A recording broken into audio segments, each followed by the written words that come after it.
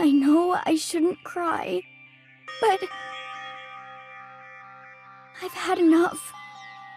I can't take it anymore. Getting out of here anytime soon? It's impossible. I can't let myself think about how much I want to get out of here. If I keep thinking like that, I might decide to.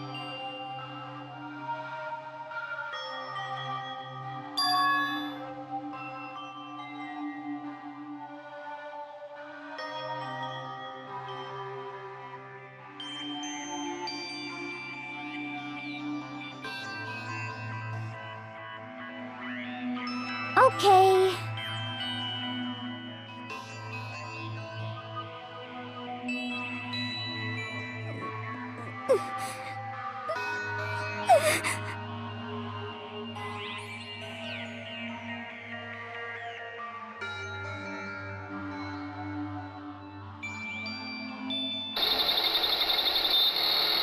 Huh? Huh?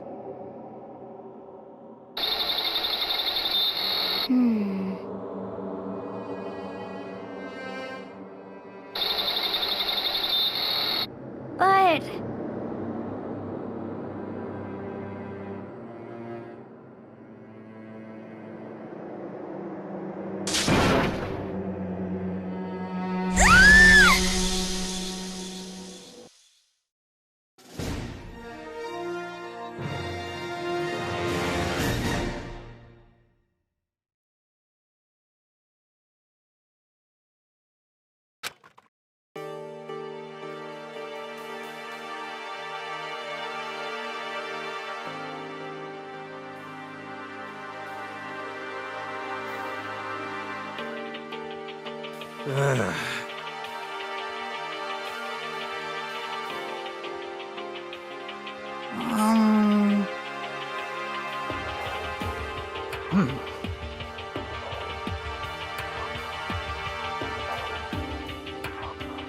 Oh.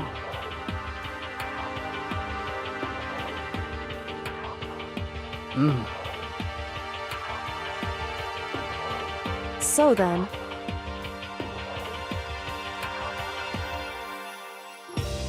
How about that?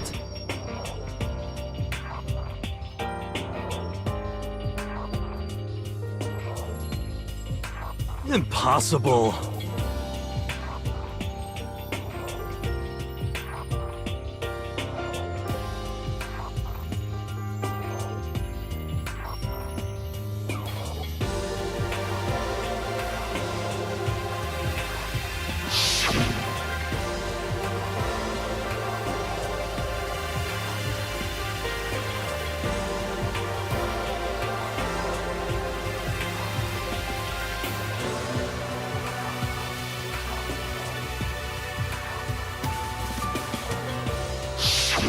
Well...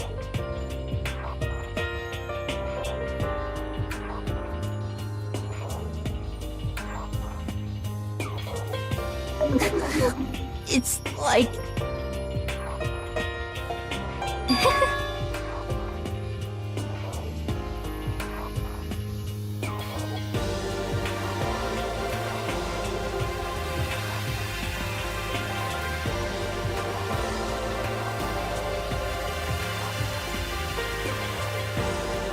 Well...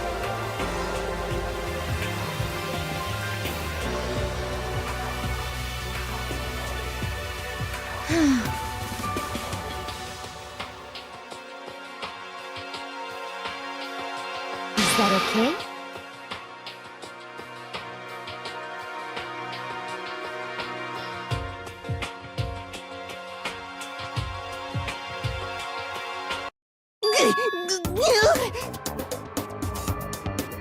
Huh? Here we go!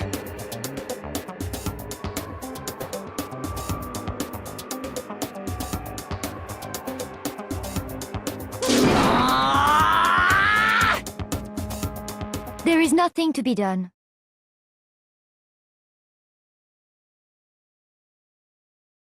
You know?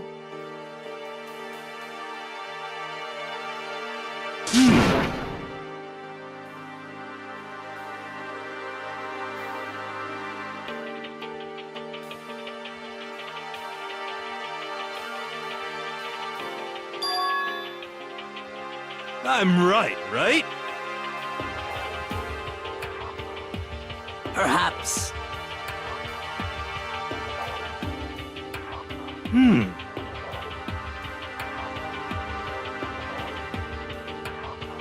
Well then.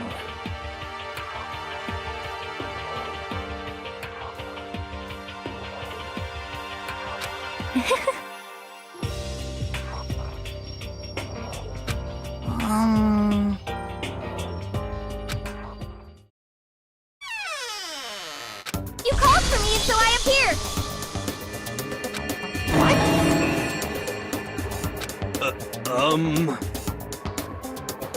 Yes!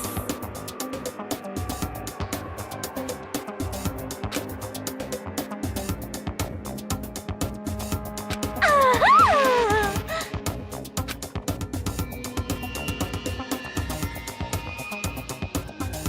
You SOB! Aha!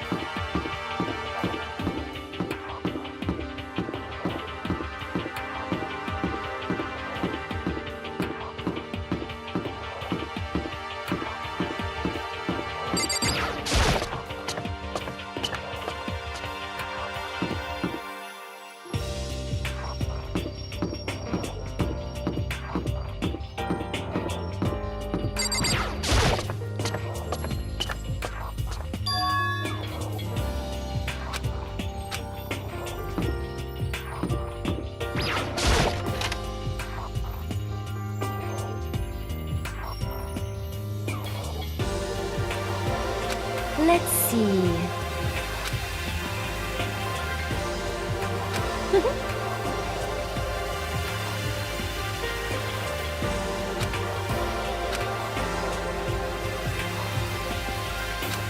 Isn't it wonderful?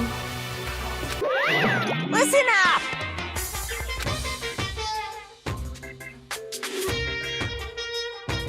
Ba-bum, ba-bum.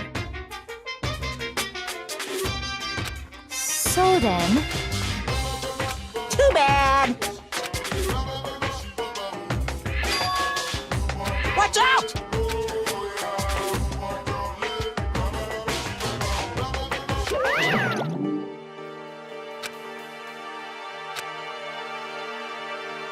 most unfortunate.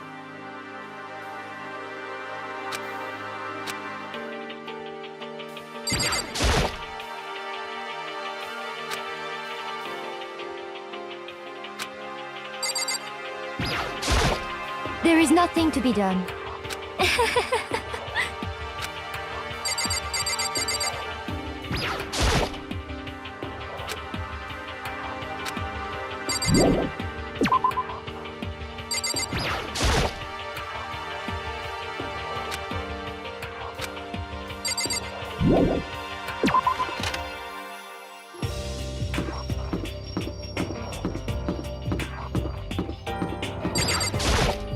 It would seem...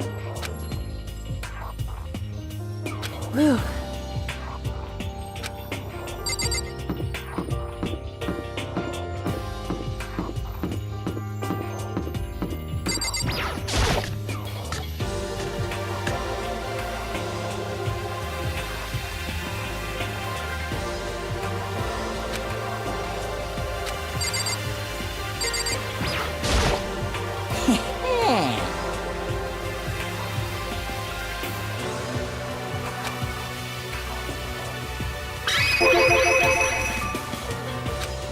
indeed.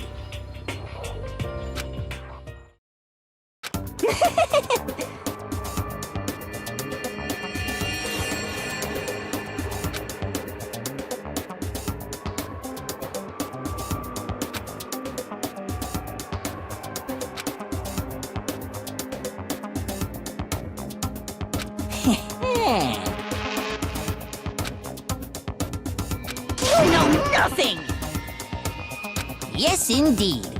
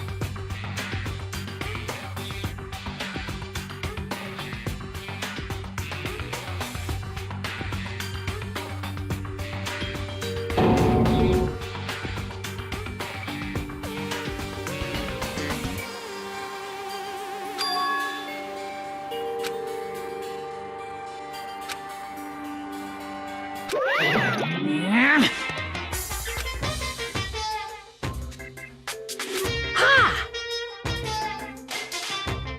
Isn't that wonderful?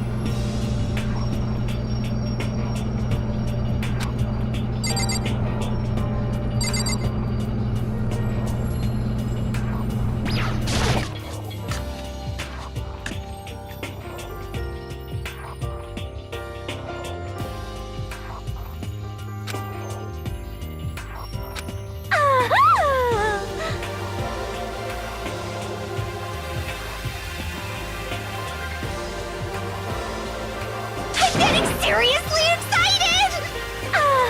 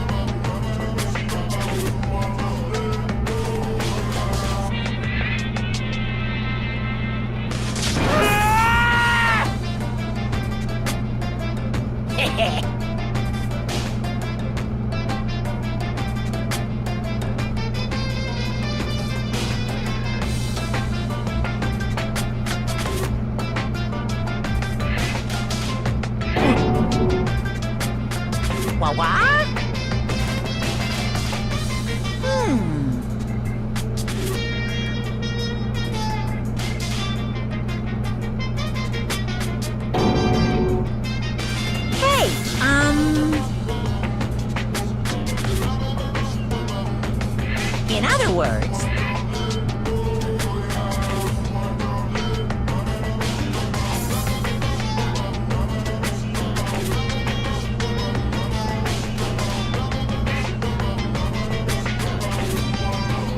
you guys?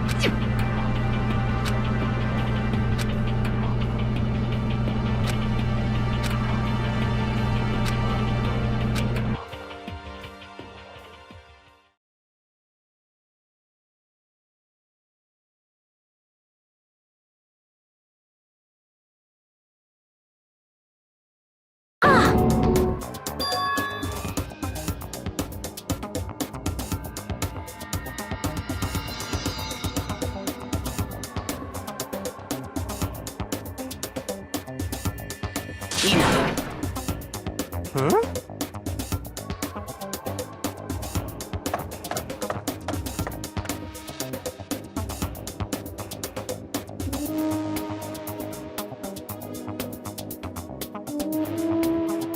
Hina.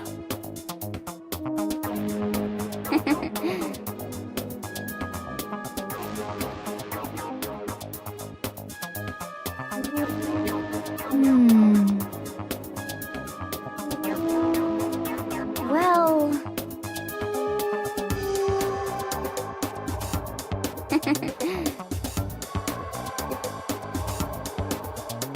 Hmm.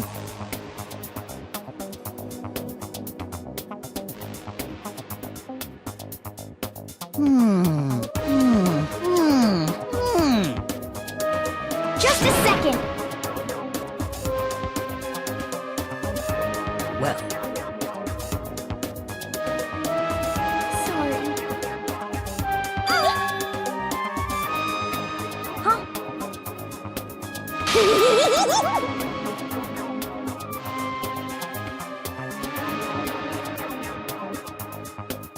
bastard!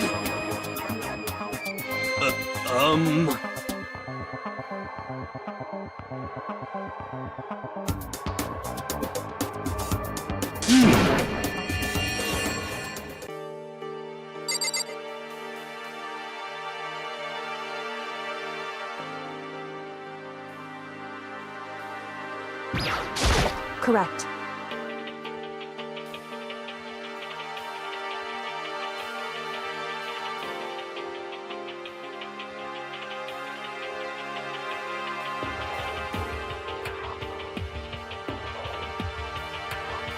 Huh?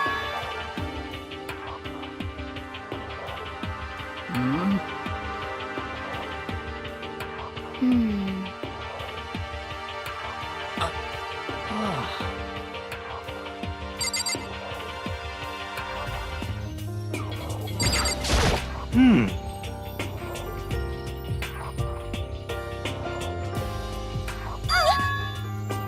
You SOB!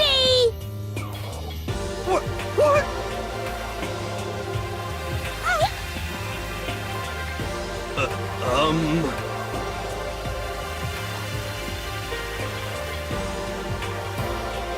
No, no, no, no!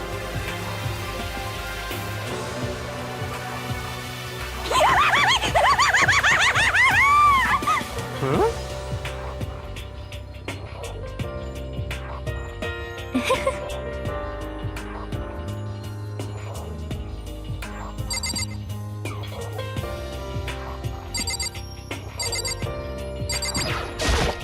So,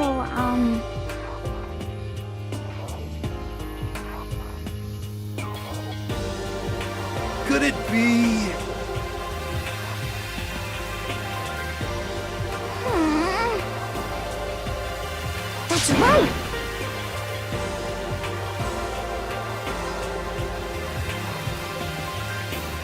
Well, Yeah! so then.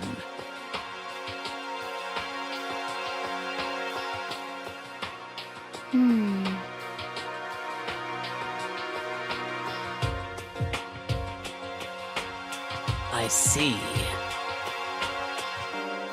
Aww.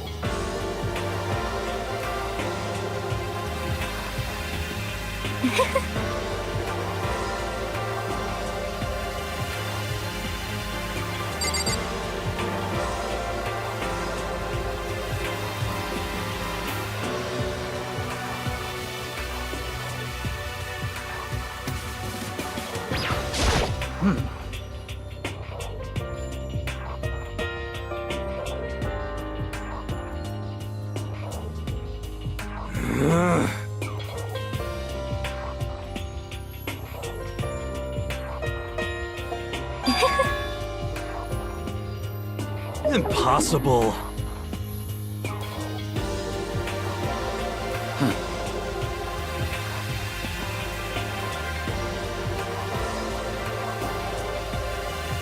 So in the end,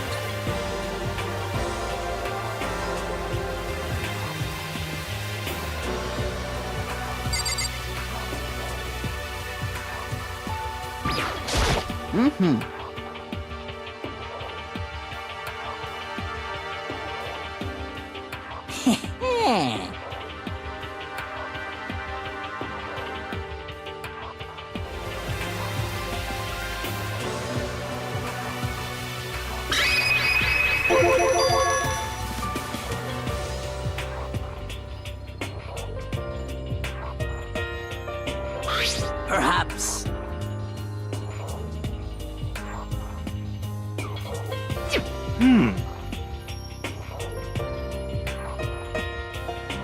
You know?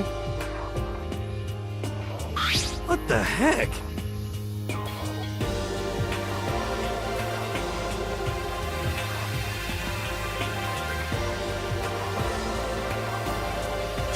Well,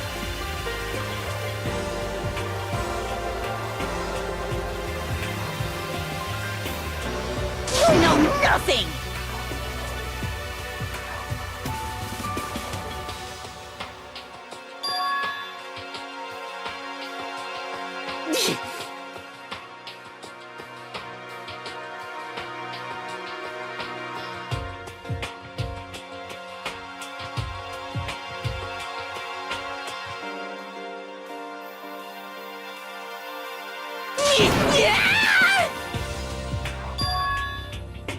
Damnation!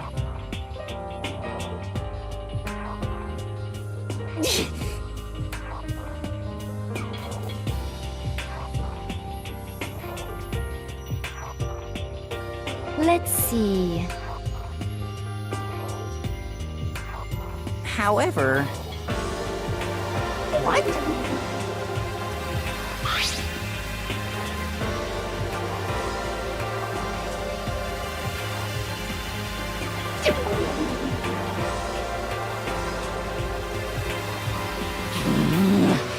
This is unforgivable!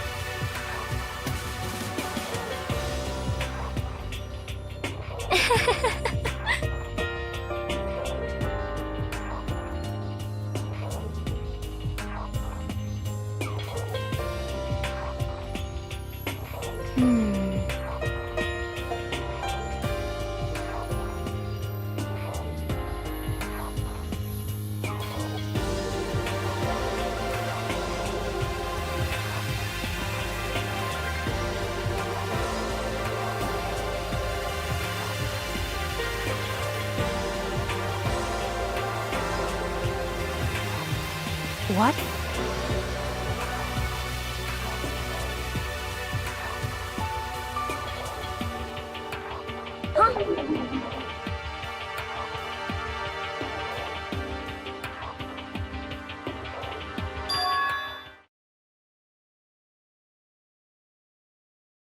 Why?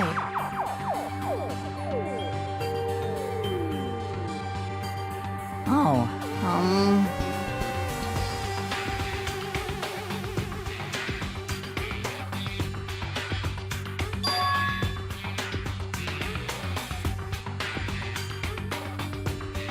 well then.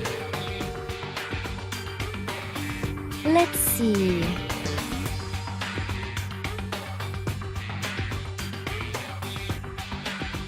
Well...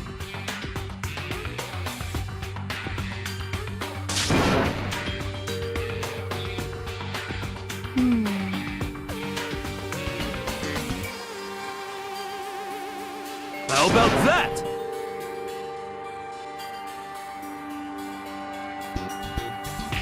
Is that right?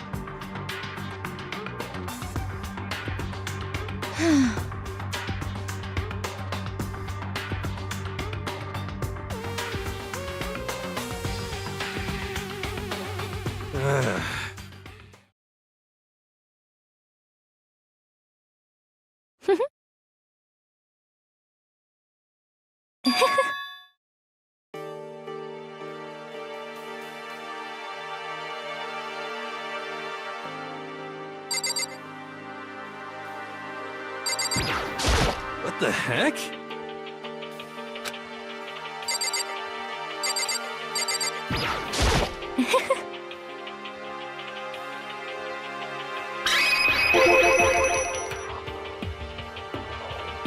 Actually...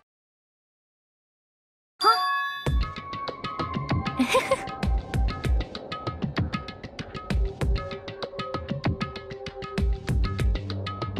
Huh?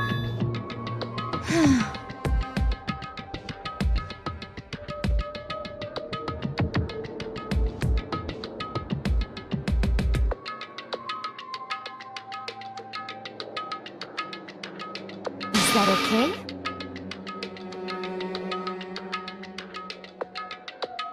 Huh? Huh? Oh. Oh!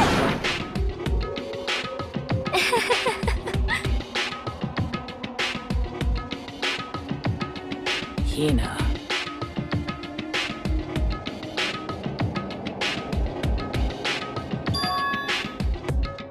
I see. That's it! I'm sure of it! Just a second. But...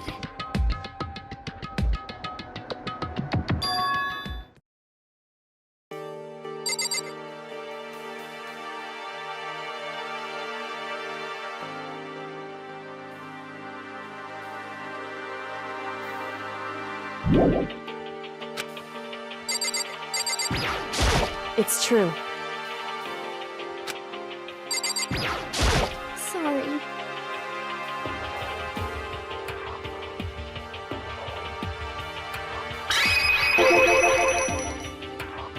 Well...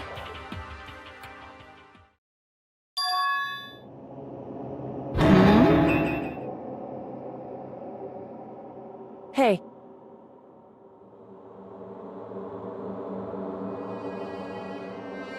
What the heck?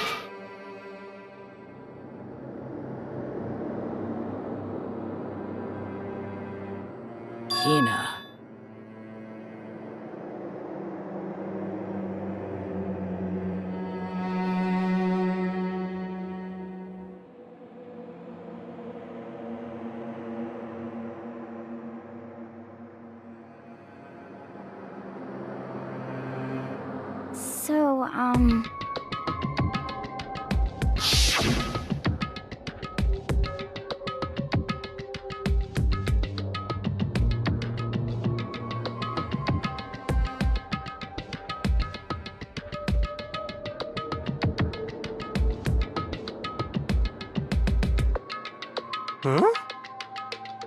Honestly. Sorry.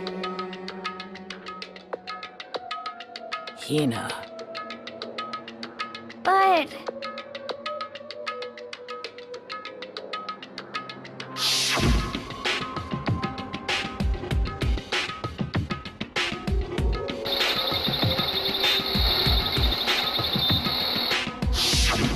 Well...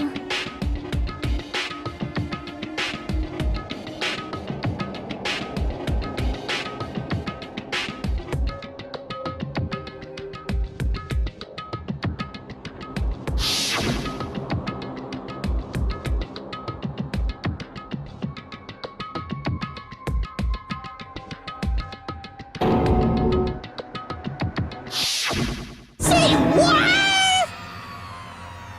Oh no!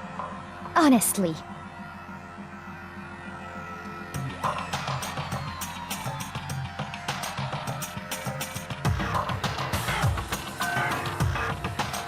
Well then.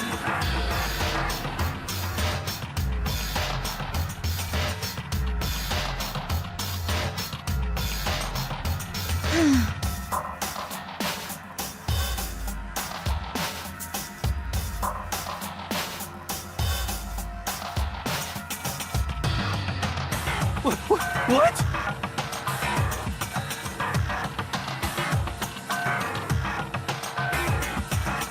What the heck? Please! Hey, There is nothing to be done.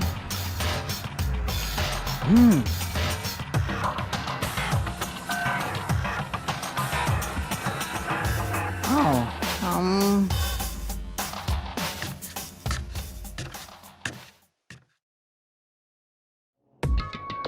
So,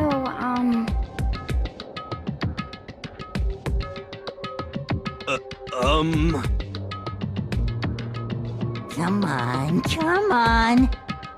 Please! Hina. well...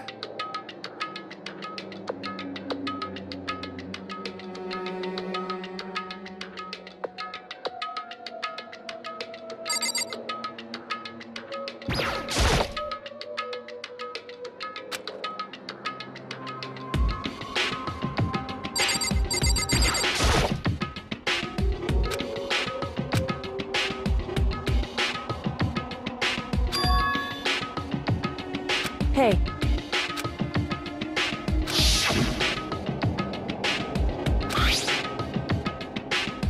so...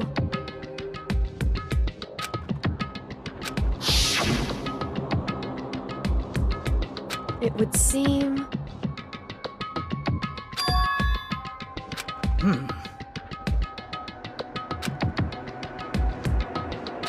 Then perhaps...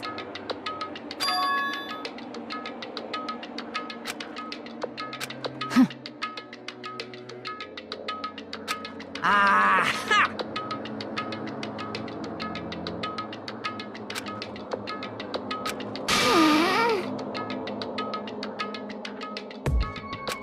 Hey, come on.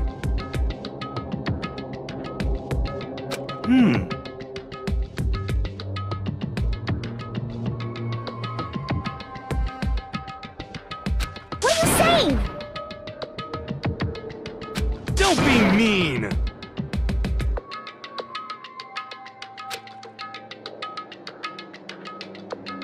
In other words, But... wrong. Hey,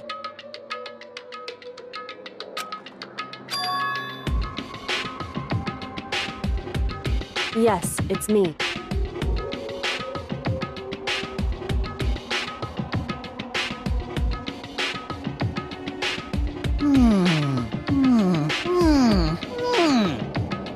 It's true.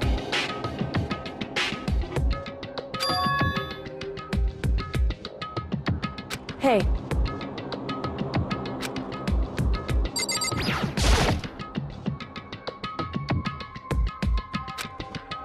So then...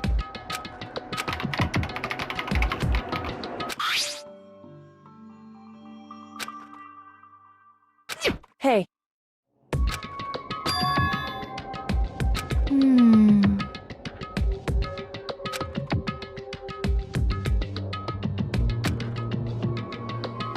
Makoto.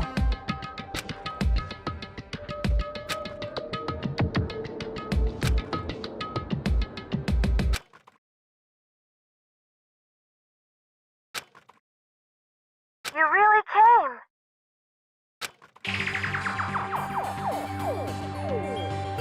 Oh no! Calm down. What? Anyway...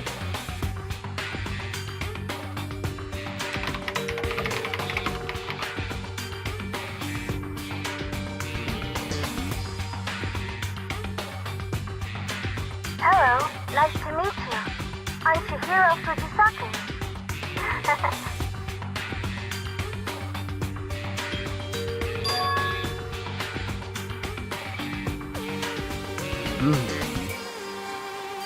I knew it.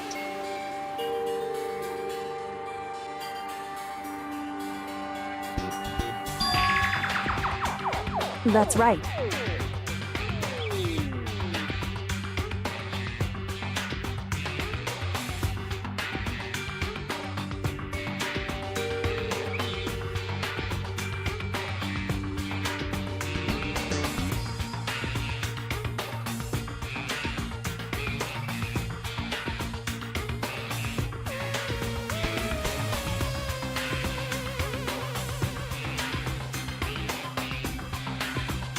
It's true.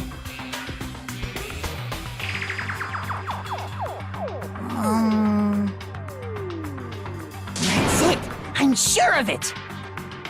In other words...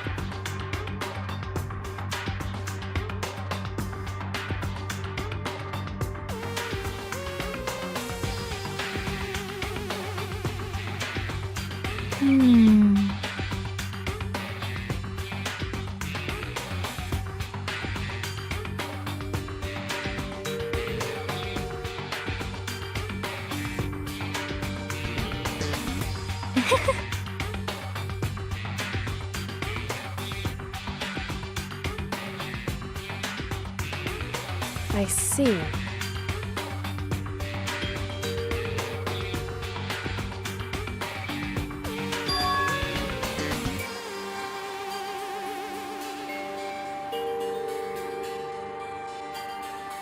Are you okay with this?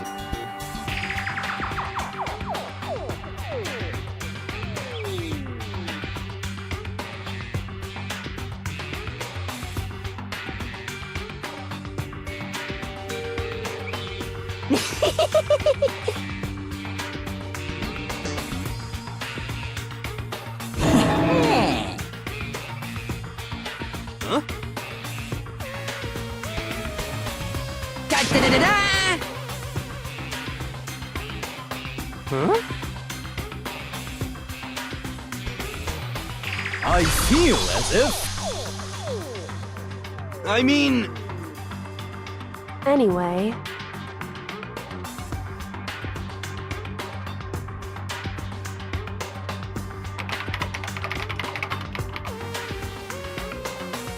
Master. Well...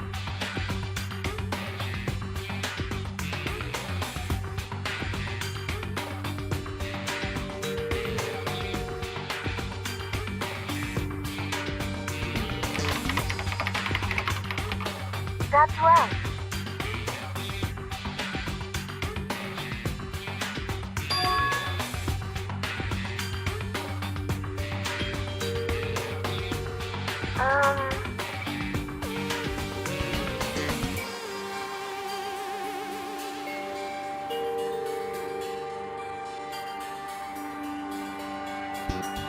faster.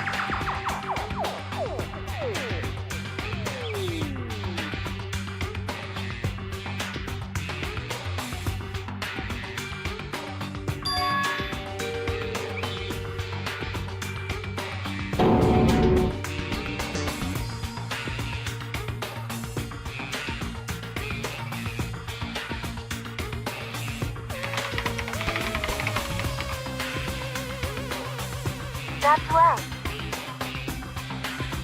Leave it to me. I see.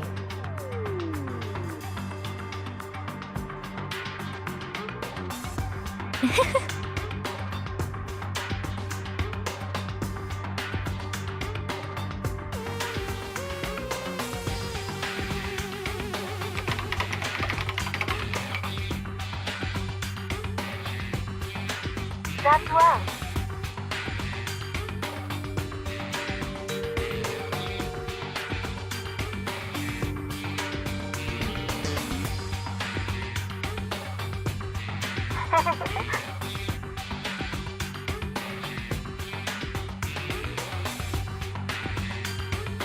Yes, indeed.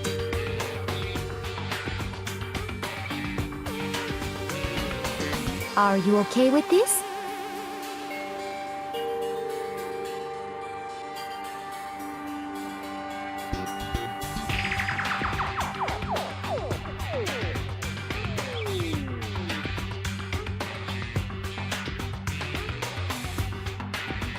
However,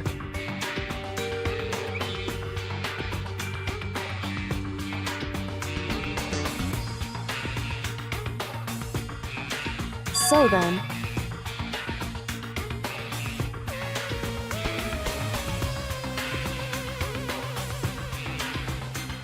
But it's true. However,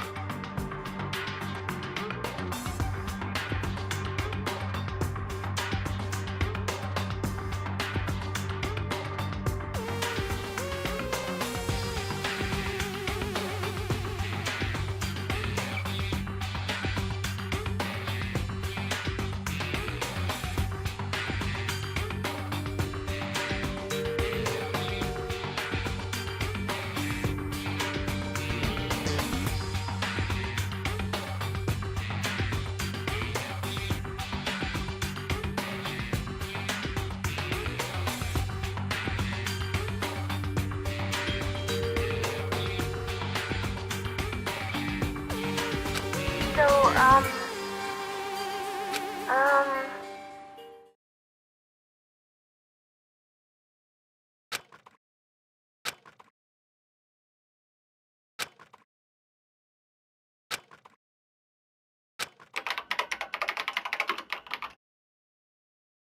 okay then.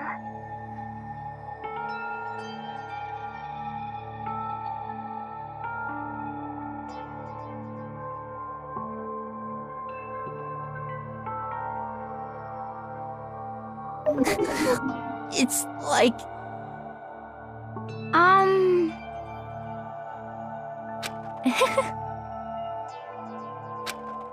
what?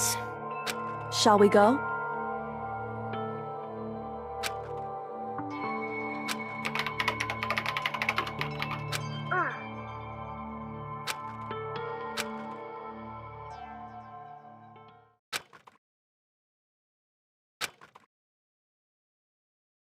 could it be...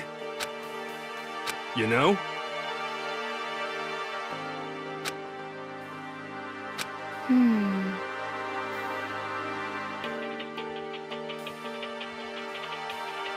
Well?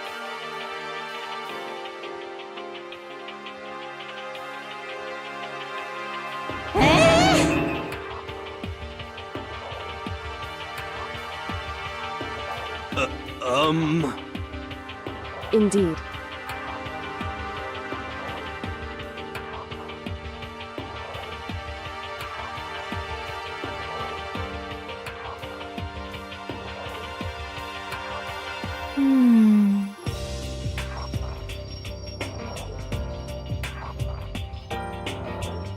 course.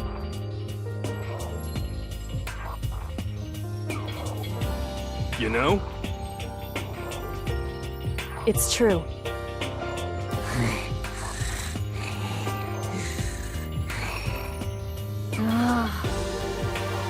I suppose.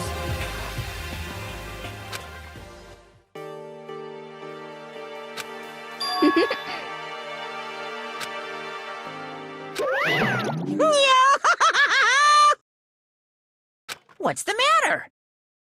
What the heck?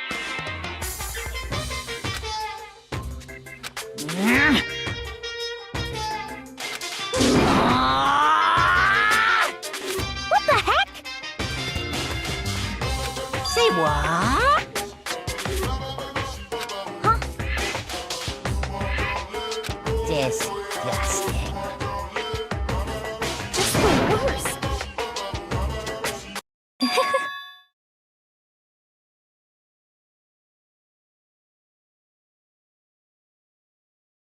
Huh?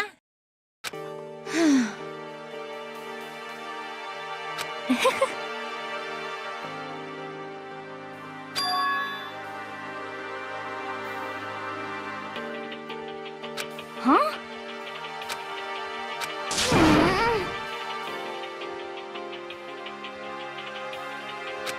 Hey, come on.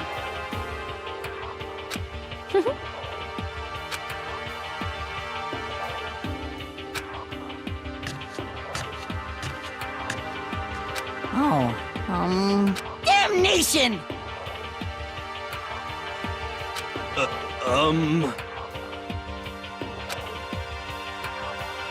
Hey! Hey! Hey!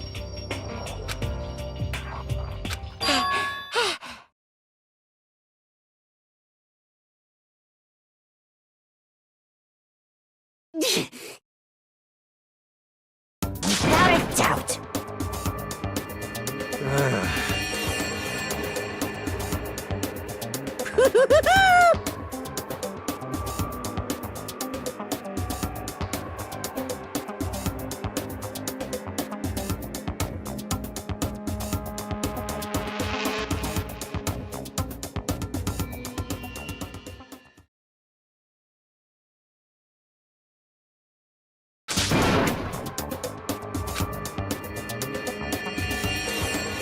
Uh-huh.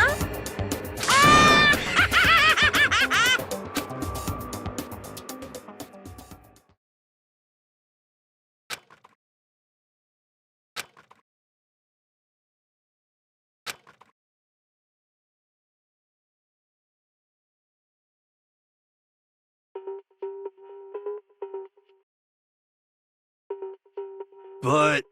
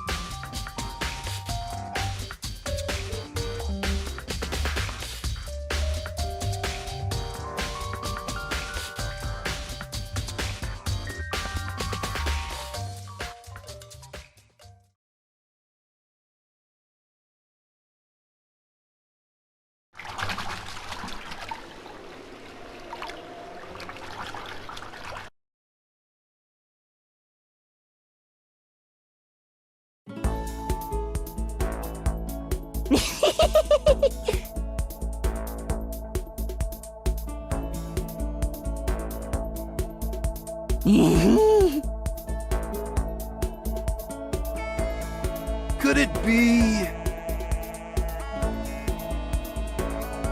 How about that?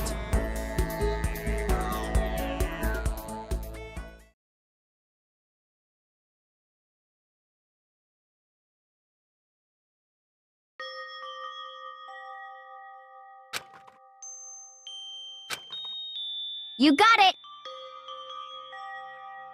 This is fine.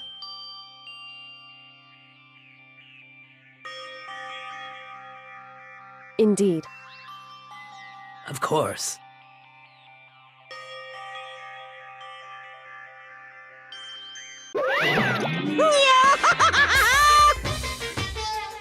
So in the end, Huh? Actually,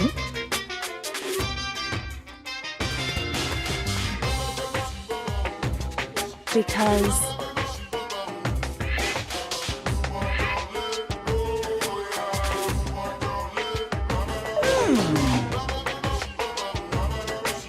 My entire existence!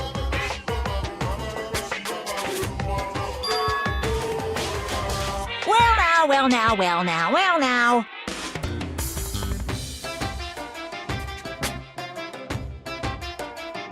See ya later!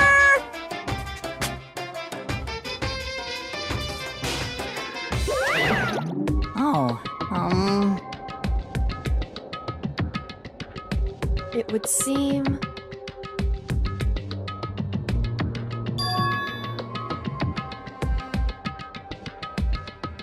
huh?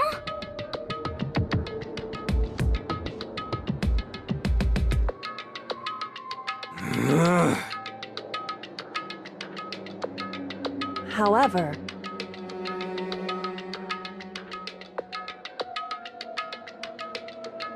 Correct.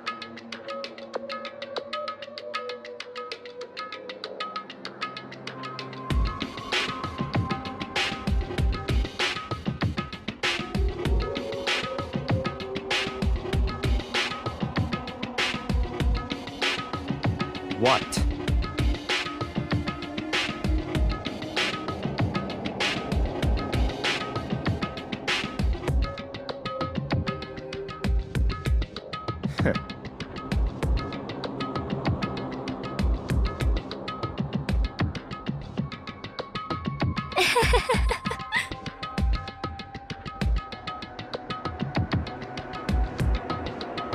What the heck?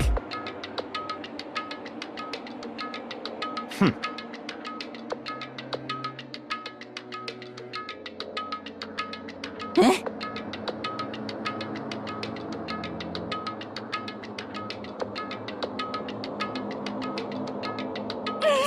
What the heck?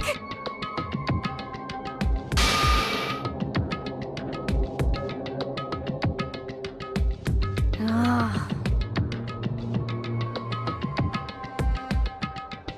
well, So then...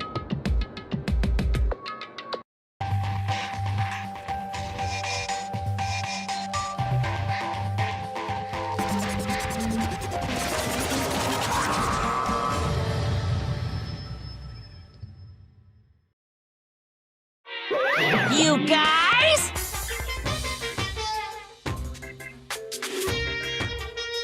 What?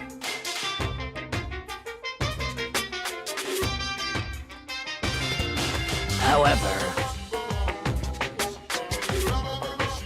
okay. Come on!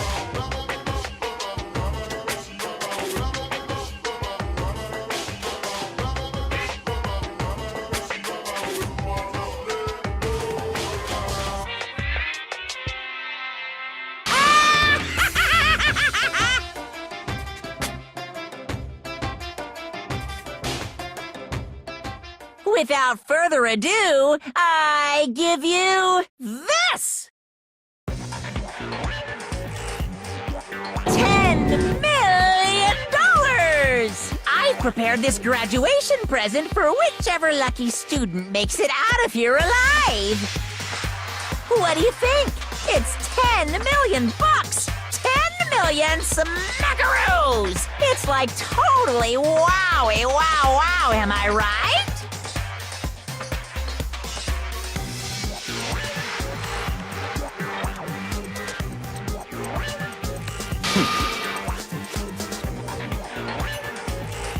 It's true.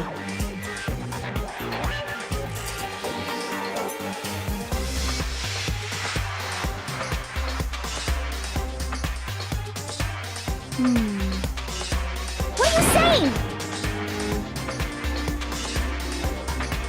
Of course.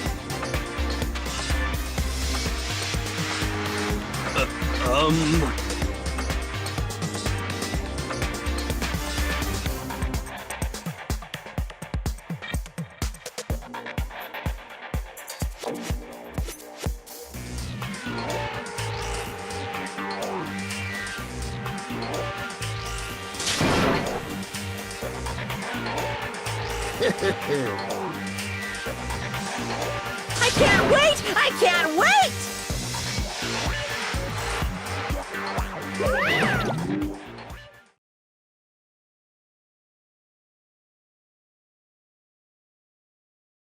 Um...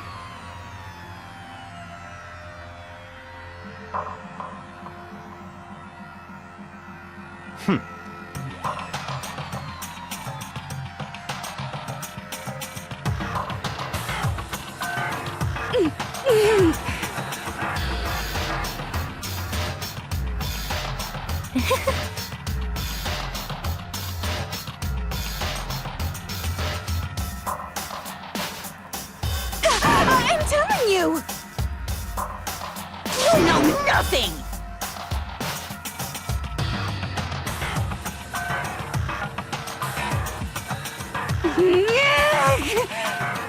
Hey,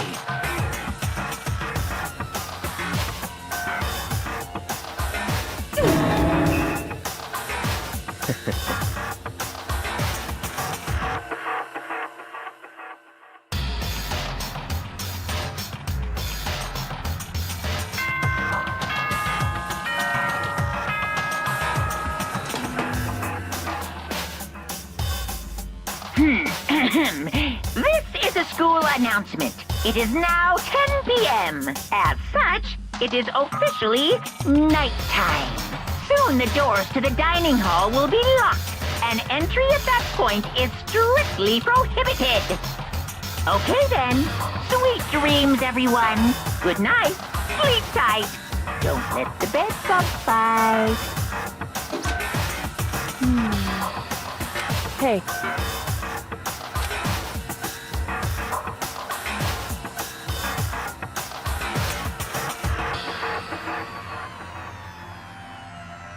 because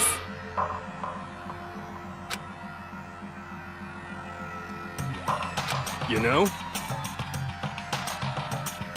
How about that?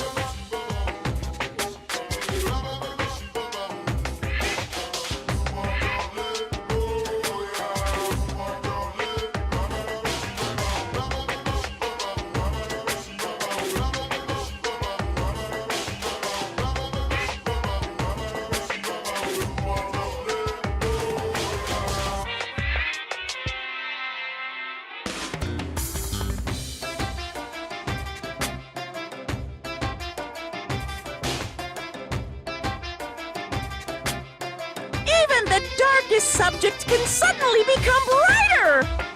Our dreams are expanding! Ding ding!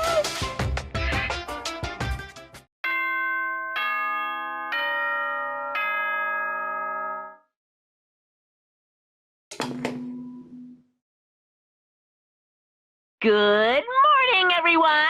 It is now 7 a.m. and nighttime is officially over. Time to rise and shine! Get ready to greet another beautiful day!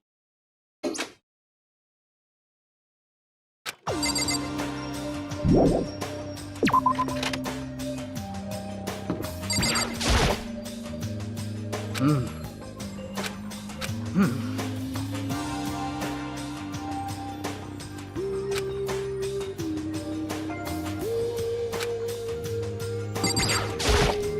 Makoto. That's right.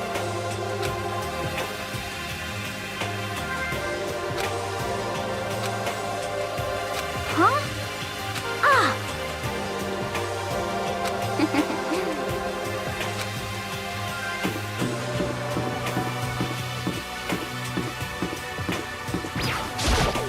Ah! Well, hello.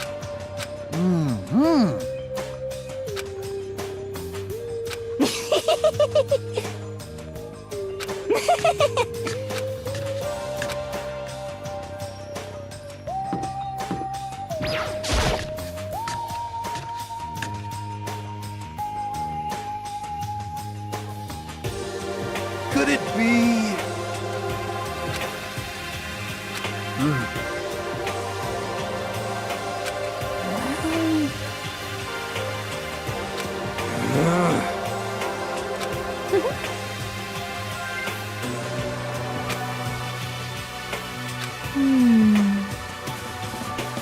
Indeed. Correct. Whew. Anyway...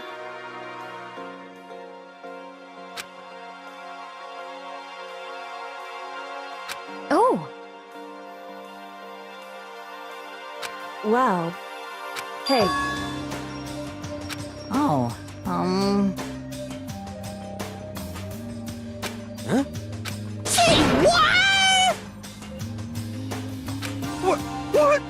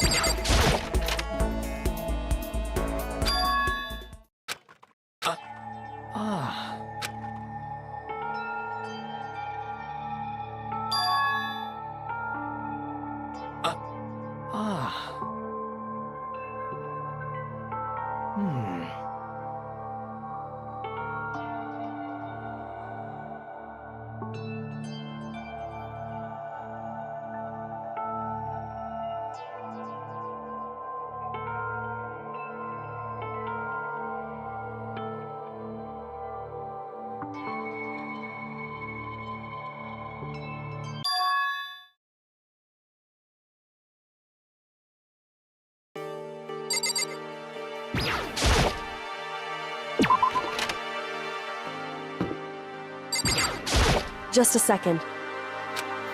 Hey.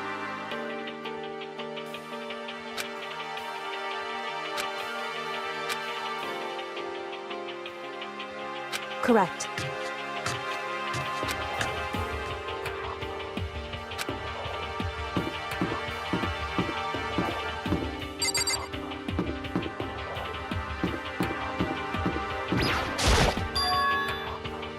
What? Aha! Yes, yes.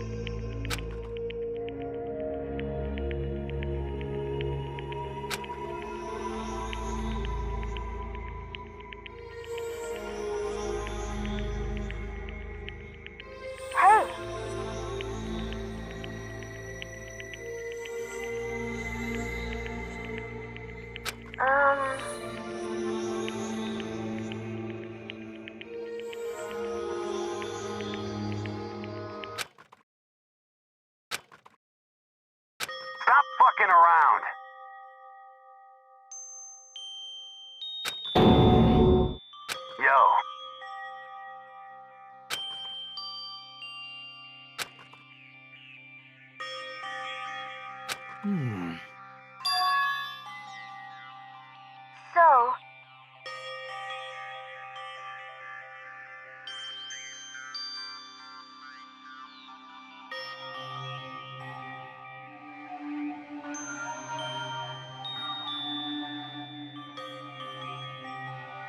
Yo.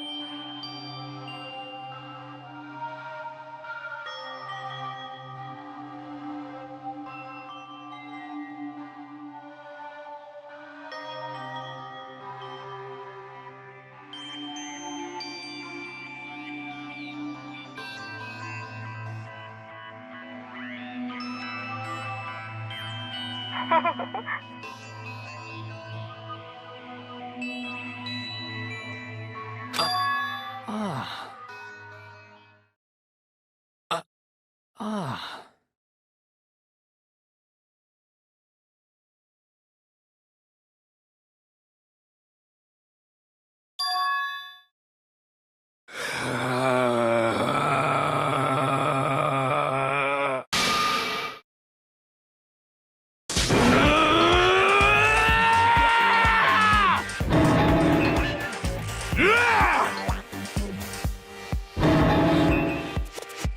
F you!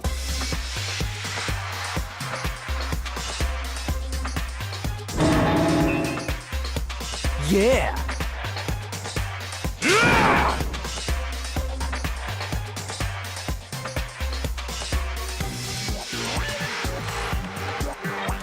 What?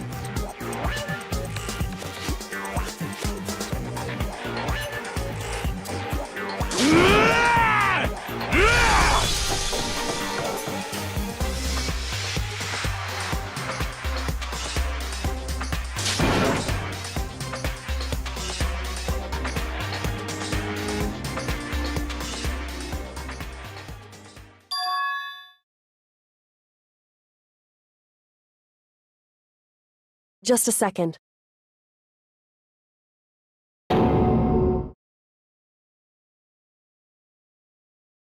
Enough already.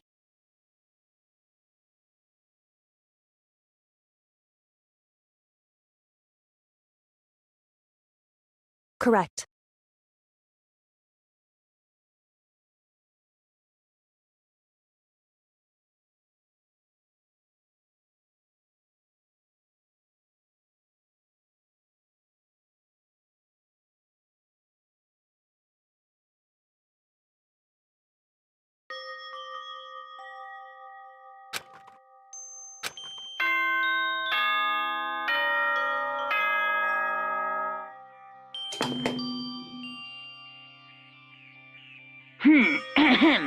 This is a school announcement. It is now 10 p.m. As such, it is officially nighttime. Soon the doors to the dining hall will be locked, and entry at that point is strictly prohibited. Okay then. Sweet dreams, everyone. Good night. Sleep tight. Don't let the bed bugs bite.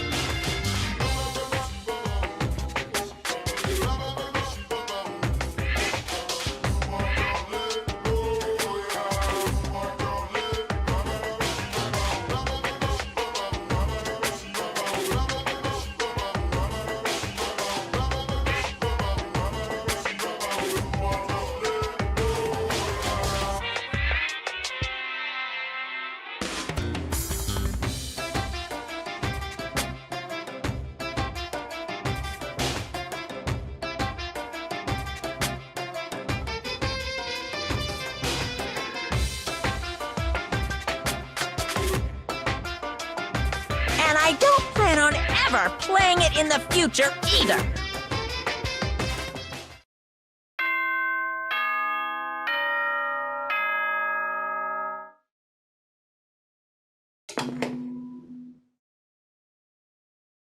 Good morning, everyone! It is now 7 a.m., and nighttime is officially over. Time to rise and shine! Get ready to greet another beautiful day!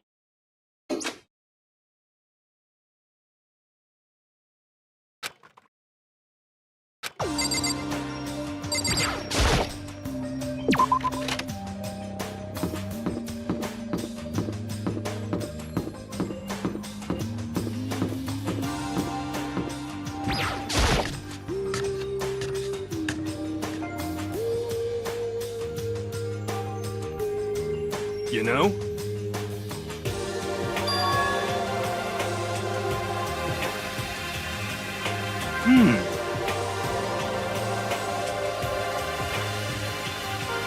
Hey, come on.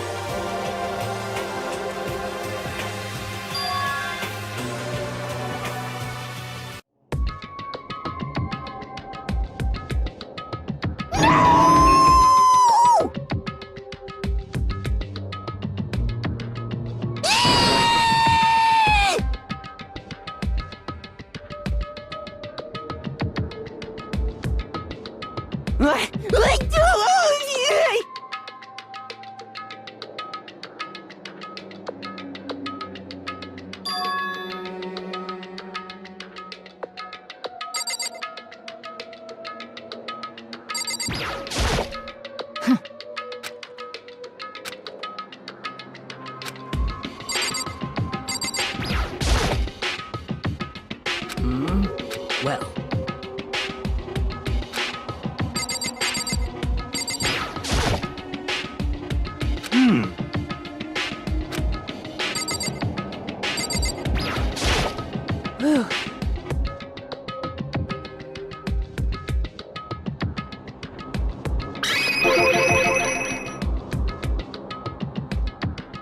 So...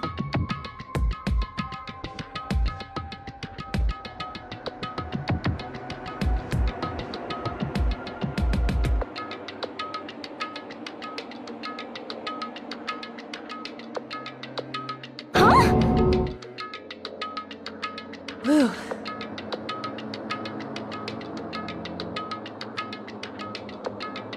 Listen to me.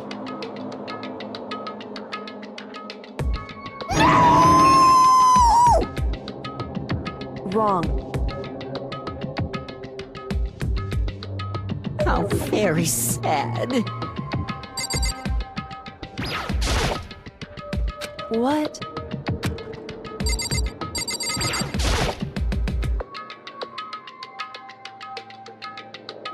Well... However...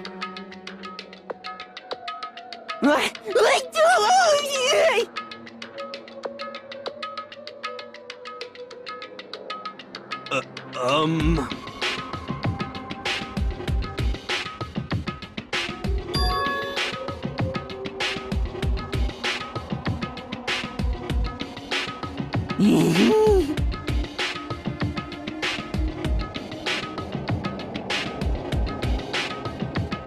Well, it would seem... According to the spirits...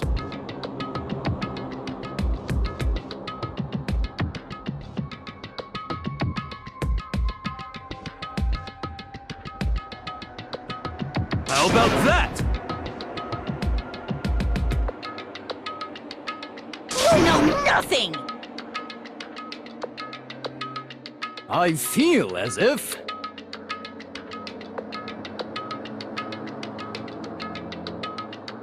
What?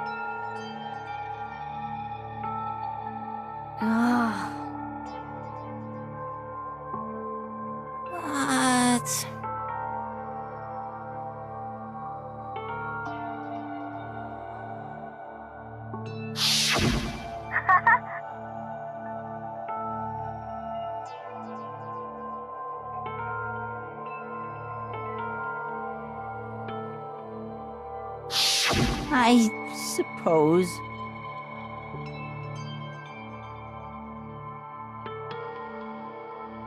Hey.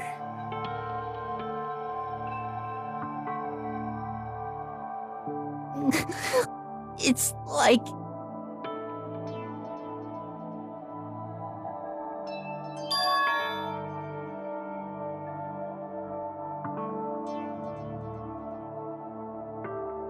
Well...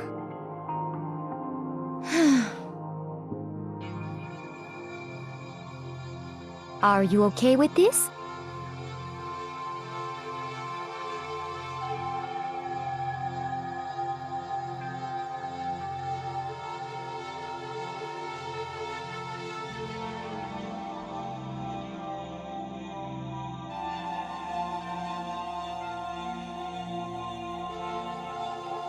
Honestly. I know that.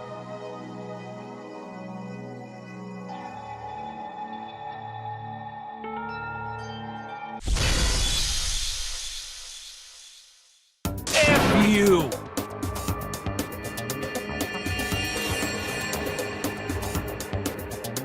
Yo!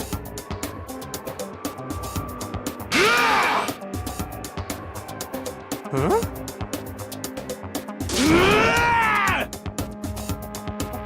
What the heck? What?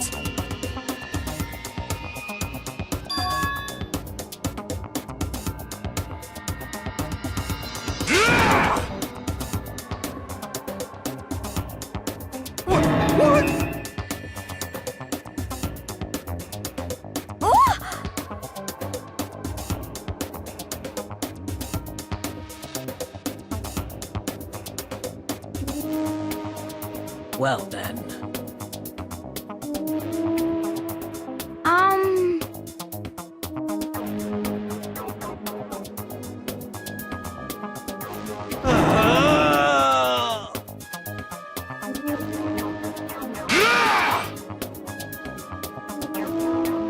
What?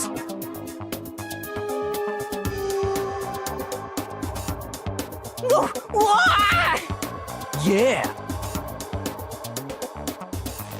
F you!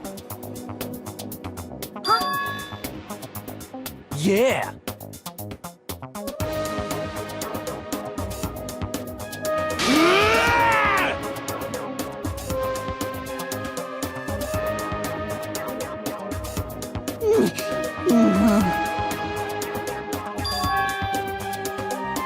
So it would seem.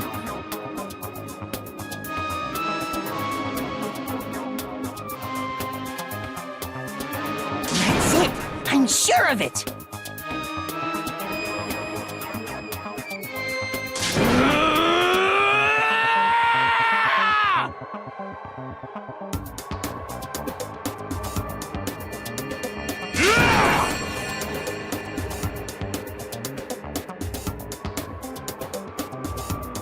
Completely unforgivable! Enough already. Hey.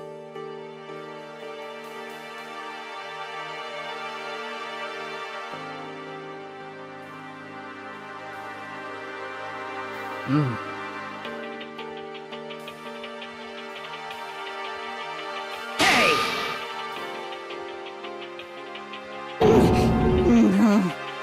What? Anyway,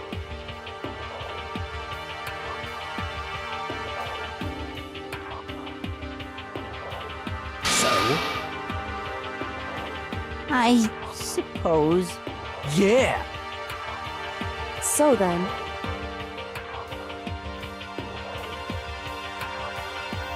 Hey, indeed.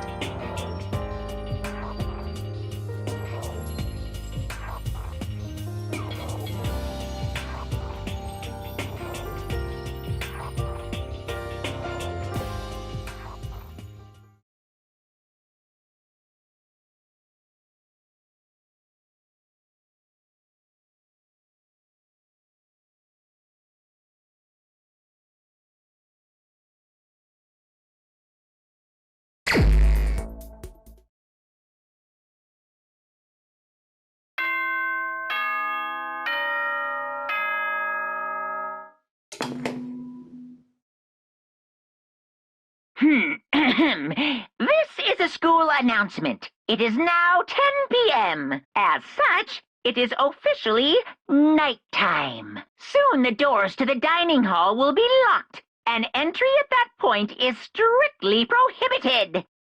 Okay then. Sweet dreams, everyone. Good night. Sleep tight. Don't let the bed bugs bite.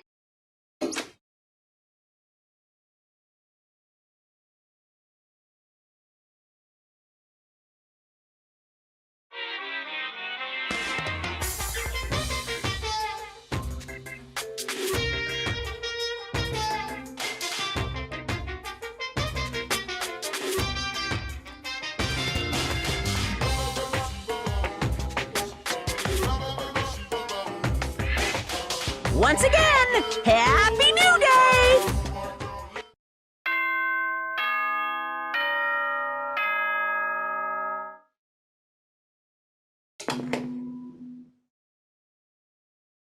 Good morning, everyone! It is now 7 a.m. and nighttime is officially over. Time to rise and shine! Get ready to greet another beautiful day!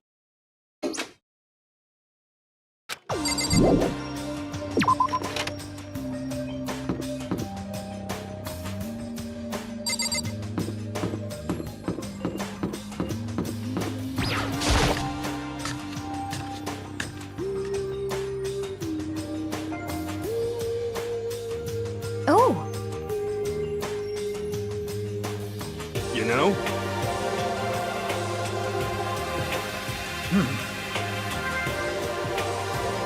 Damnation!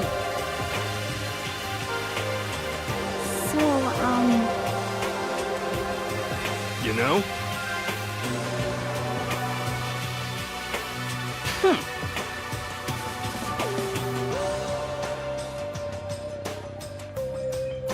But...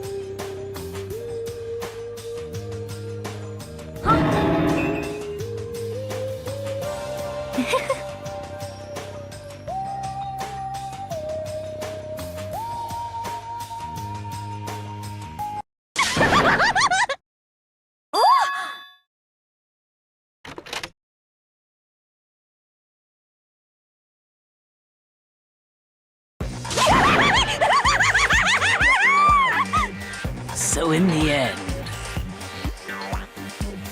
That's enough.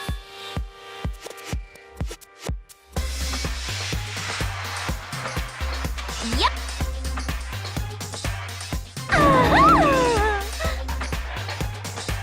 Huh?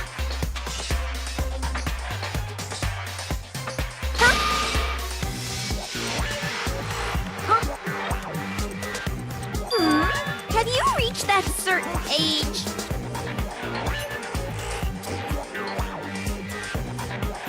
You SOB!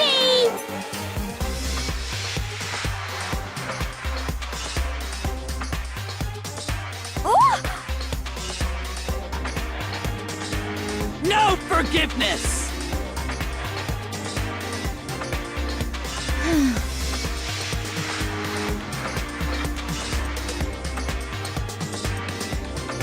Naturally.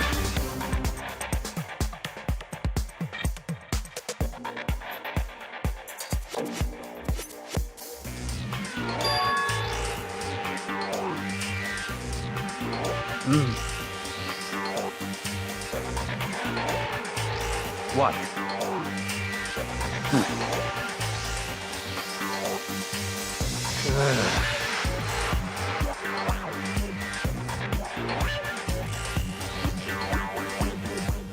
It's all clear now.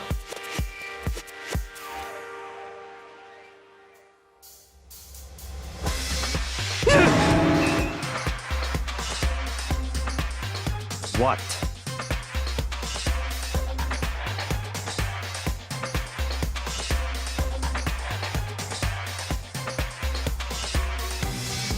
That's fine.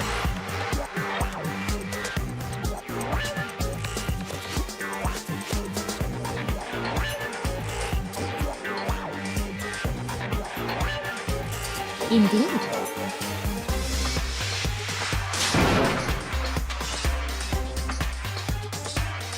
I see.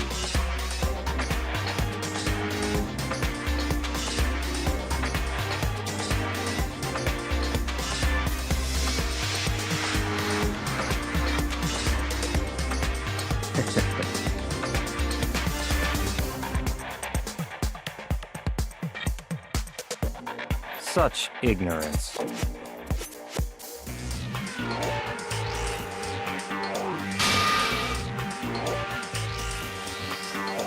What the heck?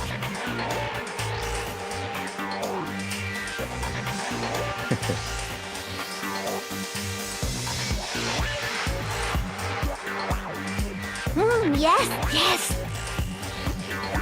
Stop talking. Yep.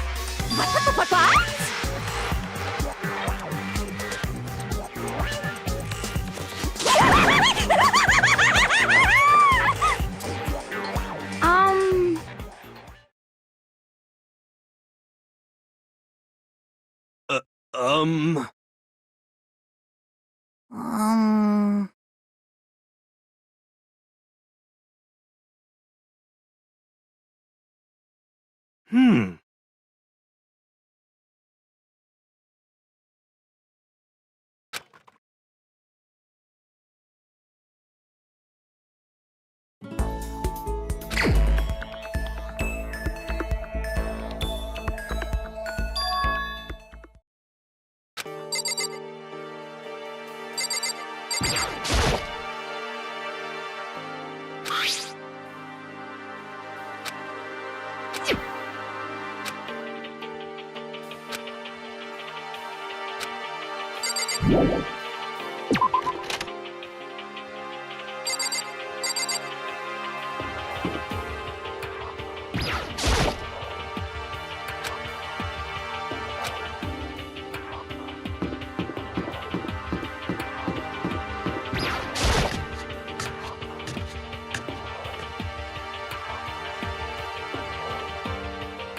Yo!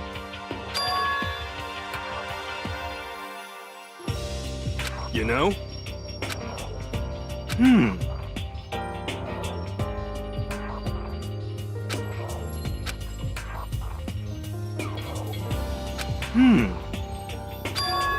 Actually, you know?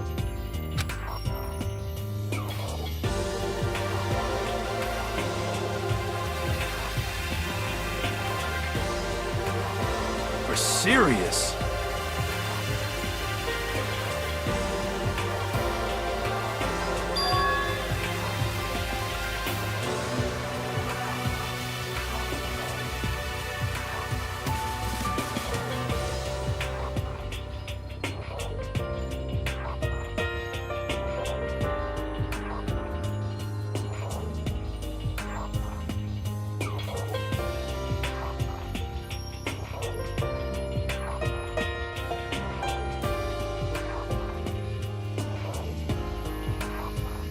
F you!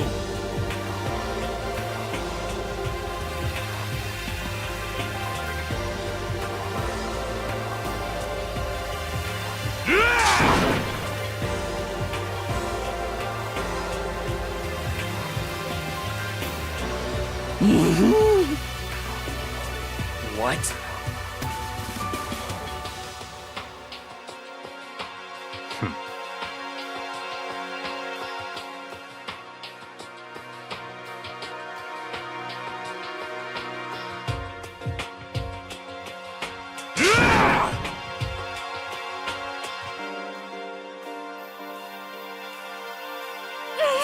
What the heck?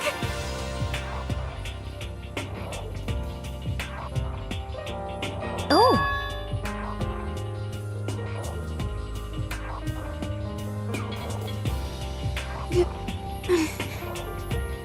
Hey, come on!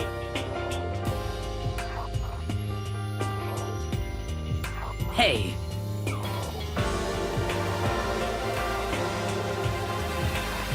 How about that?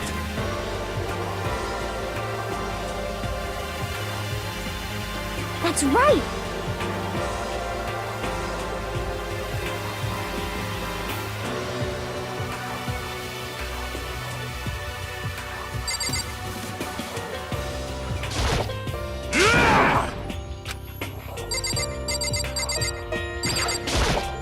Honestly.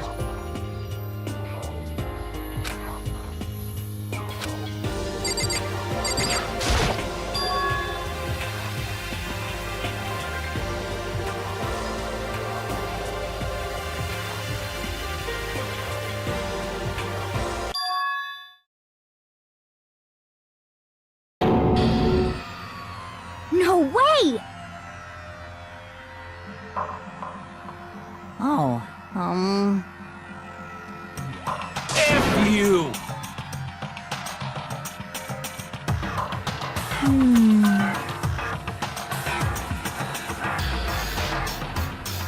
Wrong.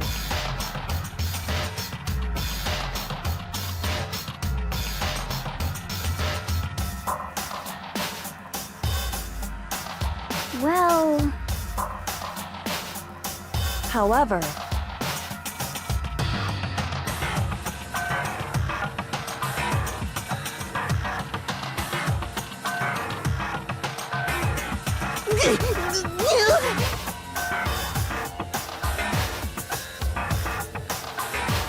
without a doubt. What?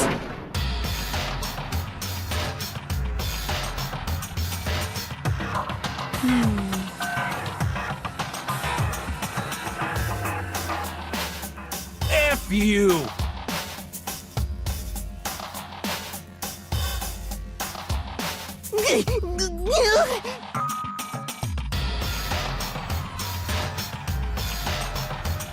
Damnation!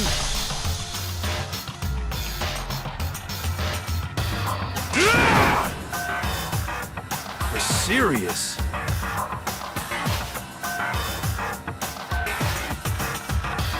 wrong. Huh? So,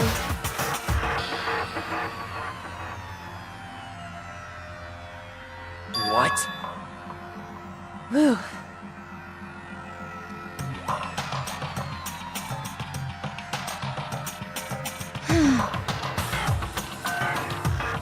Indeed. But So that's it.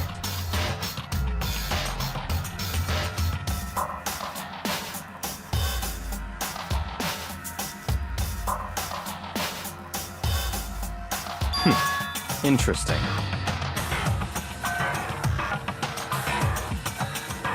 That's terrible!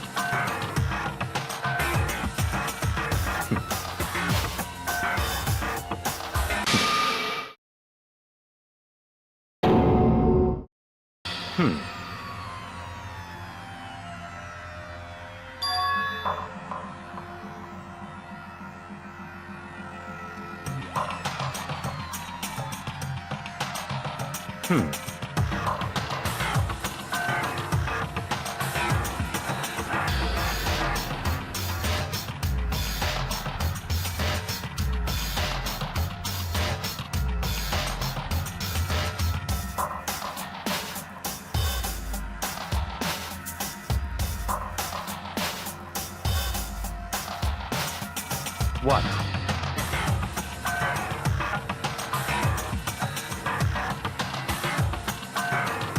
Say what? It's like...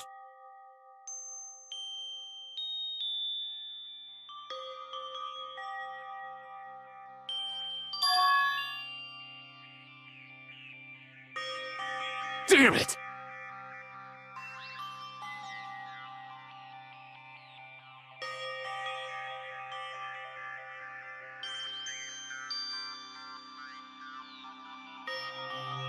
So,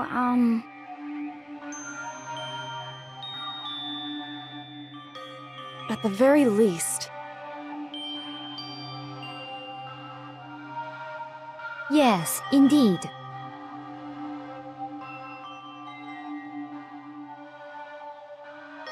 I see.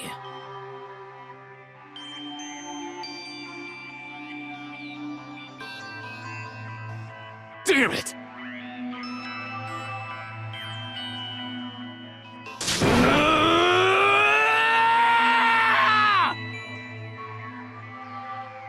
I swear I will save her!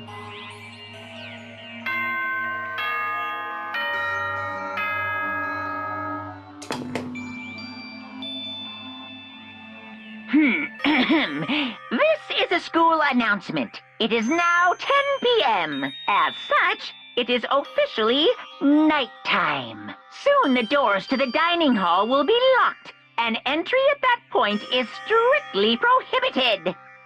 Okay then. Sweet dreams, everyone. Good night. Sleep tight. Don't let the bed bugs bite. There is nothing to be done.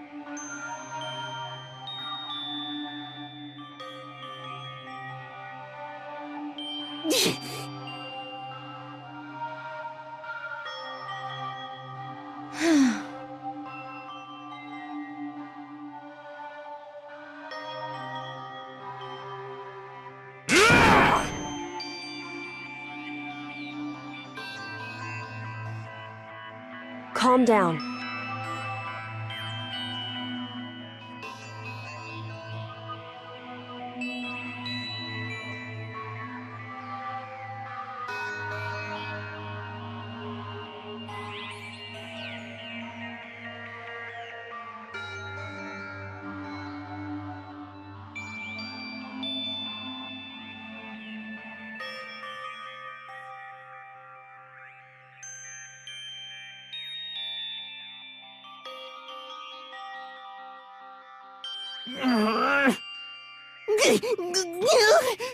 This is fine.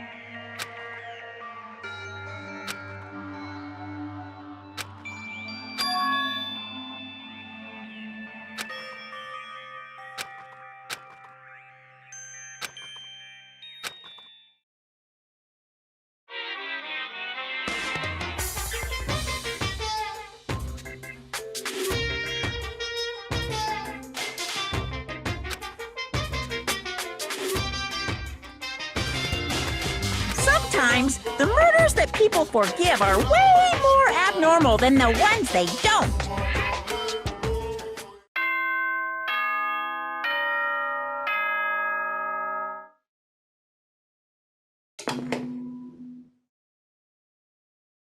Good morning, everyone! It is now 7 a.m., and nighttime is officially over. Time to rise and shine! Get ready to greet another beautiful day!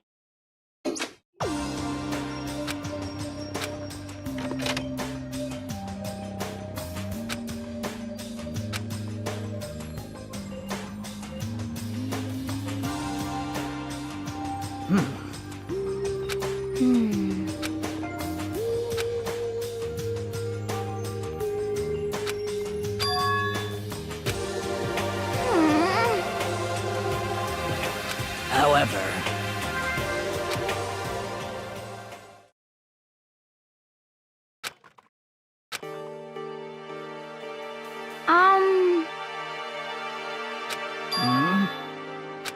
Because, I mean...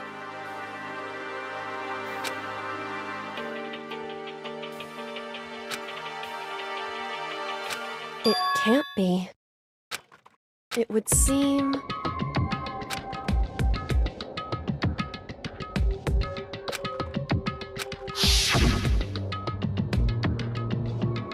$10 million!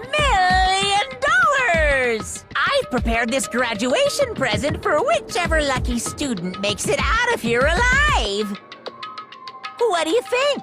It's 10 million bucks! 10 million smackaroos! It's like totally wowie, wow, am I right?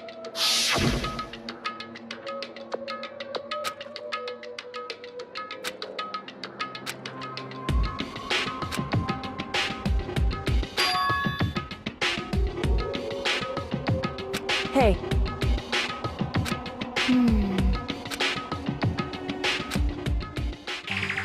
Hey.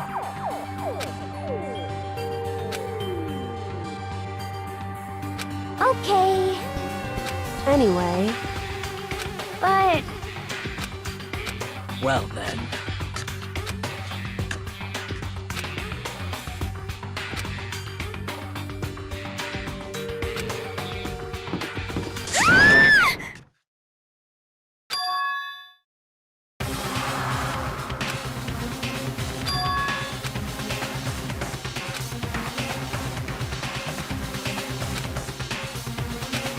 Please!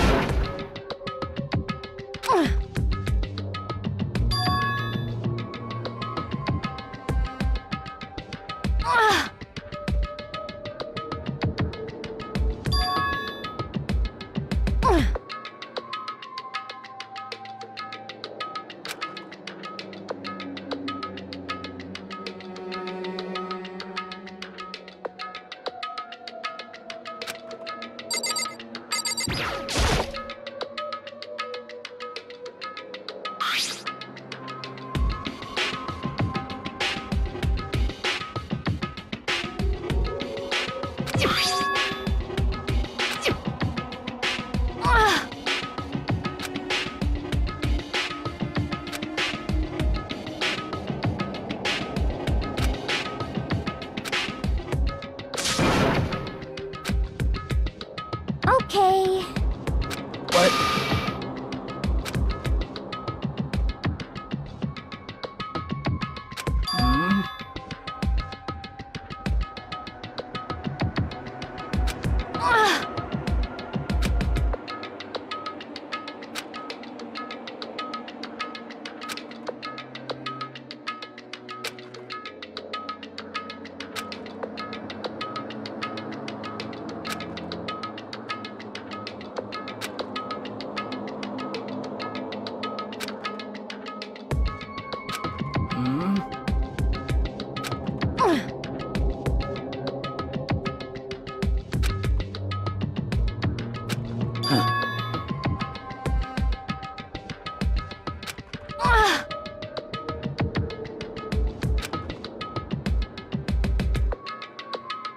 But...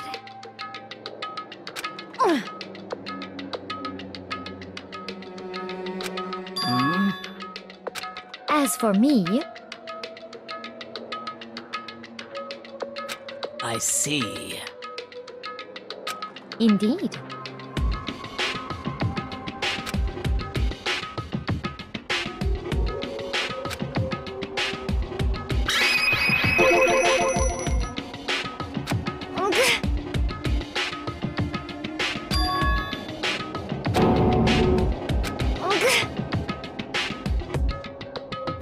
What?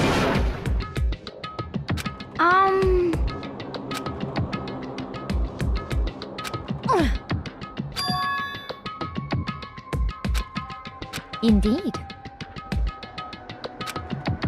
Actually... Huh?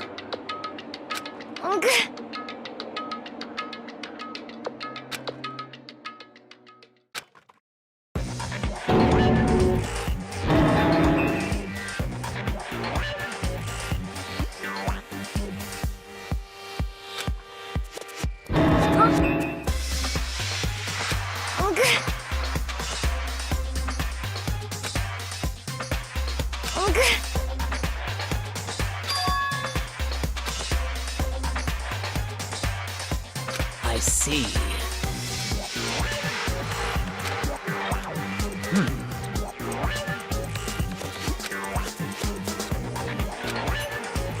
Just a second.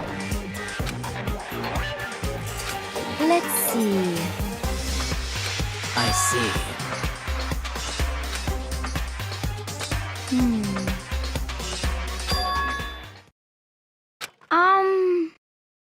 This is bad.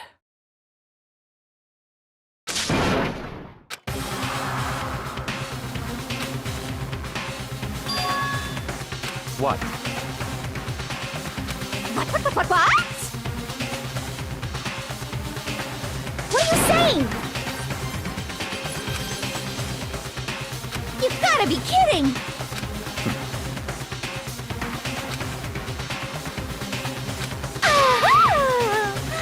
Stop talking. What? That's fine. Okay. Oh. Perhaps. Okay.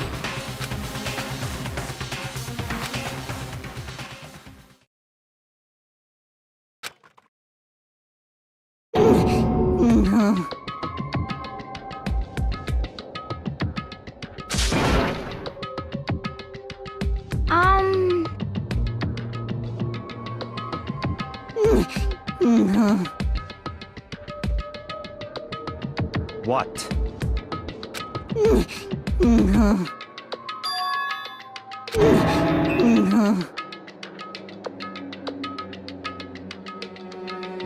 What did you say?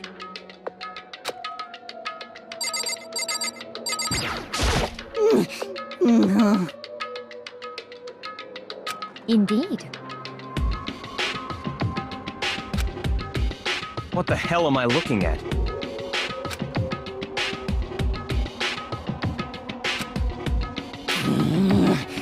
This is unforgivable! It can't be! Damn.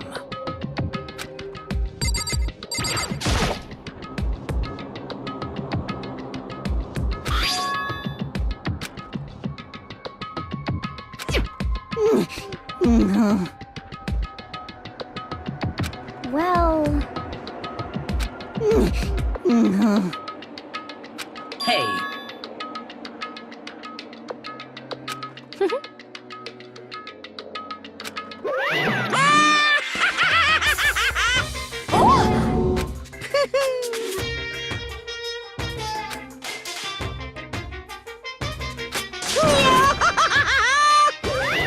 What? Are you okay with this?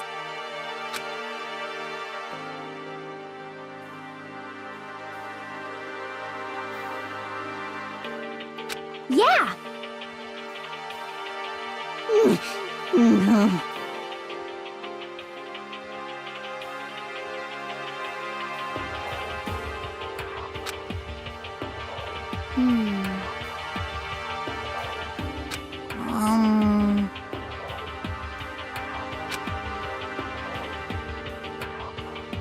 So then... I suppose. Well then.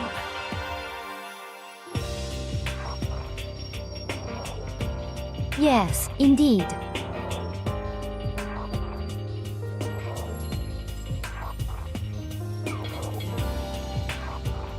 So, in other words...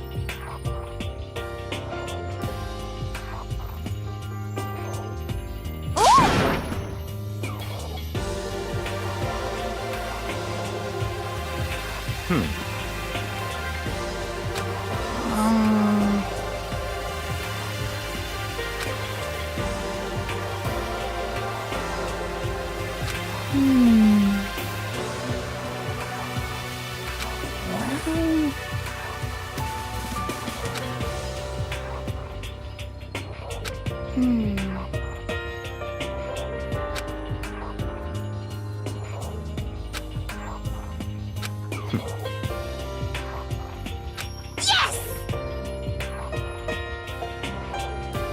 What?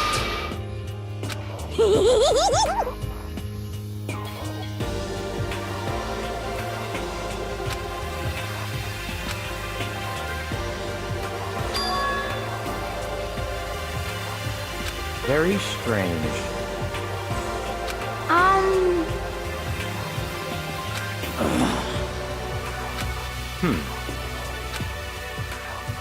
So that's it.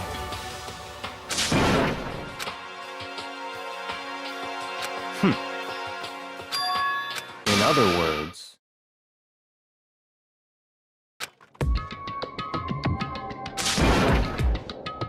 What?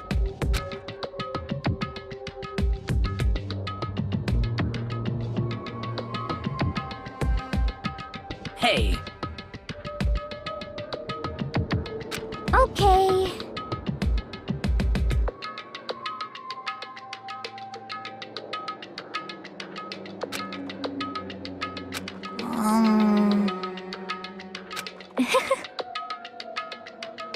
well then.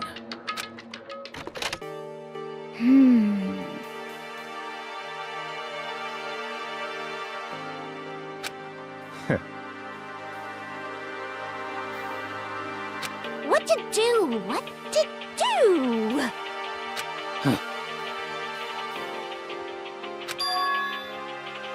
What?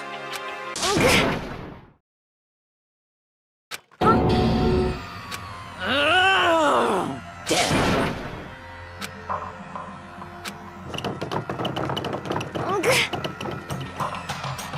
Well, Oh!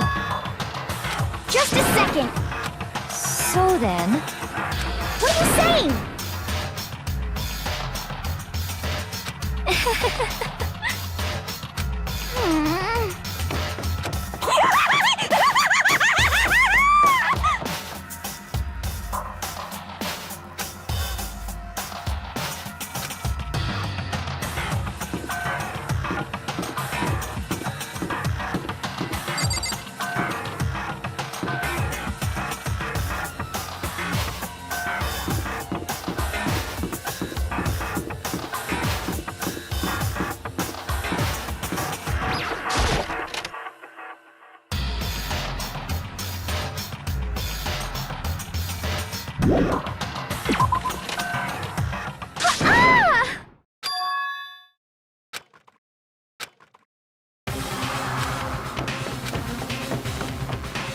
Everyone... Just a second! What?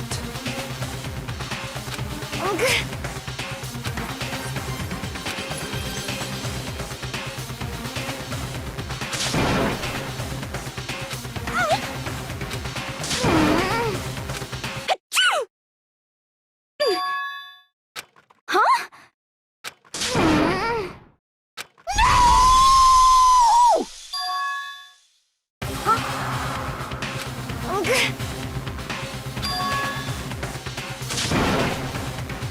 What? It's all clear now. So then... so then.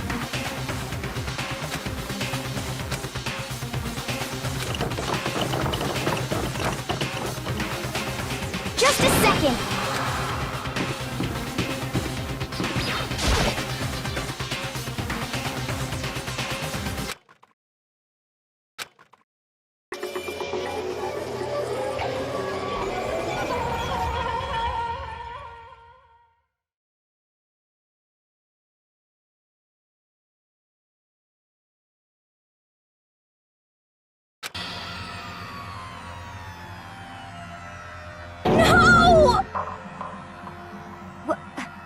the...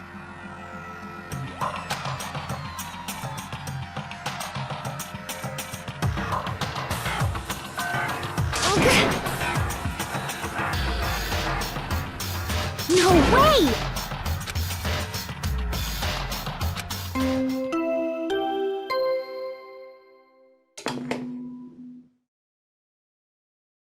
A body has been discovered! After a certain amount of time, which you may use however you like, the class trial will begin.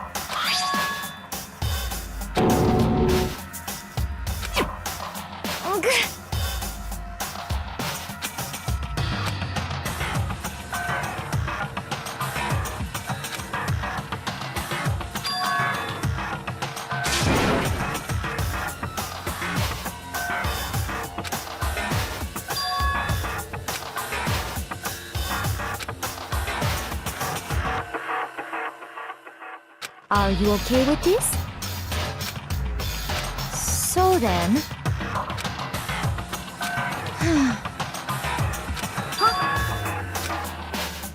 Sorry.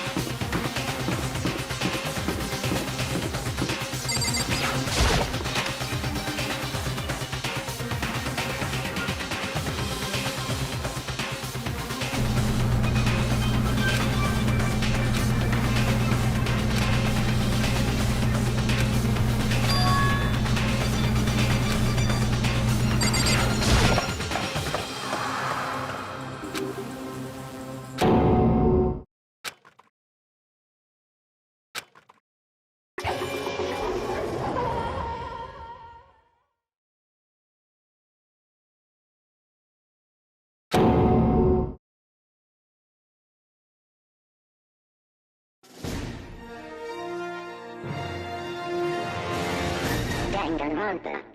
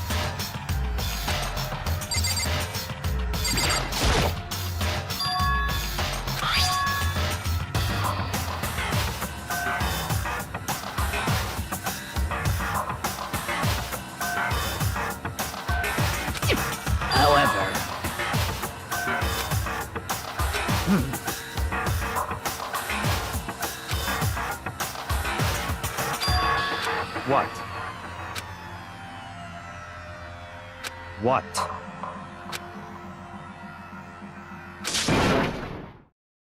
What? Hey! I see.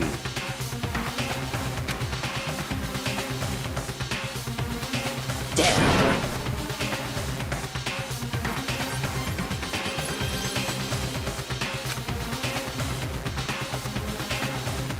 Oh!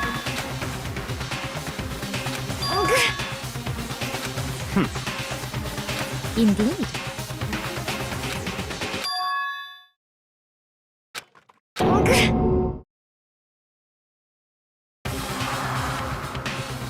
What did you say?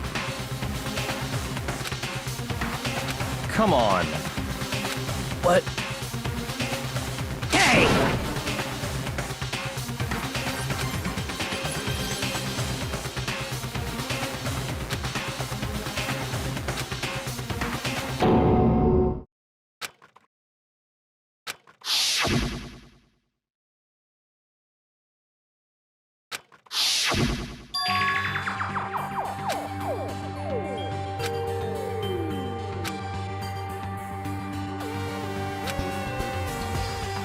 Indeed.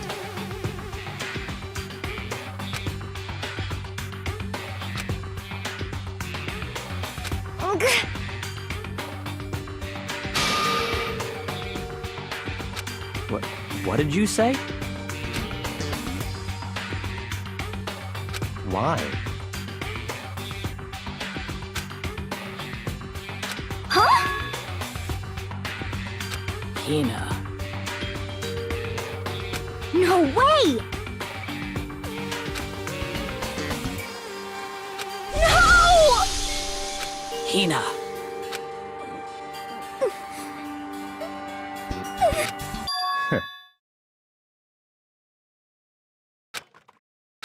What?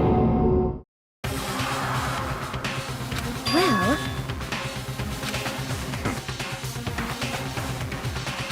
huh?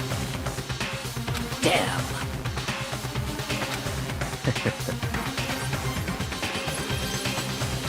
Bastard!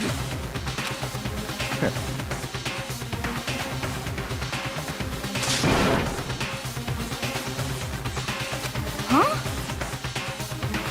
Damn.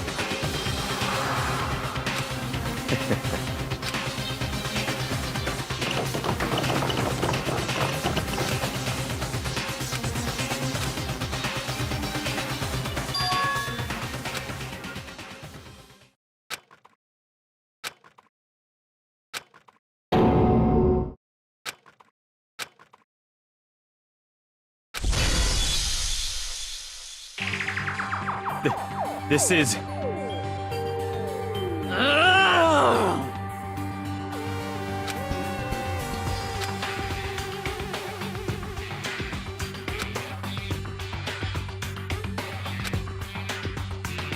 Huh?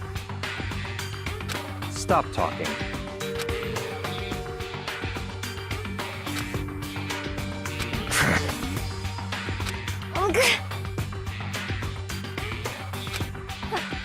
Huh?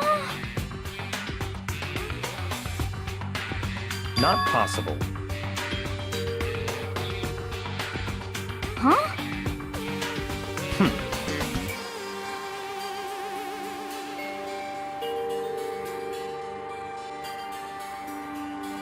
Well,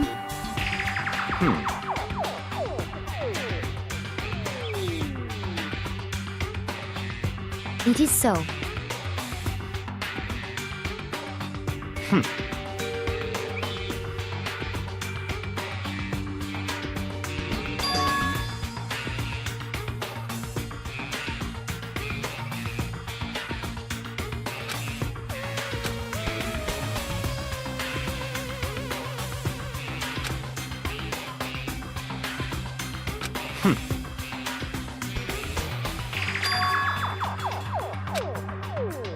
That's fine. Let's see.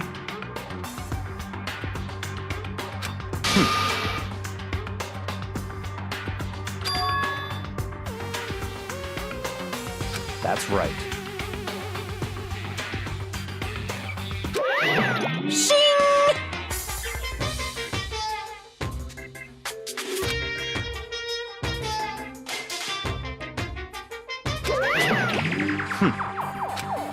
see. Perhaps.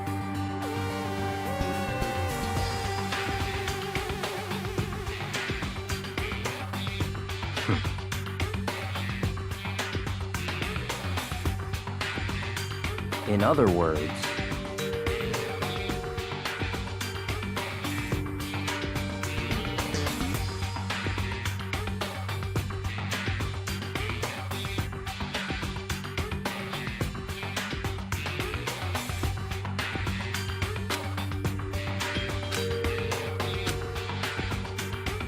what?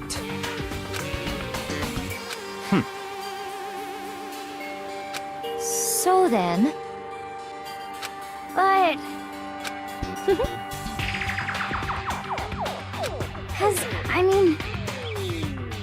Hina. Huh?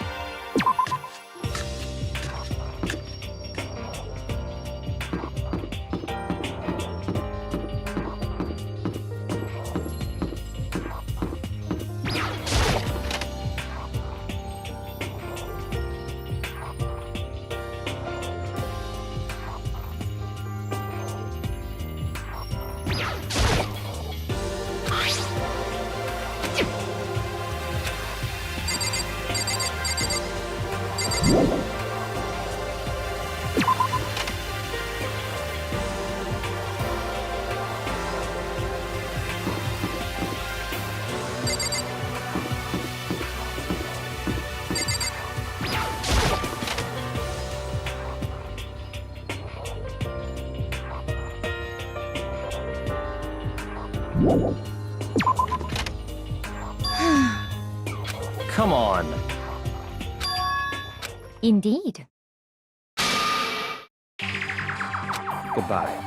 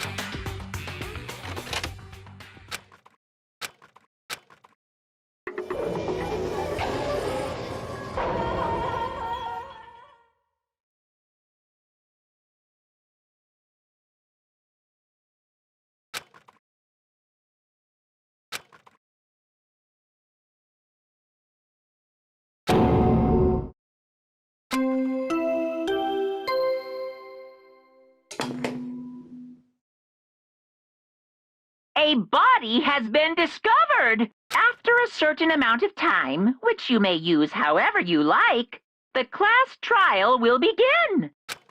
It's the Monokuma file! What? Stop talking. Punishment is waiting for you. See ya later! What the heck? That's terrible!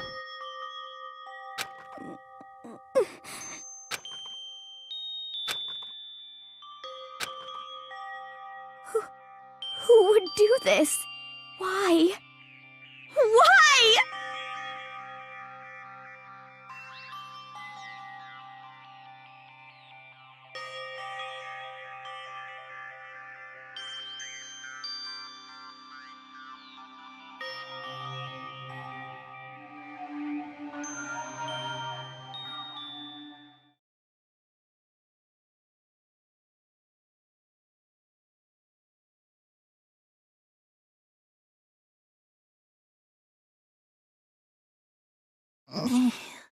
He's alive again?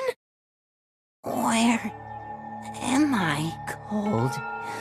So cold. Is winter coming? Hifumi! Wake up! Huh? That's right. I remember now. Hope's Peak. Come on, you gotta wake up! I remember everything before I met you all. I met you all.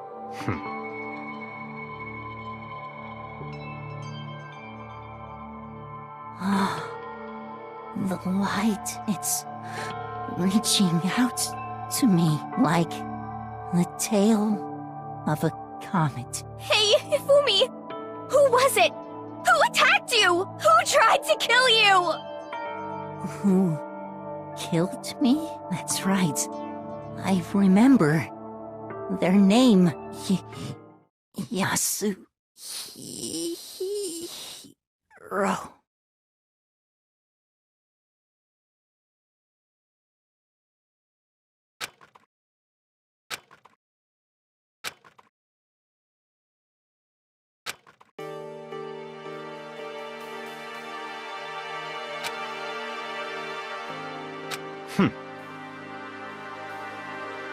Honestly.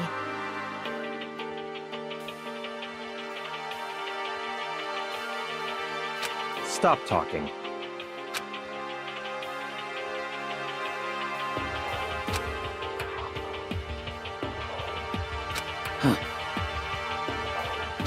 Then perhaps... So, in other words,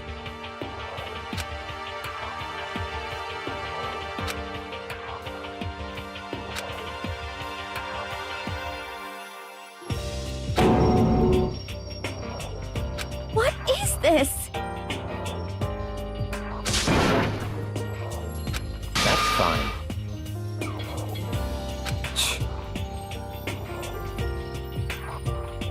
Indeed.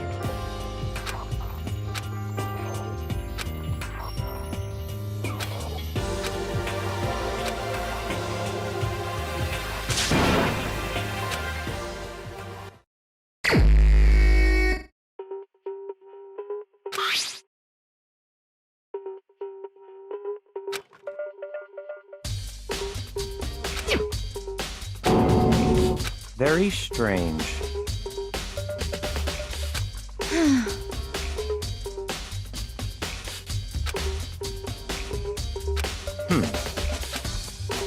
Well.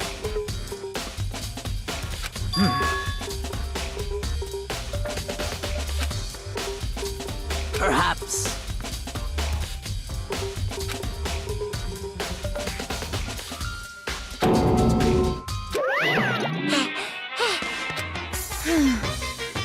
Monokuma appears! Yep. Speaking of which, I'd like to ask the bear, if there is an accomplice, do they also become blackened? So you ask, and so I shall answer. Each murder is allowed to have an accomplice, but only the one who does the killing will get to graduate. So in other words, two people can work together, but one of them has no chance of profiting from it. Then there's no way anyone would work together, right? In other words,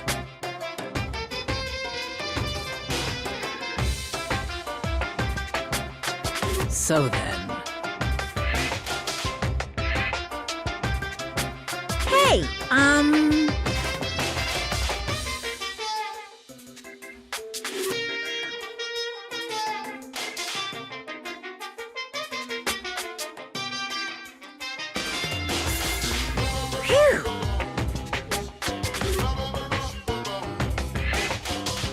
So, in other words,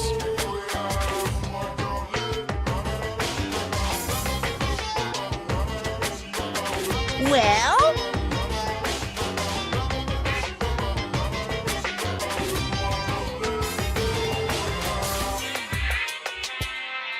extreme!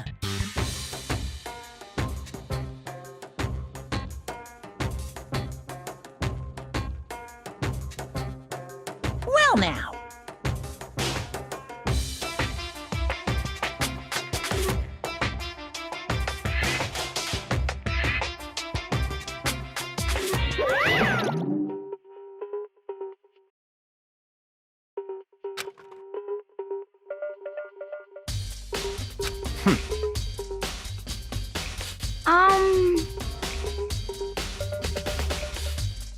However,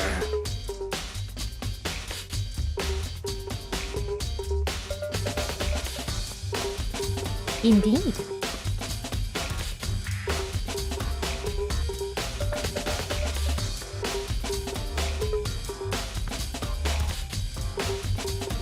So,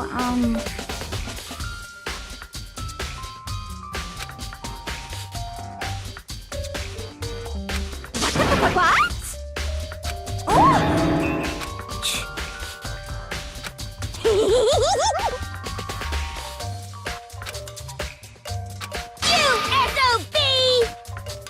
Huh? You've gotta be kidding! What the heck? What?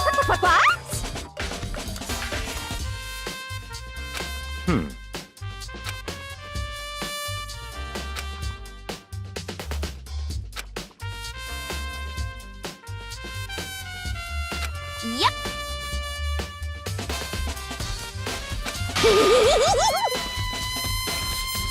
What are you saying? Let's see. so then. it's all clear now.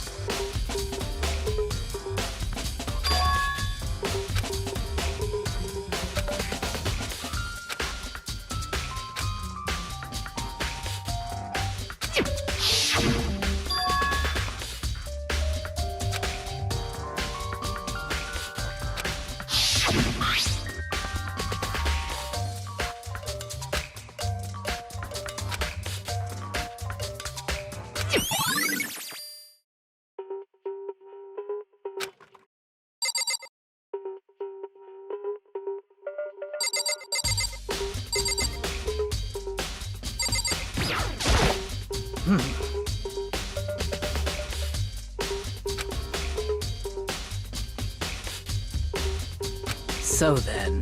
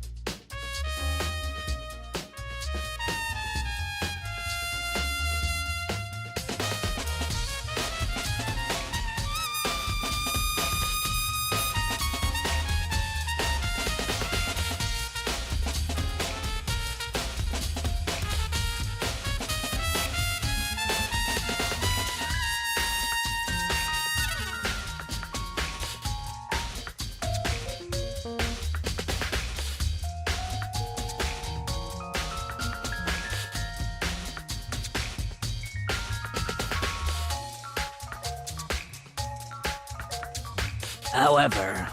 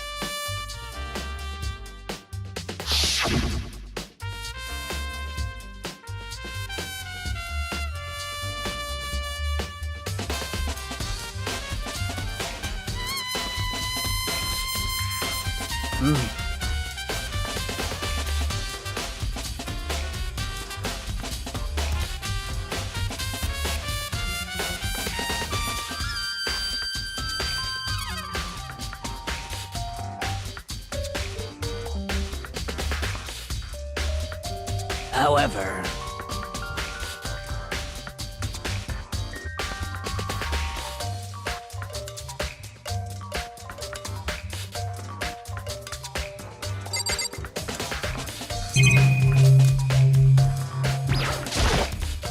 So,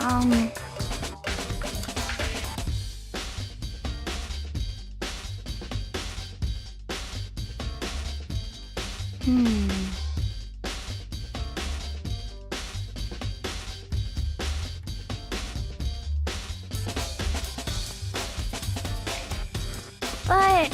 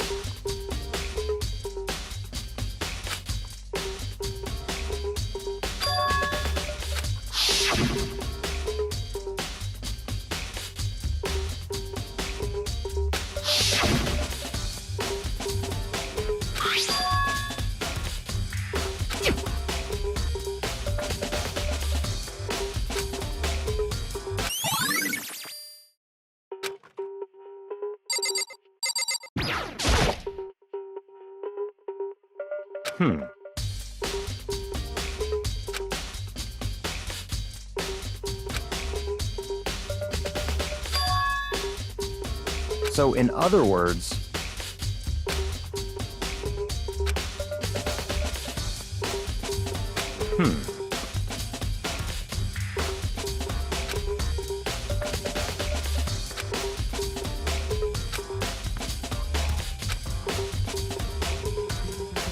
what?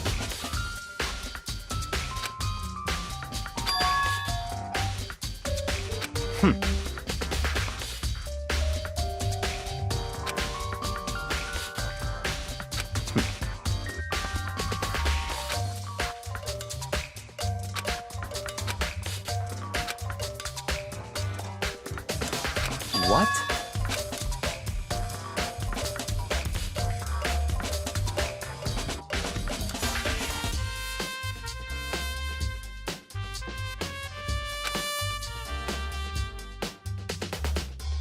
I see.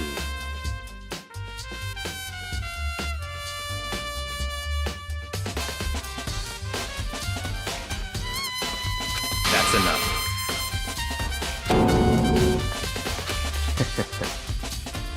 Goodbye.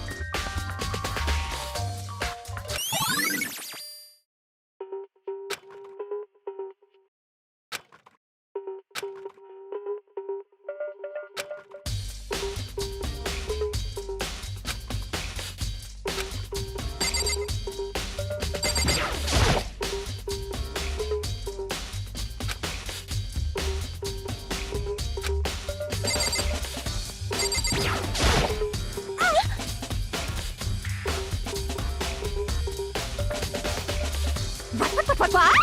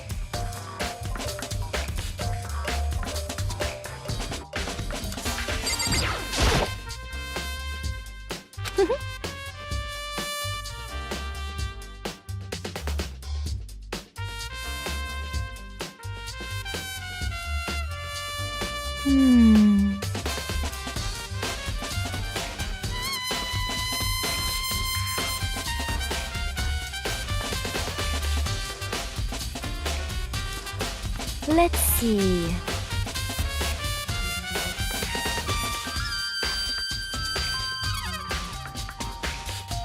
Yes, indeed.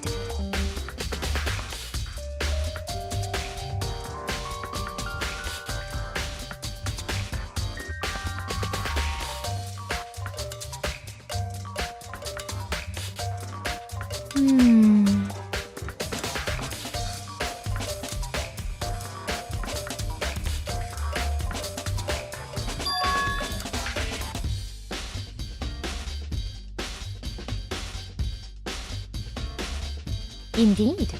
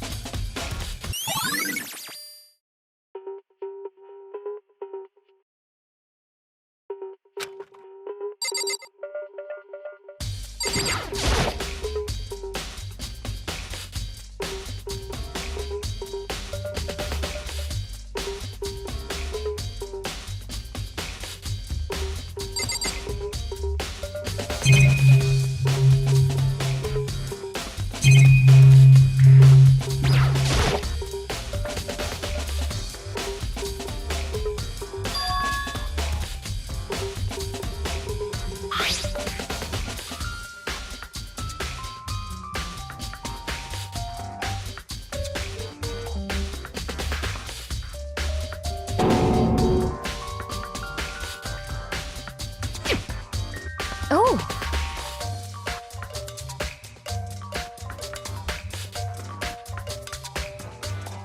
Huh?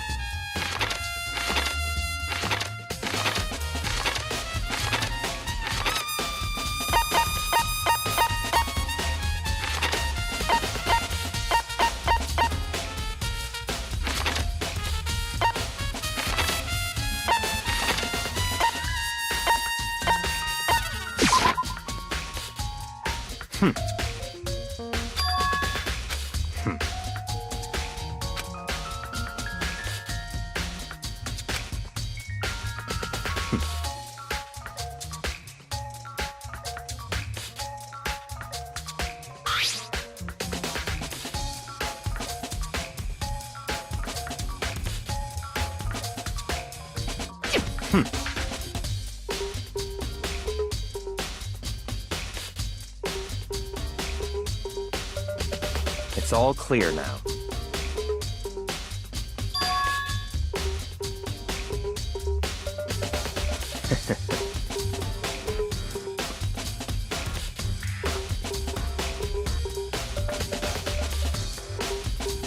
Goodbye.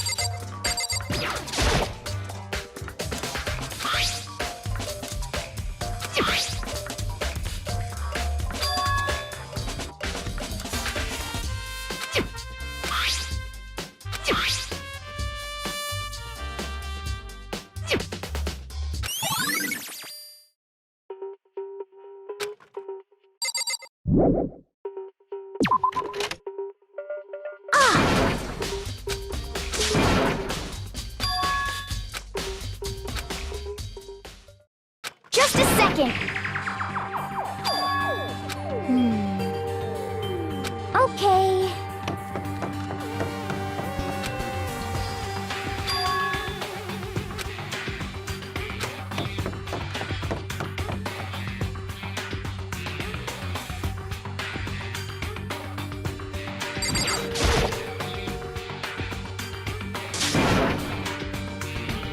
I mean...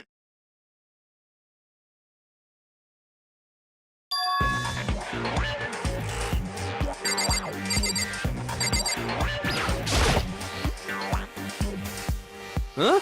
Oh, hey, Makoto! Huh?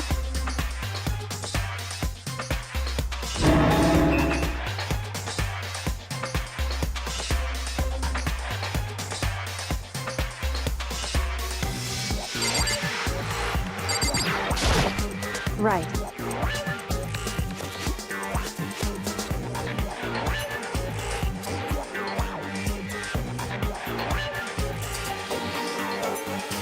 Don't be mean!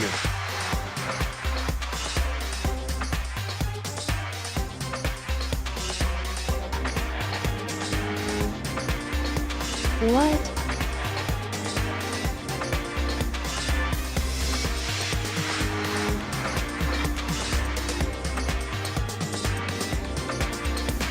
Well...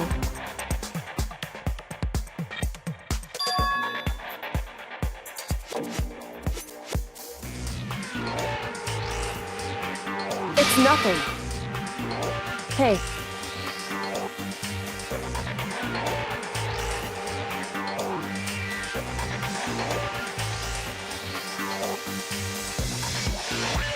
And?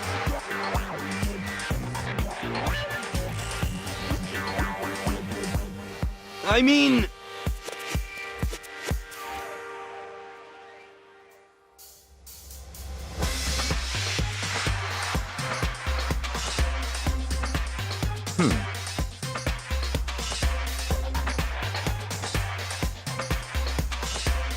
Huh?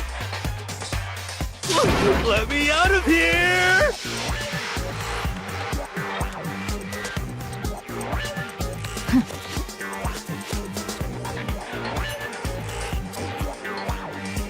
Got it all wrong! It would seem...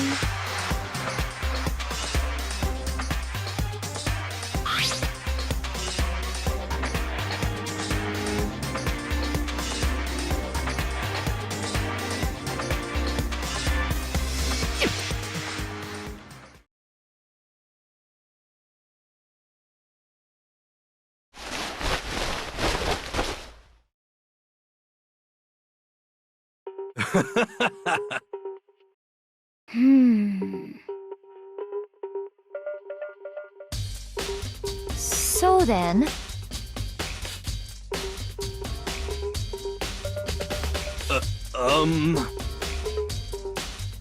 Honestly.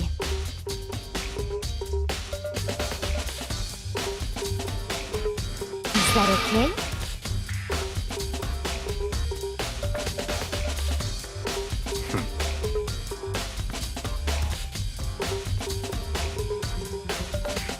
Could it be...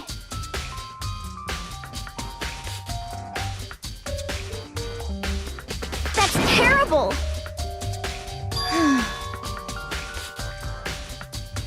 Just the worst. What?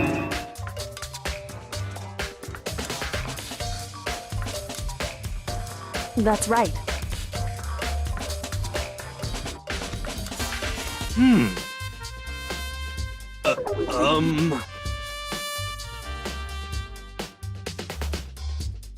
What the heck?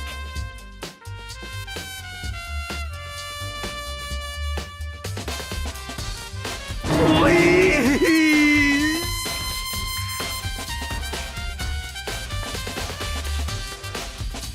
What are you saying?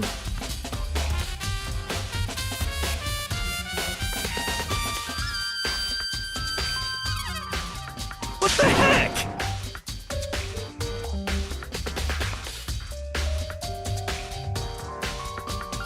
Okay.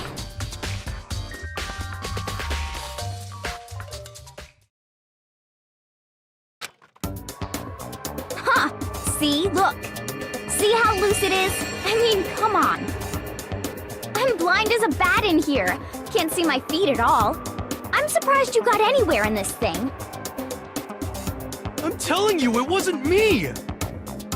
And not to mention, you totally can't bend at the waist. Seems like a pretty obvious oversight. That's not a very nice thing to say. I mean, it's not like I made it. I just got caught up in the moment. Well, either way, now we know for sure, right? I mean, it seems pretty clear that nobody but Hero could have fit into this dumb costume.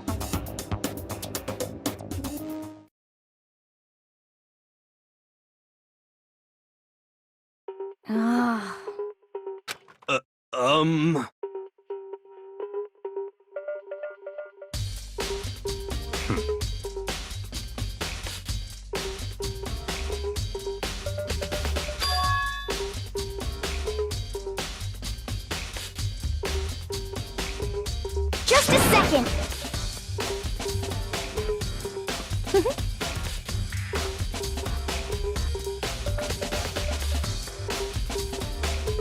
But...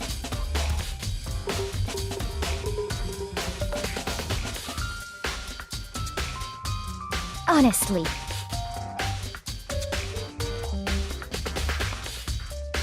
What the heck?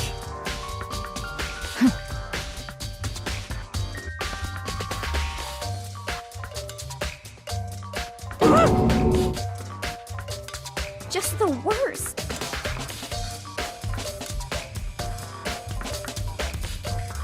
That's terrible! What?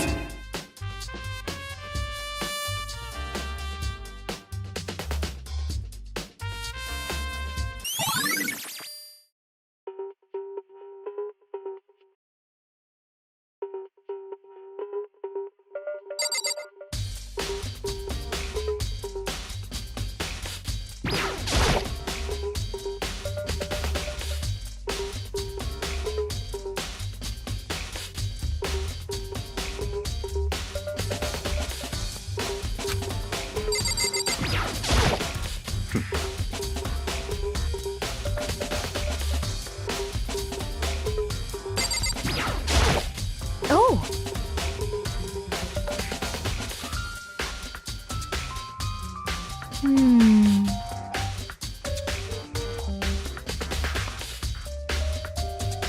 Then perhaps...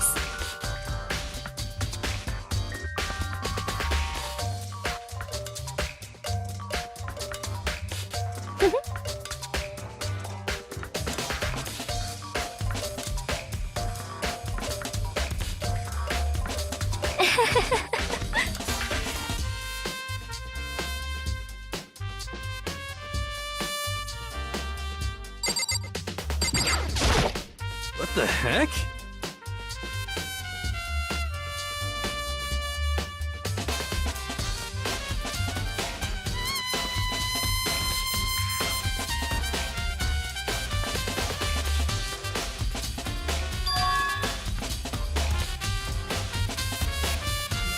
What? Just the worst. Please? Huh?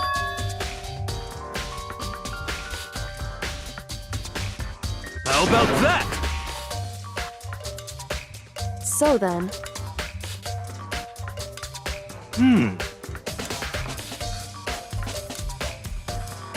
I'm at least 30% right.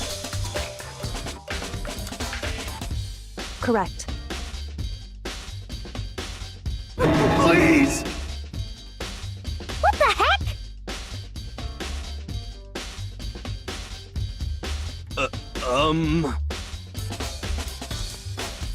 Oh, so then.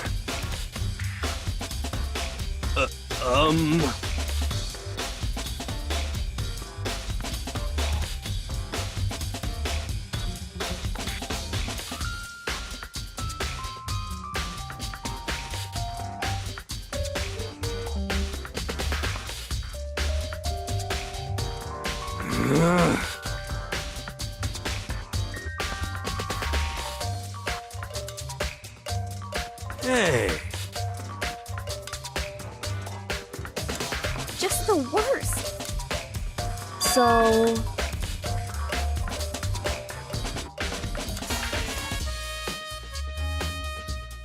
Huh? Ah.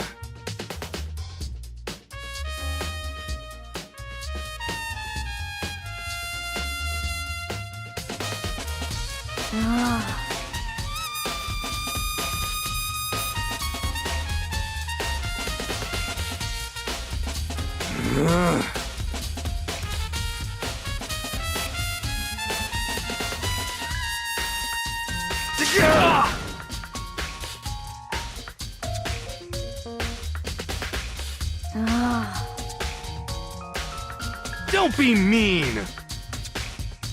Just a second.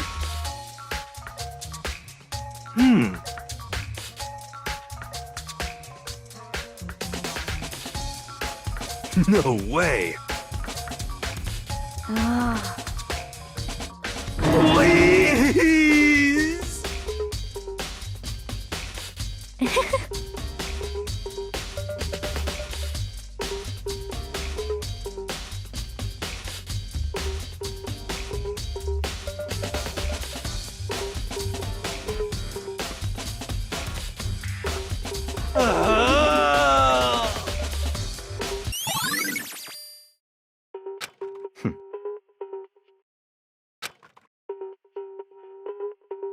What the heck?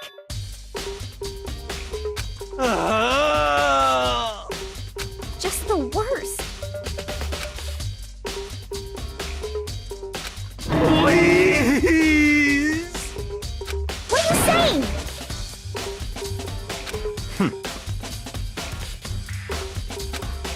What?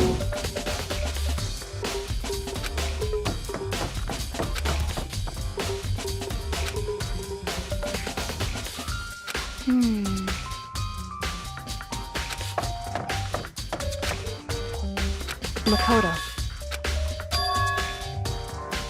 It would seem...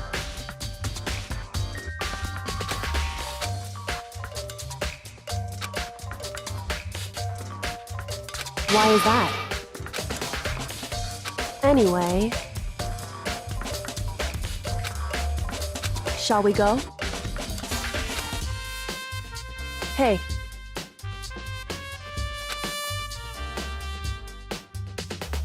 Correct. Hey. Anyway...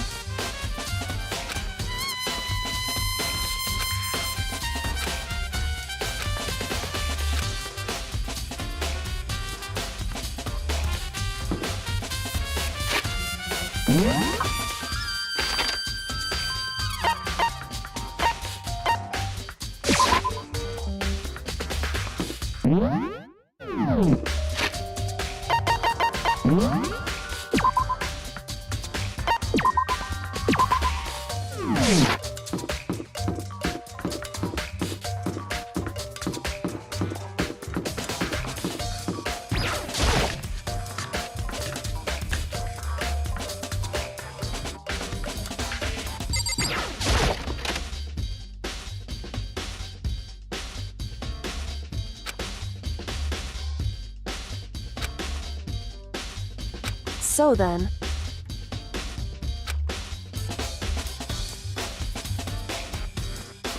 I knew it.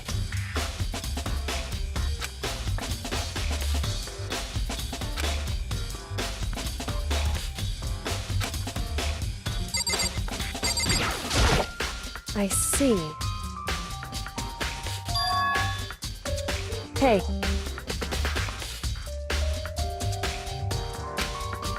Whew.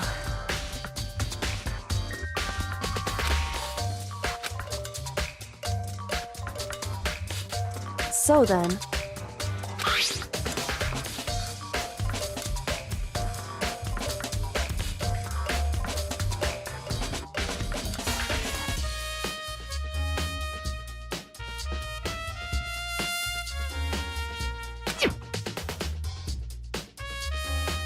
That's right.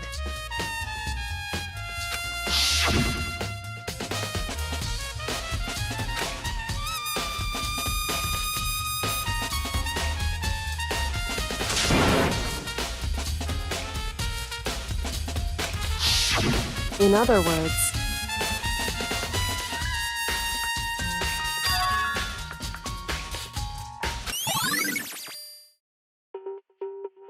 However...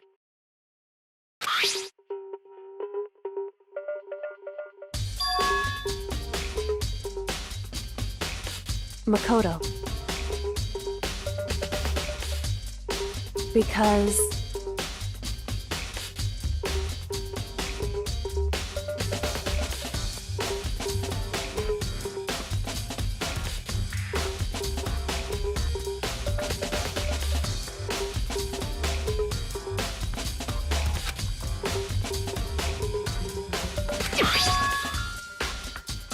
Hey.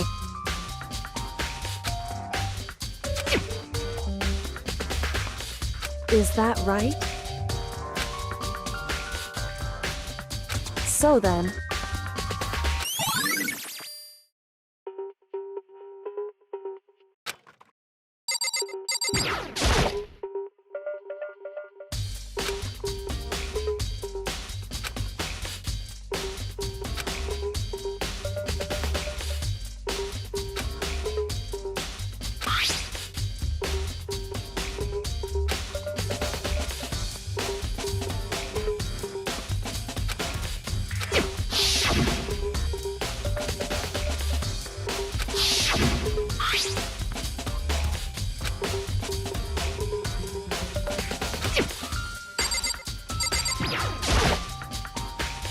Indeed.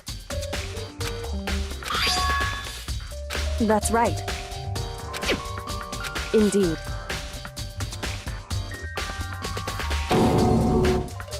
Why is that? Hey.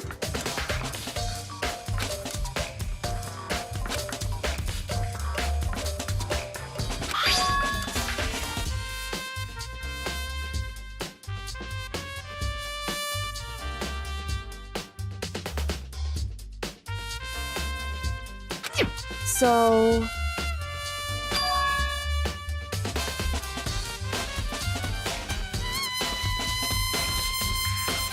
However...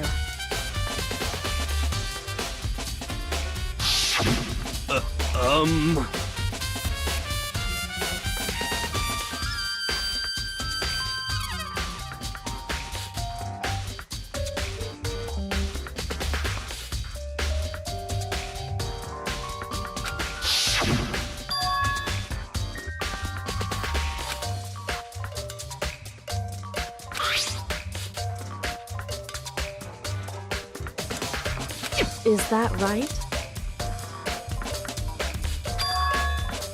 So...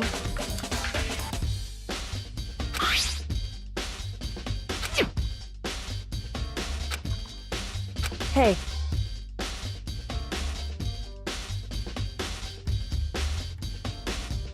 So then...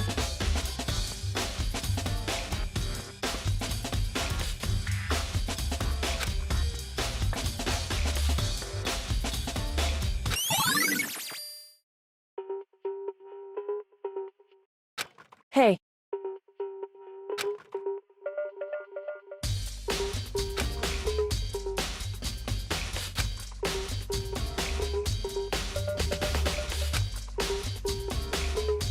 Is that right?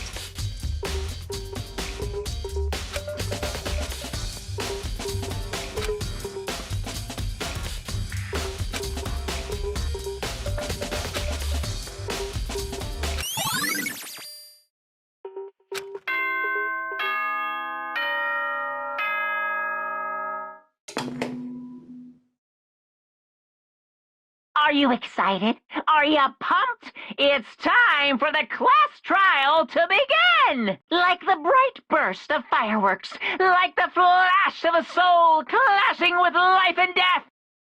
And so, with no further ado, everyone please meet at the usual spot. Make your way to the red door on the first floor of the school. See you soon! It would seem...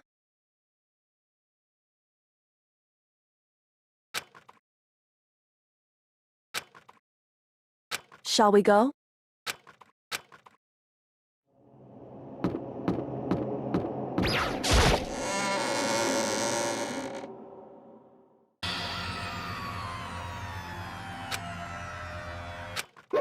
Monokuma appears! Wrong.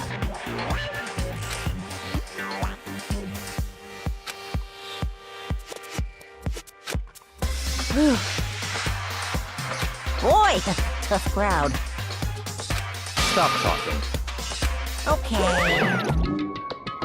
Hey! Hey!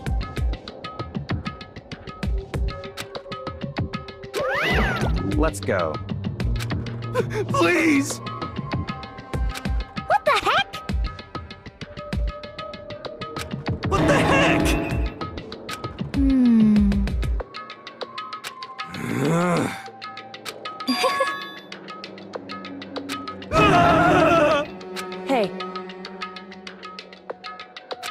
That's right.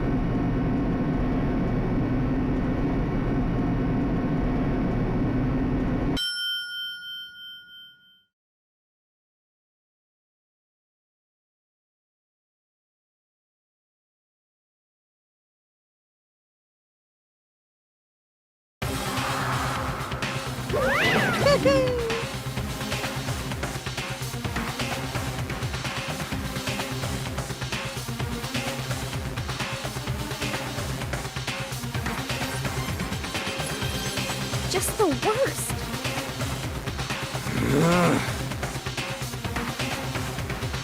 What? Come on.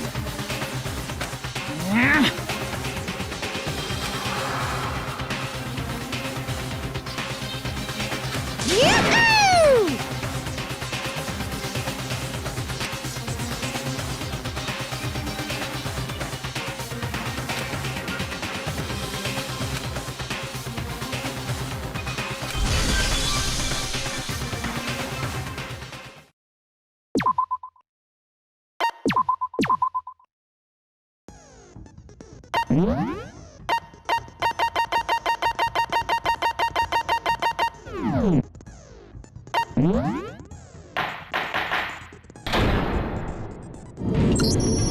Let's begin with a basic explanation of the class trial. So, your votes will determine the results. If you can figure out who done it, then only they will receive punishment. But if you pick the wrong one, then I'll punish everyone besides the blackened, and the one that deceived everyone else will graduate. Now then, to begin with... We already know who did it. Was that? It was Hiro. He does not have an alibi for when the murders took place, and we found him in that suit. Don't try and deny it. You killed them. I didn't! Someone knocked me out! I was asleep the whole time! I don't know anything about it! Shut your murdering mouth, murderer! Who are you calling a murderer? I am sorry to say, Hiro, but we do have evidence. Blueprints for the suit. Parts we assume were used to build it. And all of it was found in your room. You have to admit, the evidence is quite compelling. It points to you as having created the suit and wearing it while committing crime after crime. How many times do I have to tell you? I don't know, I don't know!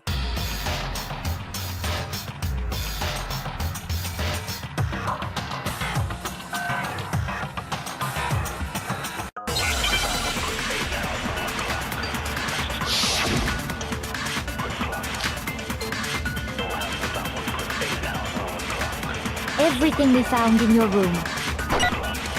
The blueprints, the suit parts, they are all proof enough that you are the culprit. I don't know anything about that stuff! It's not true, it's a conspiracy! Hiro, why? Why did you kill them? No! Just hold on a second!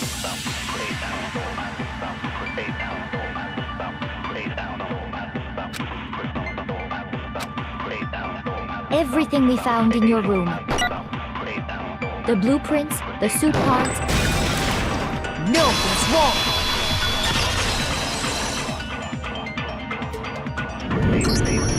Are we sure Hiro really made those blueprints? What do you mean? Well, take a look at this. It's the note that Hiro wrote, asking everyone to meet up after Alter Ego disappeared. The handwriting's obviously different, wouldn't you say? When you compare it to the blueprints. There's no way you could think the same person made both of them. Unless that person made it a point to disguise their handwriting. No, the differences are bigger than that, I think. Come on! I'm not smart enough to think of trying to change my handwriting anyway. So, Makoto, are you saying you don't think Hiro's the culprit? And he's not the only one. I think Hiro's innocent as well. What? Then who was in that Robo-Justice suit? Is it like Hiro said? Was there really someone running around in a second suit? The suspicious individual hidden within the suit. Go ahead, Makoto. Tell them who it was. So? Who was in the Robo-Justice suit? I got it! Other than Hiro, I can't think of anyone else it could have been. Obviously, he was the one in that particular suit, and we never found any kind of second suit. Then there can be no doubt. Hiro is the prime suspect. That doesn't make any sense! You just said Hiro didn't do it! It makes perfect sense. Hiro was the suspicious individual in the suit, but he's not the culprit. So what you're saying is... That's right. The culprit in this case has nothing to do with being in the Robo-Justice suit. What? Now that's a bold assumption! And what reason do you have to make such a statement? You do have a reason, yes? Of course. But before we get to that, there's something else we need to clarify first. So let's get that out of the way. Hey, stop trying to boss us around! All things have a proper order. So what is it? What needs to be clarified? We must clarify the method of transportation for Taka's lifeless body.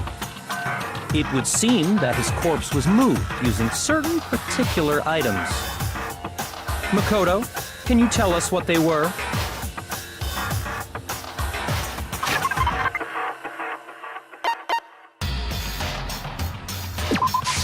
I got it!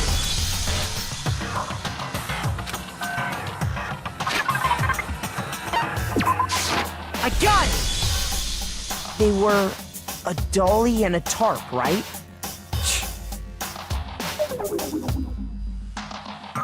So, let's see if I can explain. Taka's body disappeared from the equipment room, and then we rediscovered it in the repository. And when we found it for the second time, it was wrapped in a blue tarp, right? It was the same tarp that, up until then, was stored in the equipment room. So the killer must have seen it there, and decided to use it when they moved Taka's body. That way, they wouldn't leave any bloodstains while they were moving it. Okay, that explains the tarp. And the dolly? Same thing.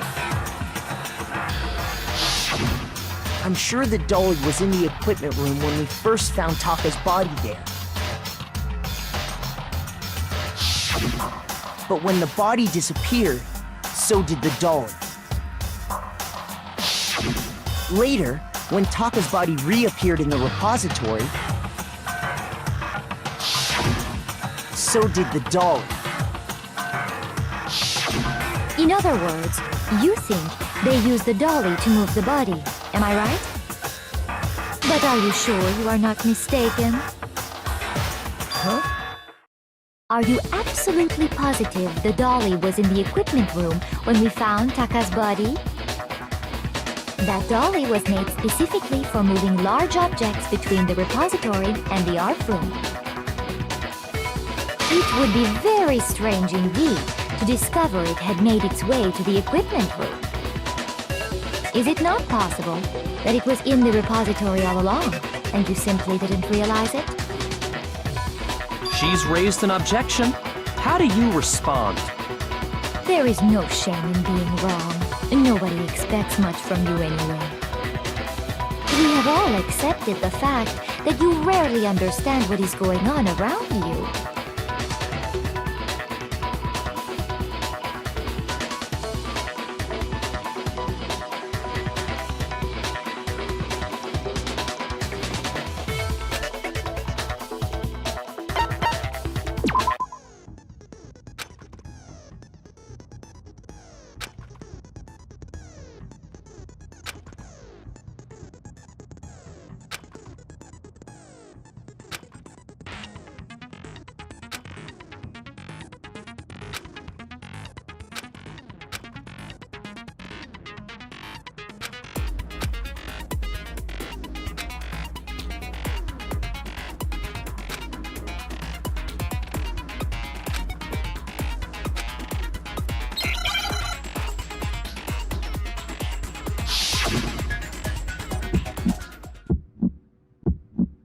You have it wrong.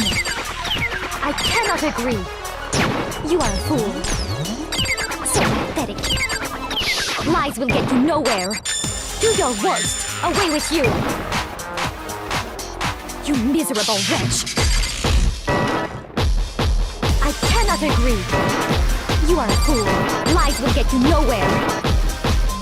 Do your worst, you miserable wretch. You have it wrong. I cannot agree. You are a fool. So pathetic. I cannot agree. This should prove it.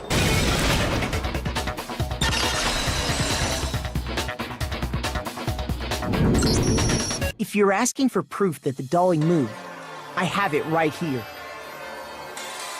When I found the dolly in the repository, one of the wheels had a blood stain on it. There was a pool of blood in the equipment room with a tire mark in it that matched the dolly wheel's trail.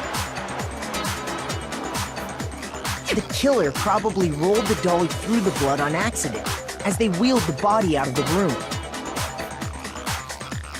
And as the blood dried on the tire, they moved the body into the repository. So there's my proof that the dolly was used to move Taka's body.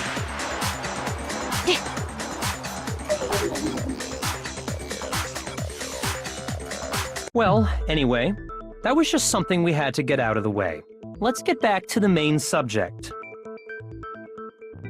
Yeah, the subject of how Robo-Justice didn't do it. Because if it's not a killer robot, then what kind of robot is it? I'm not sure that really matters. I'd be happy to explain why the occupant of the suit couldn't possibly be the killer. If you look back on how the body was transported, it will become immediately obvious.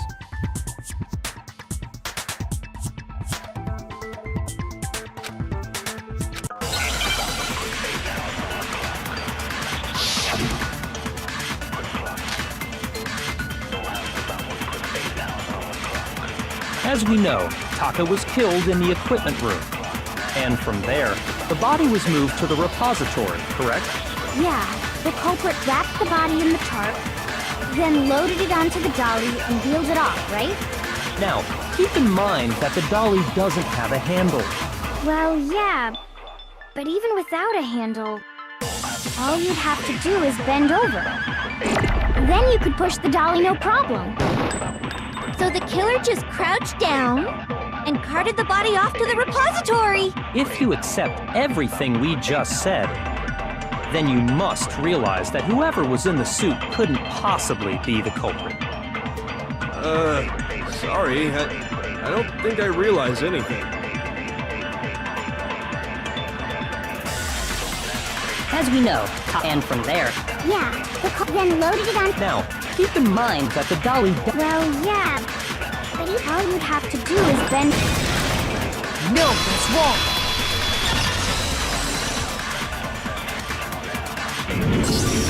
You're absolutely right that you could push a dolly without a handle if you stoop down low. But if you were wearing that suit, do you think you could actually get into a position like that? What do you mean? Think back to what you said when we were all checking out the suit together, remember?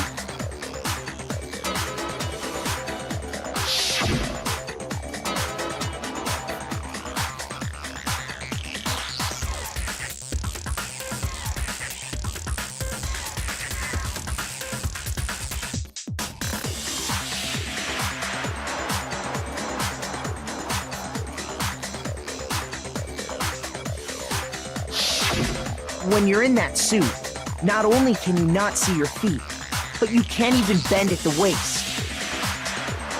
Am I right about that? Now that you mention it, yeah. It seems like it'd be awfully hard to push that dolly if you couldn't bend over. Well, what's to stop you from simply pushing the dolly with your feet? When you can't even see your feet? You really think someone could kick the dolly all that way? Yeah, it'd be totally impossible! Not that I can say for sure myself. On top of that, if you were wearing such a rigid, cumbersome suit, it's very unlikely you would have the dexterity to go about wrapping the body in a tarp. Well, I mean, isn't that just a matter of taking off the suit when you're ready to move the body?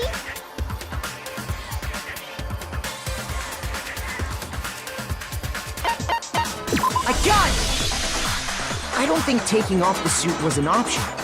If you remember...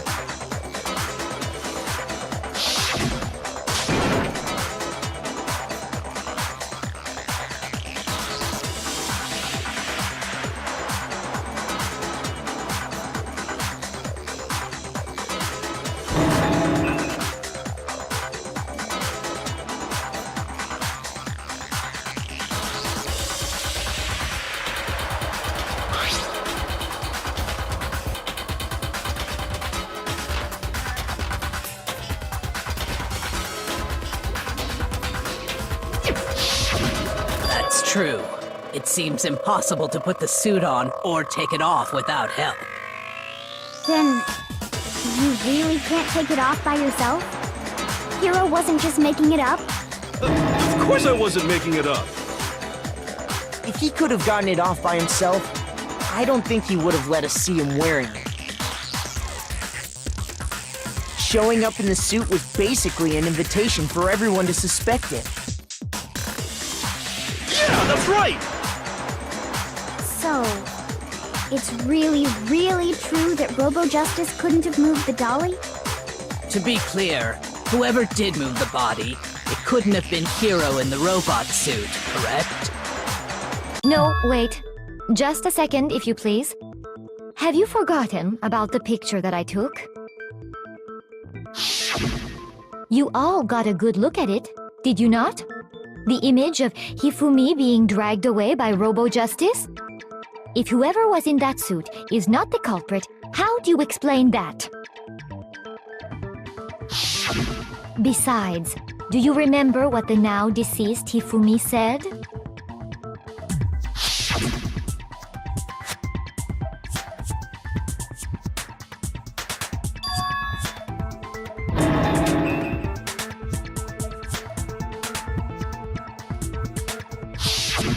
So long as those facts exist, the proper conclusion is beyond question. The individual inside the suit and the culprit are one and the same. It was Hero, without a doubt. Yeah, that's gotta be right. Hold on a second! It's still far too early to reach that conclusion. Besides, there's no hurry to decide who did it. Before we rush to a verdict, shouldn't we explore every single possibility? Instead of seizing on one viewpoint, the truth is uncovered by analyzing things from every angle. Perhaps, but where do we go from here? Let's review this series of unfortunate events from the beginning. Maybe we'll uncover something new.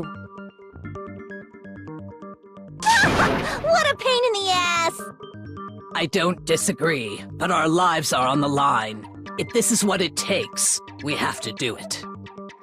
Plus, maybe we'll get to find out where the heck Kyoko was when everything went down. All right then, let's take another look back at what happened. I suppose we could start with this morning. 4 of us gathered together in the dining hall. Makoto, Hina, Kyoko, and myself. We waited there for quite a while, but nobody else showed up, so we went to look for everyone. That was around 8 a.m. And as soon as we split up, Kyoko went missing. Soon after that, Hina found Celeste in the rec room and quickly came to get Makoto and me. It seems I was unconscious for about an hour after I was attacked by my mystery assailant. I know it was an hour because I remember being attacked a little after 7. That was when we saw Celeste's picture and discovered that her assailant had been wearing a strange costume. As it turns out, it was Robo-Justice. It also soon became clear that this same Robo-Justice had abducted Hifumi. We were soon joined in our search by Byakuya and Toko, and then went on to find Hifumi in the library. He was injured, so we took him to the nurse's office and resumed our search for the suspect. But not long after leaving the nurse's office...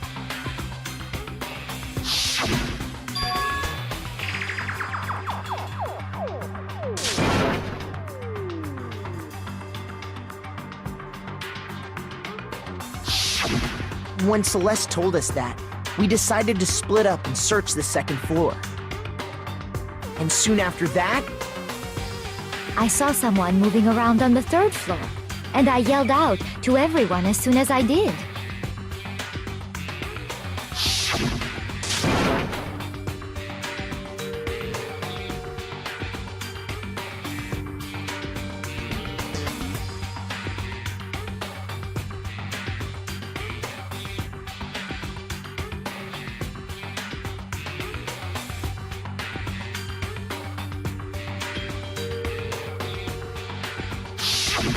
and then...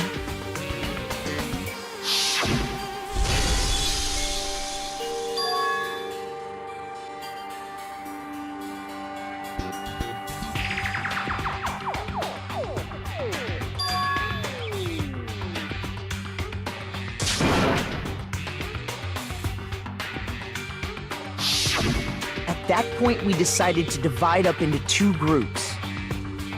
Celeste, Hina, and I went back to the nurse's office, while Sakura, Byakuya, and Toko chased after the suspect. When we got back to the nurse's office, we found Hifumi, dead. And that's when we heard the body discovery announcement. I left Celeste and Hina there and headed back to the 3rd floor to let the others know what had happened. Meanwhile, we had just discovered Taka's body in the equipment room. We must have found both bodies at almost exactly the same time, because we heard the same announcement not long after we discovered his body. And that's when I told you guys about Hifumi. Then the 3 of us headed for the nurse's office. But right after we left the physics lab, we ran into Celeste, who'd arrived after us, and she told us something very surprising.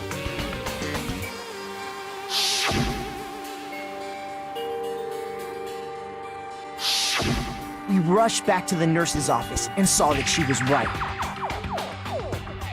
Then we remembered we'd left Toko passed out in the equipment room, so we hurried back again.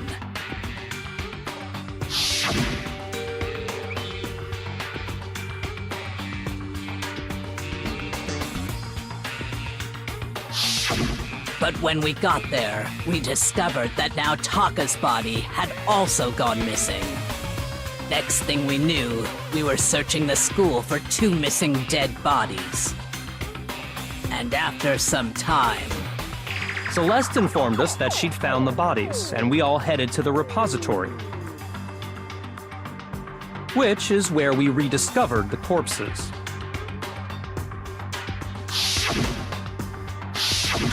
I think that about covers it. I see. The whole thing sounds exceptionally complicated. It certainly seems to me that these are not a simple series of connected events. Okay, well, if that's true, then what? Rather than a single series of events, I think we have to consider each murder a separate situation. And from there, we can uncover the contradictions surrounding all of them. Now then, let's get started, beginning with what happened to Taka.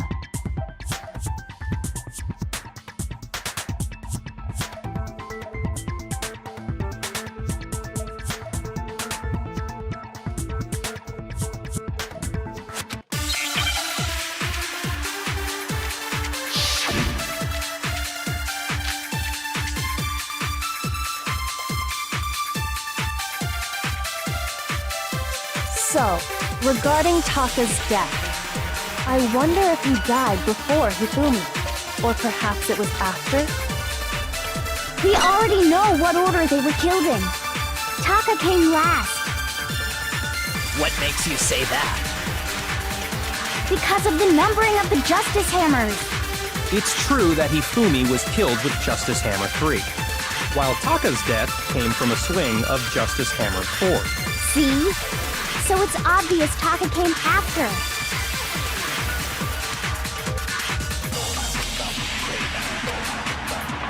So, regarding Taka's death, I wonder if he died before Hifumi, or perhaps it was after? We already know what order they were killed in. Taka came last. What makes you say that? Because of the numbering of the Justice Hammers. It's true that Hifumi was killed while Taka's death. See? So it's obvious Taka came... So, I wonder if... Or perhaps it was... We already know what order they were killed in. Taka came last. What makes you say that? Because of the numbering of the Justice... No, that's wrong!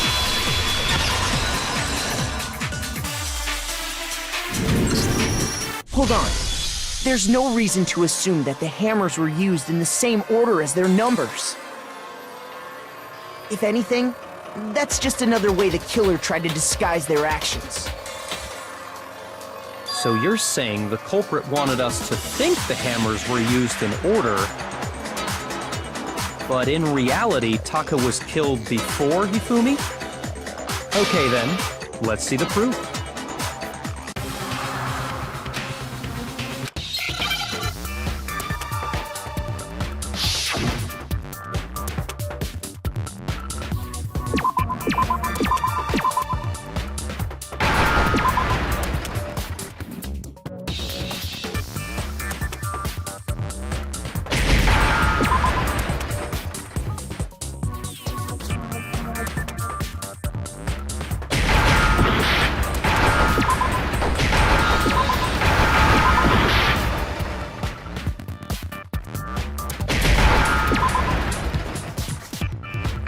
Understand? I've got it! Taka's wristwatch! See? Look! It broke with the hands pointing just past 6 o'clock.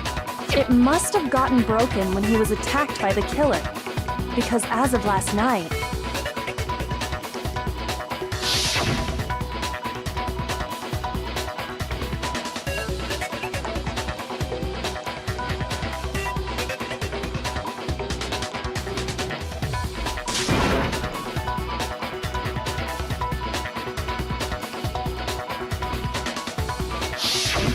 So if it wasn't broken after 6 last night, then he must have been attacked around 6 this morning. And that would be his official time of death. But if that's true, then he was killed well before Hifumi. And before Celeste was attacked this morning, which happened around 7. That's right. Taka was killed before any of the other incidents took place. That simple fact slipped past all of us. We made the wrong assumption about the order of events, all because of those justice hammers. That's exactly why the culprit wrote the numbers on each hammer and had them increase in size. That way, when we saw how they were used in each incident, we'd easily make that wrong assumption. Now, if Taka was killed around 6, then everyone's alibis for his murder go out the window. Because when he was killed, we hadn't met up in the dining hall yet. That may be true in the case of Taka's murder. But all of our alibis still hold true for Hifumi's death. That's right. With him, at least, we're all safe.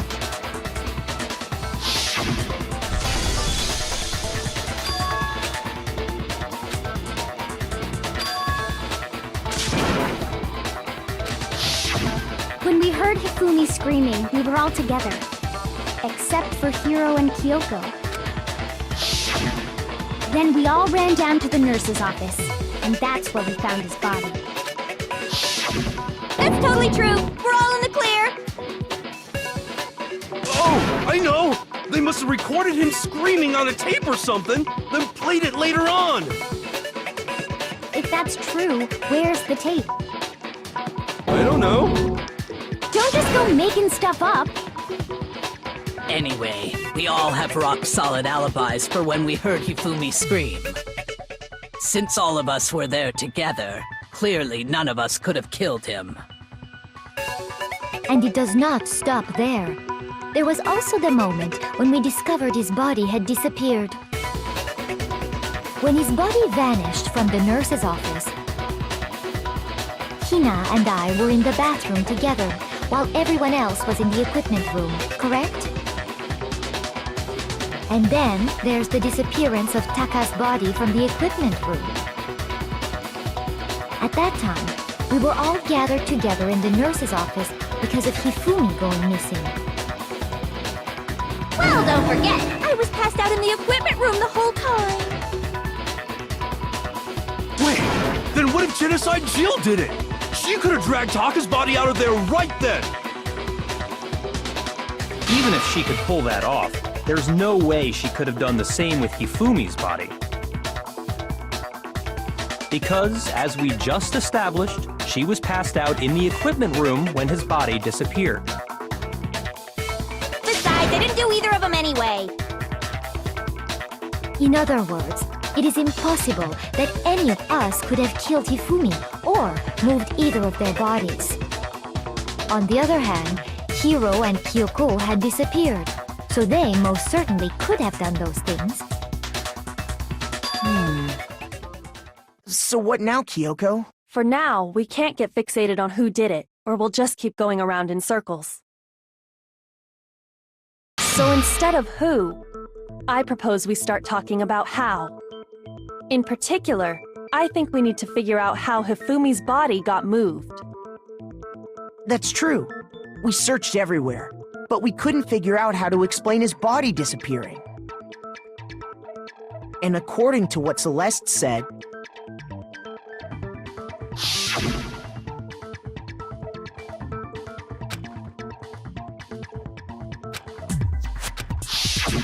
his body apparently disappeared in the 1 minute her and Hina took their eyes off of it. But to carry that much weight from the first floor up to the 3rd in that short amount of time? Oh man, yeah! There's no way! It'd be impossible! Well, what if I told you there was a way to make the impossible possible? What? How? If the dead body were to move itself. The dead body moved on its own? No! Not another... ghost! I don't think it has anything to do with the occult. I think what she's implying is... We thought Hifumi was dead, but perhaps in reality he was still alive. He was alive? Are you saying Hifumi wasn't carried out of the nurse's office, but simply walked out on his own? But I mean, we found his body. He was dead. Perhaps he was simply playing dead. That it isn't possible.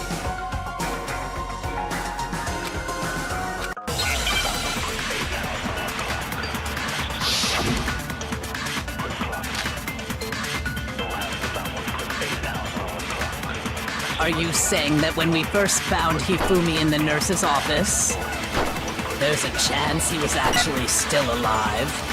No, it is impossible. Hifumi was dead, without a doubt. And you know that how? Surely you heard the body discovery announcement along with the rest of us. Hifumi's dead body had been found. And that is why the announcement was made. Are we really so sure about that? Maybe the announcement was intended to signal someone else's discovery.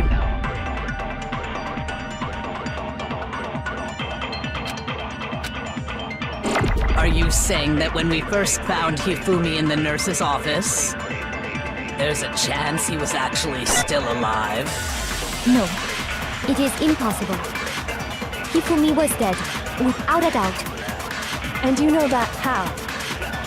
Surely you heard the body discovery announcement. Hifumi's dead body had been found. No, that's wrong!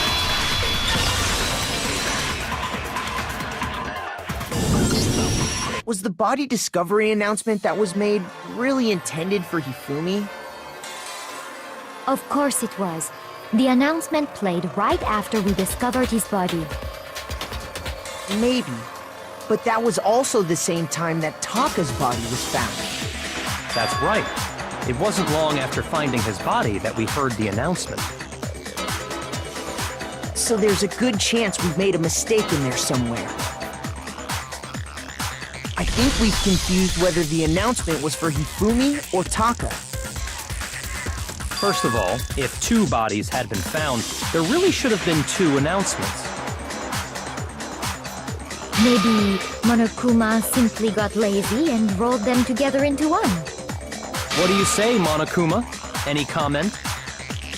Well, it's a very sensitive issue, so I can't go into too much detail. But what I can say about the body discovery announcement is that it's only broadcast when 3 or more people find a dead body for the first time. That didn't answer our question, man. We're asking if you're a lazy bum. No, actually, that was plenty.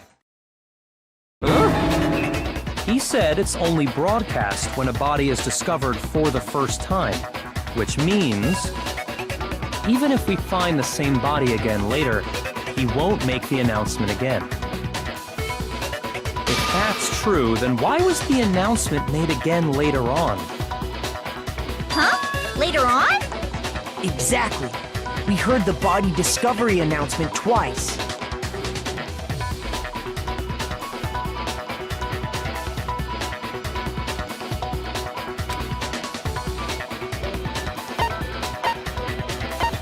I got it! We heard it a second time in the repository, when we rediscovered the 2 bodies.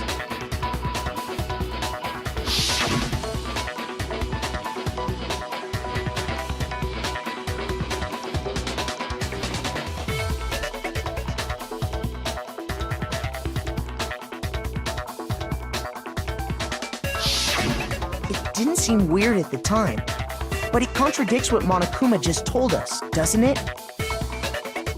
Exactly. If we were actually rediscovering both bodies, the announcement shouldn't have played. And in reality, when the 2 dead bodies were rediscovered, one of them was actually being discovered for the first time. So, when we found Hifumi the first time in the nurse's office, he wasn't actually dead yet. Meaning, he wasn't actually found dead until we came upon him in the repository. And that's just part of it. there's one other thing that leads me to believe he was still alive in the nurse's office. Oh, I know! Because he was super good at playing dead! Bada bing, bada boom! That is the worst logic I have ever heard. But honestly, I do not think there's anything that can prove he was still alive. Okay then, let's take another look at the events surrounding the discovery of his body. Then it should become clear whether he was really alive or not. This whole thing is pointless.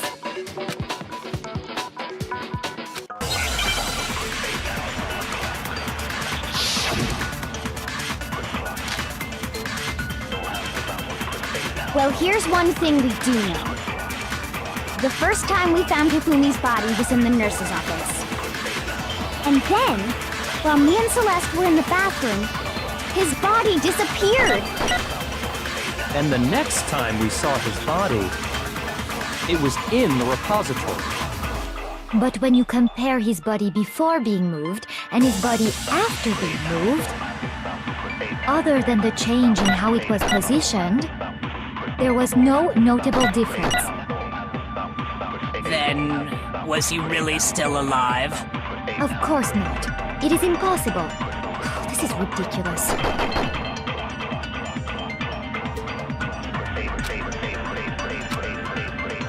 Well, here's one. The first time we found him, and then his body disappeared. And the next time it was in. But when you compare his body before being moved and his other than the change in how it was positioned, there was no notable difference. No, that's wrong!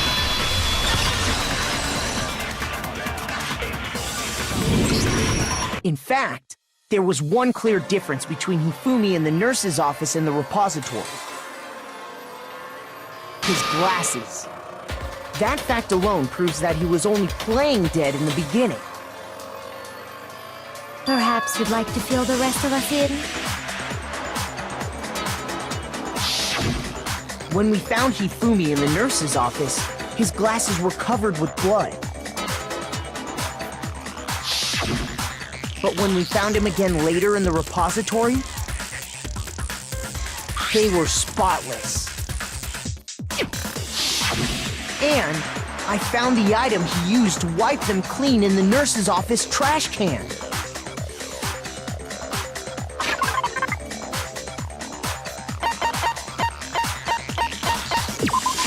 I got it! It was a glasses cleaning cloth featuring a certain cartoon mascot. One look at the bloodstain on the cloth should make things clear. This piece of cloth was used to wipe Hifumi's glasses clean.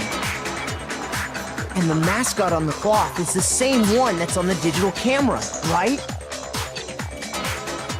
And whose digital camera was it? Hifumi's, of course. The character was Princess Piggles from Demon Angel Pretty Pudgy Princess, I think. I highly doubt anyone but Hifumi would have brought something like this to school. I see your point. And the only people here who wear glasses are... I wouldn't be caught dead using a tacky piece of garbage like that. A few tissues is all I need to keep my glasses clean. Then there's no question. It belonged to Hifumi. So what you're saying is... what exactly? What I'm saying is, the blood on his glasses was wiped away using his own glasses cleaning cloth. Even if that is true, it does not mean he wiped the blood off himself. But who would benefit from a clean pair of glasses other than the glasses owner? That's a good point. And it must have been him, right? So let's assume that Hifumi was still alive in the nurse's office. He pretends to be dead. Then when he's alone, he wipes his glasses clean so he can see. Then he stands up and walks out on his own 2 feet. And with that, the impossible task of moving his copious corpse becomes possible, wouldn't you say? But then, if he was just pretending to be dead. What was with all that blood? Was it paint or... The fridge in the nurse's office contains packs of blood for emergencies. He probably used one of those. He figured if he was gonna play dead, he should go all out, so he just dumped it everywhere! But he got crazy with it and had to wipe his glasses off when he was done! God, what an idiot! And if Hifumi was still alive at that point, the disappearance of Taka's body is easily explained. It should be perfectly obvious who must have moved Taka's corpse.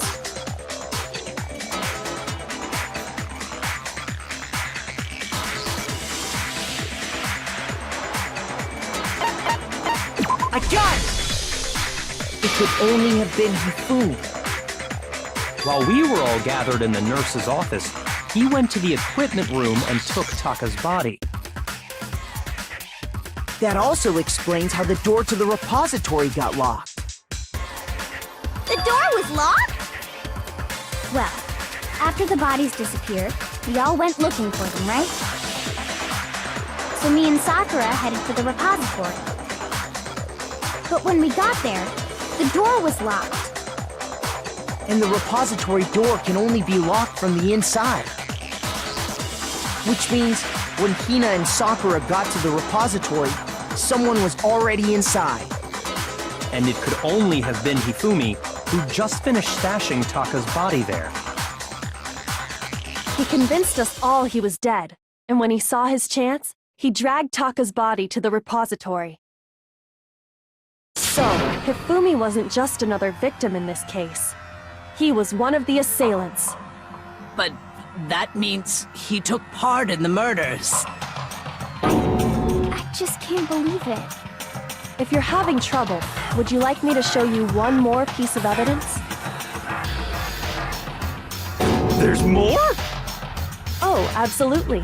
The single biggest fact pointing to his involvement has yet to be revealed. You know what I'm talking about, right, Makoto?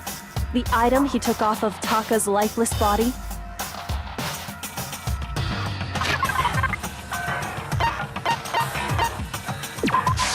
I got it! You're talking about the note Hifumi had hidden away, aren't you? Hidden note? That's right. We found it stuffed in his pants. What? In his... pants? Yes, his pants. Okay, well, forget about the pants for now. Take a look at what the note says.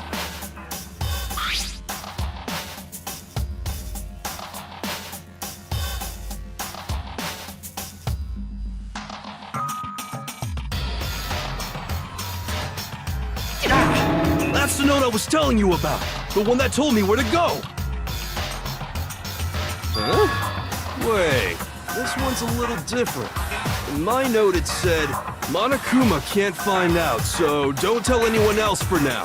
Let's meet in the rec room at 1 a.m. I see. Then this note isn't the same one Hiro got. It's not the same? In other words, the killer got in touch with another person besides Hiro. And that person could only have been... I got it! That's right! Taka! The killer used this note to draw out Taka and murder him. Hello? Over here! Objection! Objection! I don't really understand what's going on, but Hifumi had that letter, right? So whoever wrote it wasn't drawing out TikTok, they were drawing out Happy!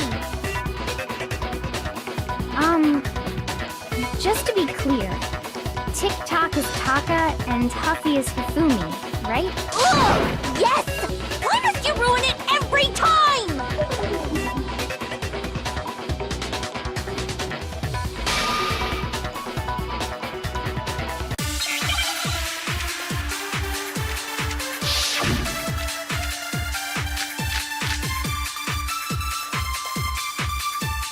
Huffy had the note, right? Then the person it was intended for must have been Huffy! But remember what the note said. What time did it say to meet? 6 a.m., I believe. The time doesn't matter! The note has nothing to do with TikTok! No, that's wrong!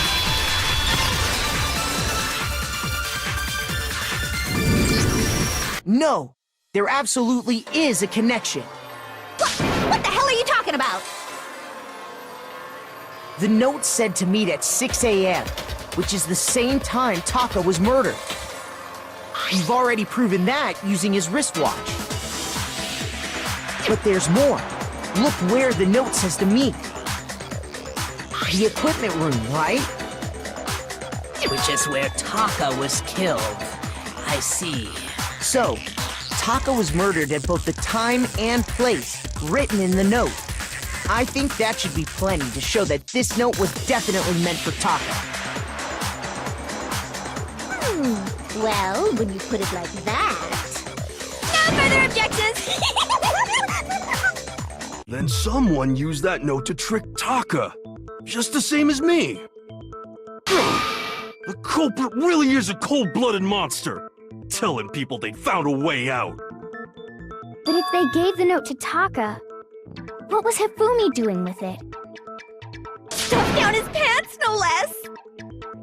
Most likely, Hifumi stole it off Taka's corpse after he died. Huh? He stole it? Where's your proof? Go ahead, show us.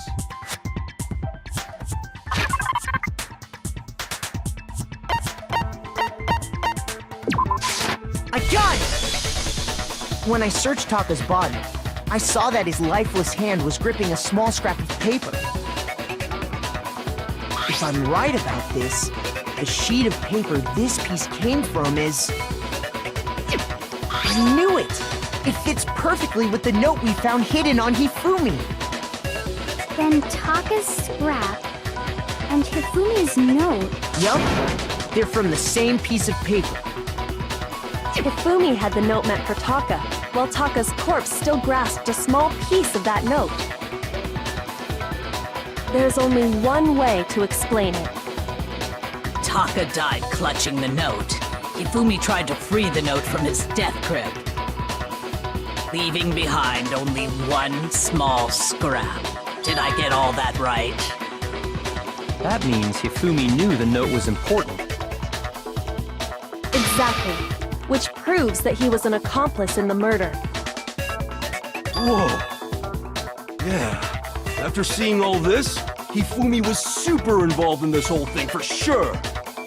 In fact, he was behind the whole thing. In fact, he's still alive! Sorry, no. When we found him in the repository, Hifumi was truly and completely dead. The second body discovery announcement proves that. So then, who killed Hifumi? Whoever did is the mastermind, the true killer. He was killed in the repository, so he must have been killed not long after transporting Taka's body. So, he must have been killed after Taka's body vanished, but before we found both bodies in the repository. During that time, we'd all split up and were searching for Taka's missing body. In other words, during that time, none of us have alibis. Wait, but me and Sakura were together. Stop trying to steal the spotlight, you stupid walrus! Who are you calling a walrus? Anyway, when they were killed bothers me too. But there's something that's been bothering me even more. And what might that be? The weapon they used to kill Hifumi! The weapon? Yeah, because I mean, according to the Monokuma file, the way Taka and Hifumi were killed was almost the same, with them having similar fractures and all. But Justice Hammer 3 and 4 were still laying around in the nurse's office and equipment room, right? So if Hifumi was killed in the repository, the culprit would have had to grab one of the hammers, kill Hifumi, then put the hammer back where they found it. But wouldn't that be seriously risky for him? I'm surprised. It seems there's some semblance of a brain knocking around that skull of yours after all. Hell yeah, it's packed in there good and tight. He's right, though. I don't understand it either. The Monokuma file makes it clear that they were killed using similar instruments. But if the hammers were already laying around those other rooms... So the question is, how could the culprit have gotten their hands on either of the hammers? Personally, I haven't a clue. So which hammer was used to attack Celeste? Number 1 or number 2? Those were accounted for in other rooms too. And I don't think either one is big enough to kill someone. Then, Is it not possible they used a different weapon? I don't think it is possible. They were both killed with the same kind of thing, right?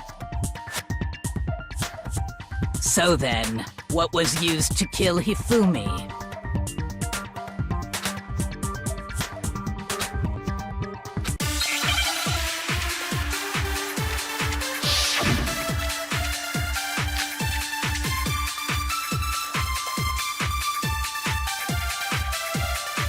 What was used to kill Hifumi? Was it Justice Hammer 3? Maybe Justice Hammer 4? Well, whatever it was, there's one thing we have to figure out. How was the culprit able to move around so freely with the weapon? How did nobody witness them carrying it? sounds like a Justice Hammer 5 is about to make its appearance! Check out murdergear.com/hammertime for more info! Well, one thing seems pretty clear. The murder weapon had to be one of the Justice Hammers! And, that's about it.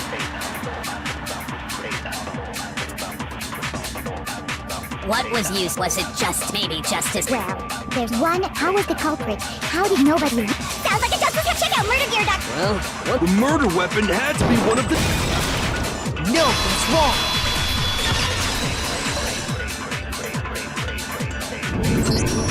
The murder weapon wasn't a Justice Hammer at all.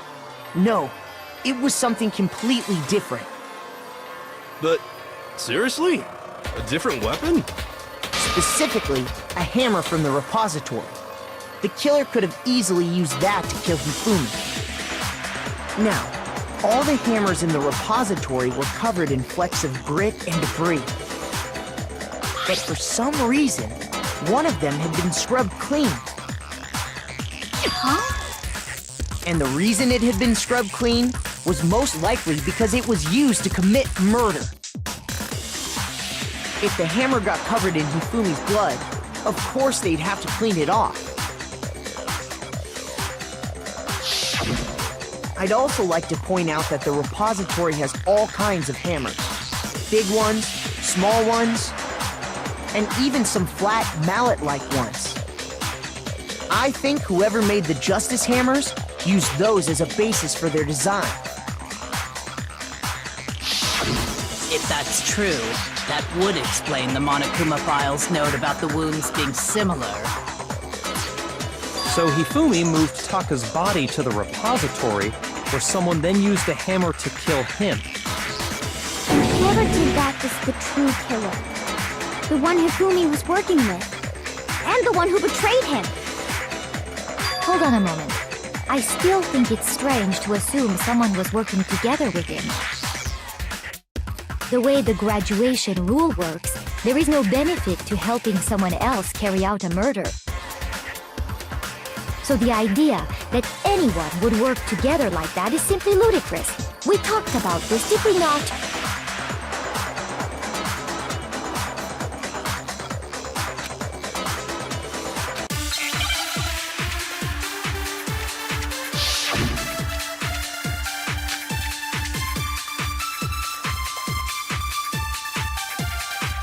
Based on the rules that have been laid out for us, even if more than one person is complicit in the murder, only the one who actually carried out the act can graduate and survive.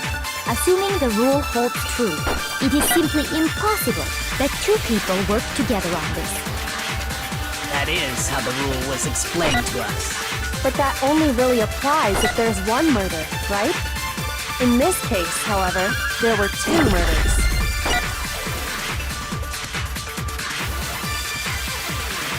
Based on the rules that have been, even if more than one, only the one who actually carried out the assuming the rule holds. No, that's wrong!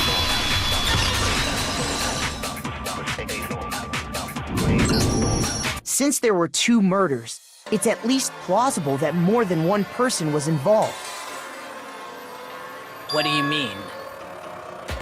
If there'd only been one murder, then yes, the idea of an accomplice isn't really worth considering. Naturally, if only one person can be saved per murder, an accomplice has no risk versus reward benefit. Risk versus reward benefit? The payoff for working together.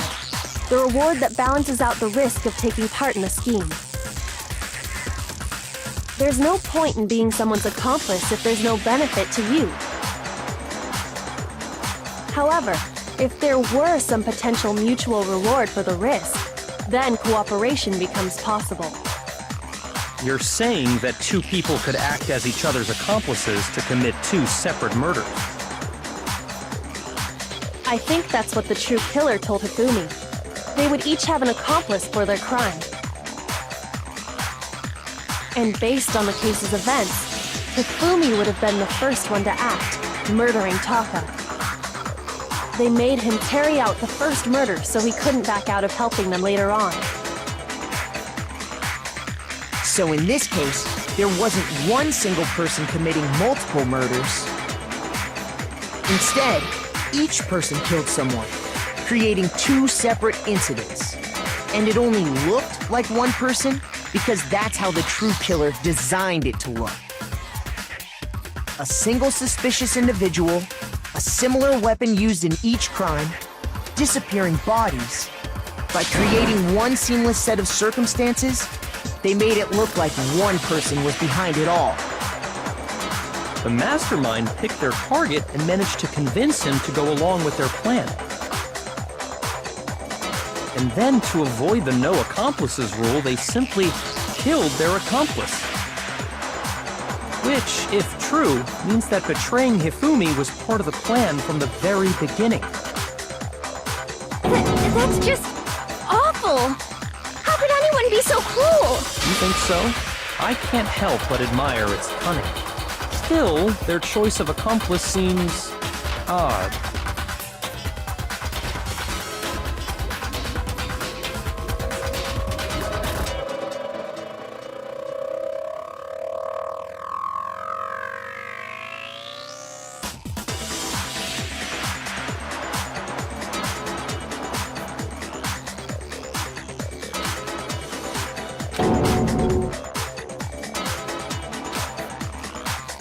I understand how an accomplice could be involved.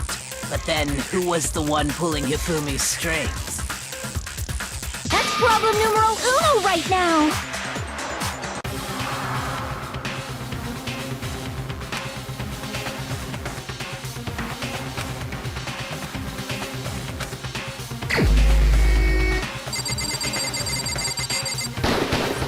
Here's my answer! It was Celeste. So I'm the suspicious individual now, am I? I really do hate this kind of joke. A joke? I wonder. So what you are saying, then, is that I specifically chose to work together with Hifumi. The idea that I would choose to spend any amount of time interacting with him, that I would go within 10 feet of that shit from brains, that lazy, worthless, goddamn idiot! Pardonnez-moi. Just to be clear, there is evidence to support it. Is that so? It is. Throughout the investigation, there was certain behavior that was common only to the two of you. Considering what we've learned so far, it only further proves that the two of you were working together.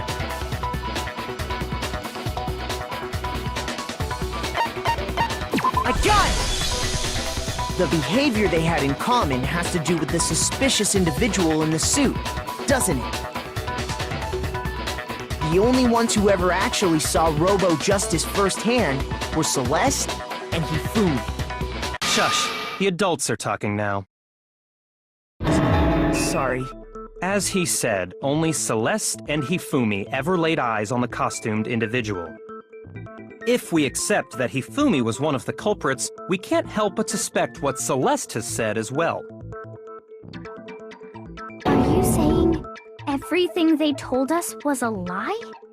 After taking Hifumi to the nurse's office, we all began our search for this individual, correct? And not too long after that, do you remember what Celeste said?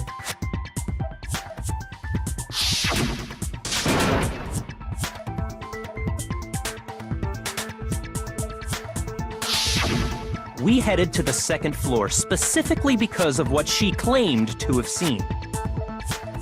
Next, to draw us all to the physics lab up on the third floor, She let out a blood-curdling scream. and when we'd all come to see what was wrong, what was it she said?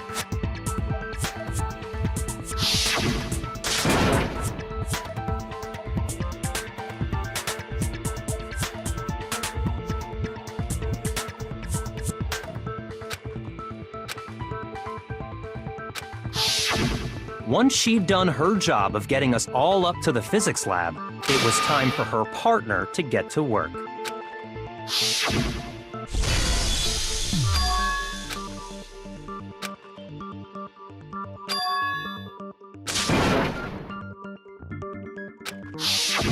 It was to get us to divide into two groups, so that we would discover both bodies at the same time? In fact, Celeste was precisely the one who proposed that we split up.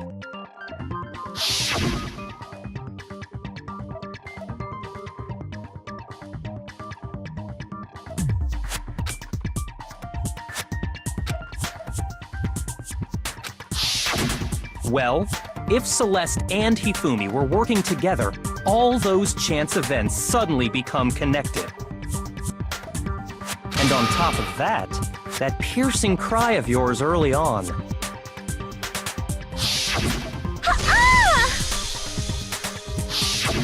That was to signal Hifumi, wasn't it? It was your way of telling him, we are on the third floor, everything's going according to plan. Why else would you let out a scream that could have carried across the sea? I just realized another strange thing. When we found Hifumi in the nurse's office, who we now know was only pretending to be dead,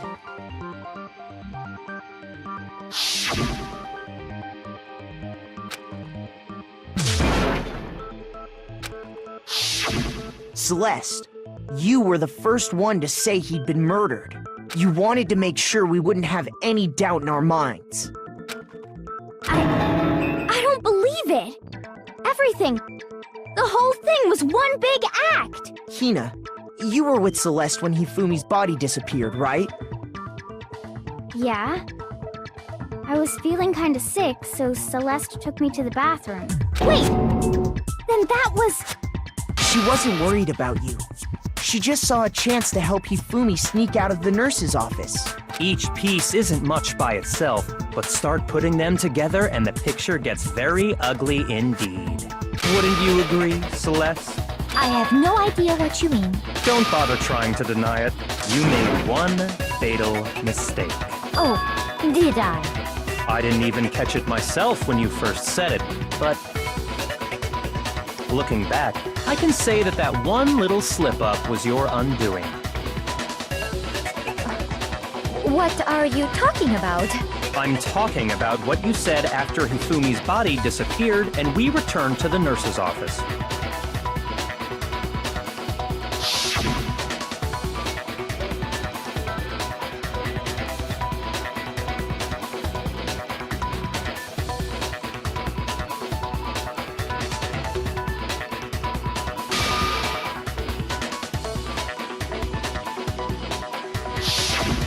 remember her saying that too, but I don't understand what's so strange about it. Then pay attention. Sakura, Toko, and I were first to discover Taka's body in the equipment room.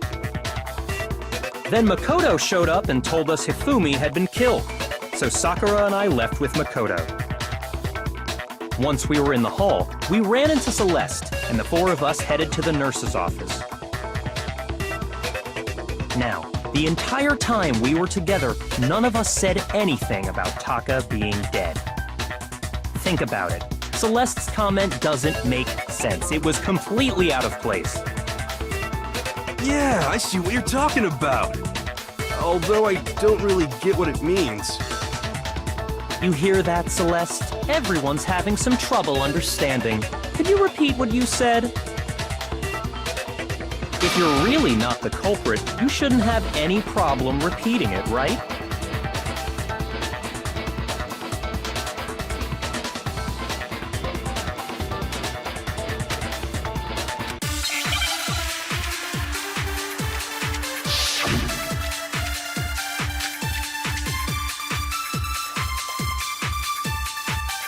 All I said was, they must really be enjoying this.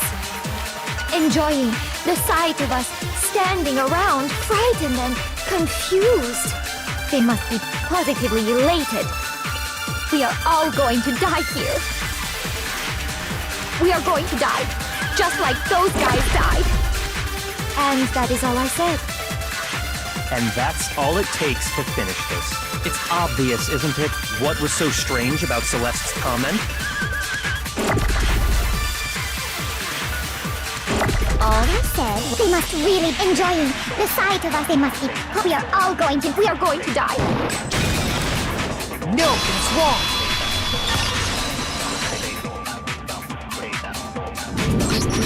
That's right. There's no reason Celeste should have said, just like those guys died. When she said that, none of us had told her Taka was dead. Exactly. And we didn't run into her until after we were all out in the hall. So there was never any chance for her to have seen his body in the equipment room for herself. So how did you know, Celeste? How did you know more than one person had been killed? And how did you know they were both guys? Because Kyoko had also disappeared, right? So she could have been dead too. You all have such vivid imaginations. You know that? Imaginations? You claim that I was lying when I told you about the suspicious person I saw. Then what about the picture I took? How do you explain this picture of the costumed villain dragging Hifumi away? It has to be some kind of setup, right? So let's put the suit on, and then she used the camera's timer to set up the picture. Have you so quickly forgotten? You are the only one who could have possibly fit into that suit. Plus, I happen to know that this particular camera does not have a timer. In other words, it is an unassailable fact that this is a picture of Hifumi being dragged away. If everything I told you was a lie, how can this picture exist? Simple. Are we sure that's really a picture of the suspect dragging Hifumi away? What could you possibly mean by that? Surely there are other explanations than the one you've offered up. No, there is no other explanation.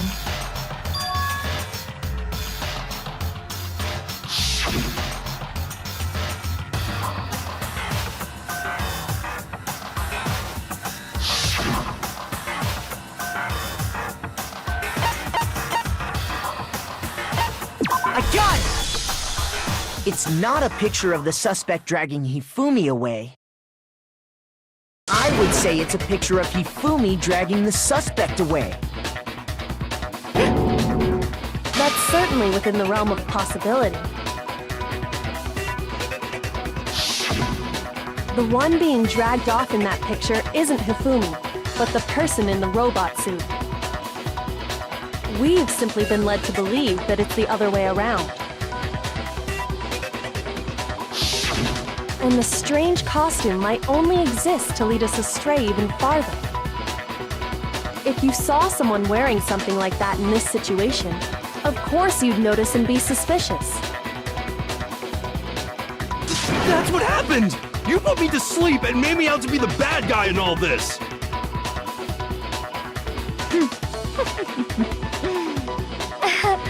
Such a thing is utterly impossible. Hifumi was dragging him away? Ridiculous. Is it? I don't think it's ridiculous at all. Then shut your mouth and allow me to educate you.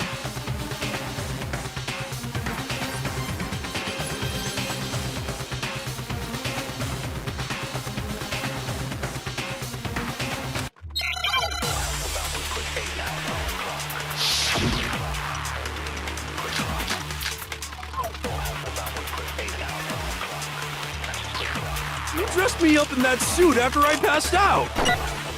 Then you just draped me across Hifumi and had him carry my weight! You tried to make me look like the bad guy!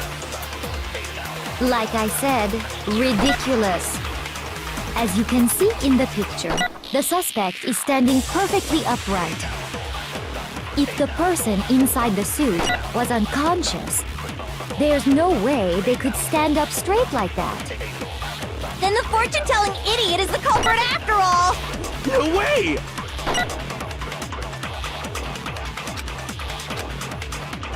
You dressed me up in that suit, then you just draped me up. You tried to make me look like the... Like I said, as you can see in the picture, The suspect, if the person inside the suit was there's no way that...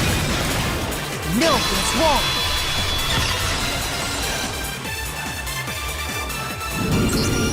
No. Even if the person inside the suit were unconscious, they could still stand up like that. Because that Robo-Justice suit had a certain characteristic.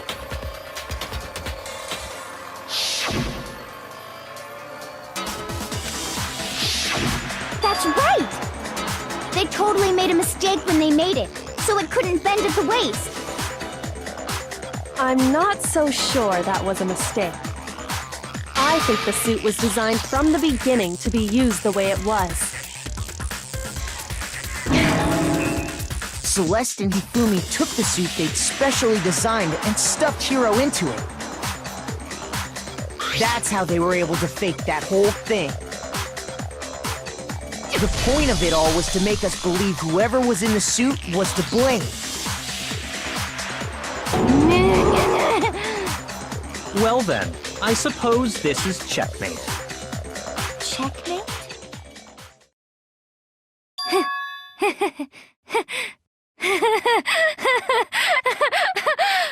Don't make me laugh, you idiot!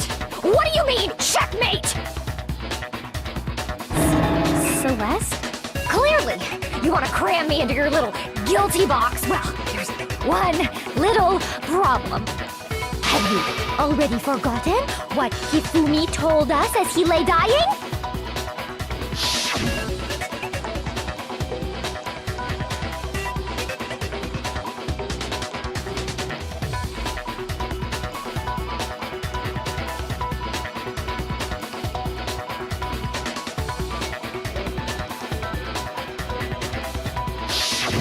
When we asked him who had attacked him, his answer was quite clear, was it not? He said, and I quote, Yasuhiro. In other words, Yasuhiro Hagakure! Wait! But my name isn't really Yasuhiro! It's actually... Taro! Your confusing statements don't make any sense. You're only making things more complicated. He did say Yasuhiro, but are we sure he was really pointing the finger at Hiro? What the hell are you talking about?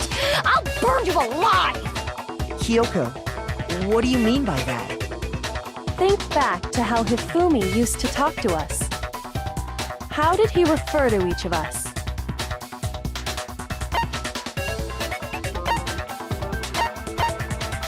I got it! That's right! Our last names! He called us all by our last names! Exactly. I know I heard him say Mr. Naegi more than once, for example. So if Hifumi did mean to say Hiro's name, he would have said his last name, Hagakure. I'm sure it was just incidental. By chance, his first name. Indecent? Don't talk. Random chance. Now isn't that a convenient explanation? No, there's no reason to think he would have said the name any different than normal. But he must have run out of energy before he could say any more. So Hifumi was trying to tell us the last name of whoever killed him? But the name he said doesn't apply to anyone here. Well, no. Hold on. There's one person it could apply to, and that's Celeste. She never actually told us what her real name is. What did you just say? To think you'd take your false accusation so far, I don't know whether to laugh or spit! Come on! Enough with your idiotic blather! Yasuhiro is a loser's name! Do I look like a loser to you? Well? Do I? What? I think I've earned the right to be a little on edge. Okay, then fill us in. What's your real name? Make sure your ear holes are wide open and listen up! My real name is Celestia Ludenberg. Could you please stop making me repeat myself over and over again?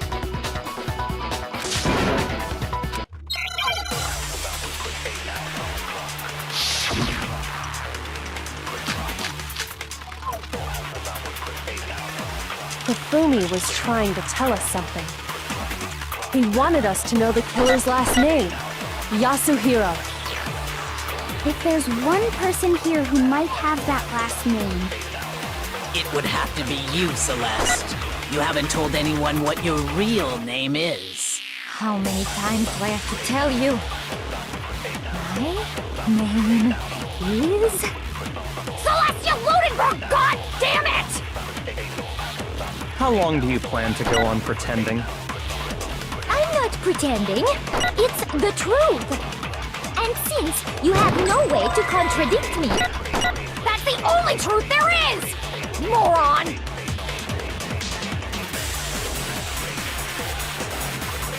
Hifumi he wanted us to know the killer. If there's one person... It would have to be you, Celeste. How many times? Celestia Ludenberg! How long do you plan? I'm not pretending. And since You have no way... No, that's wrong.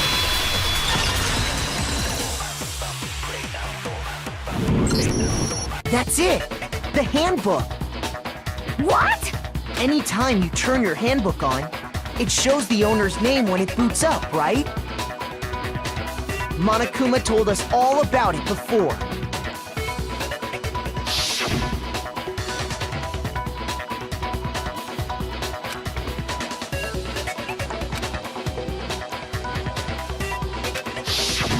So all we have to do is check her handbook, and that'll clear up everything.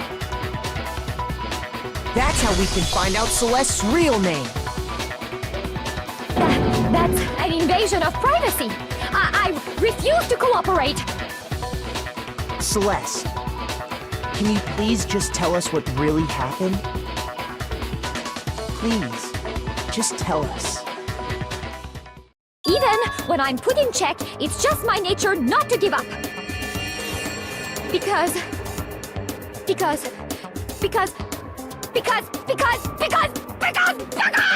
until the game's over, you never know what might happen. Fine then. Let me settle it. Let me go over the case again, from the beginning, and shed light on all your crimes. And that'll bring everything to an end.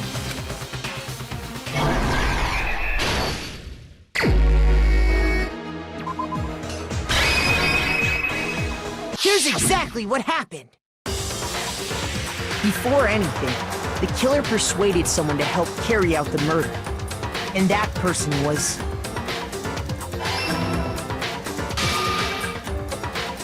Hifumi. With an accomplice, the killer was able to execute a number of otherwise impossible schemes.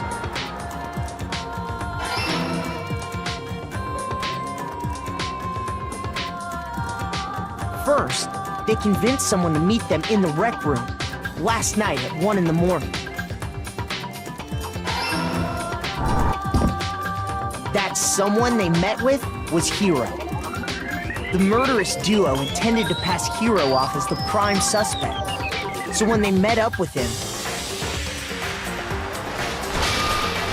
they drugged him, knocked him out, and stuffed him into the Robo-Justice suit.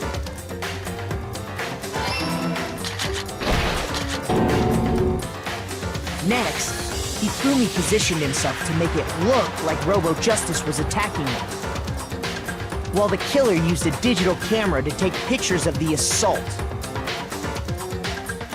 They did all this just to create evidence that would put the suspicion on Hiro. When they were done with him, they shoved him, still unconscious, into the pool room locker.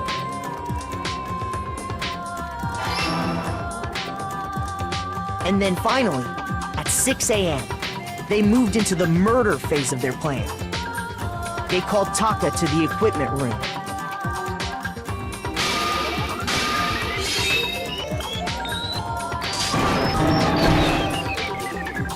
And that's where Hifumi killed him, making it the scene of the first murder. The murder weapon was Justice Hammer 4, which was left there in the equipment room. The reason Hammer number 4 was used was to create confusion about the order of the crimes. So, next they falsified 2 more assault incidents. For these attacks, the killers pretended to be the victims to solidify Robo-Justice as the suspect. The first fake incident was the attack in the rec room.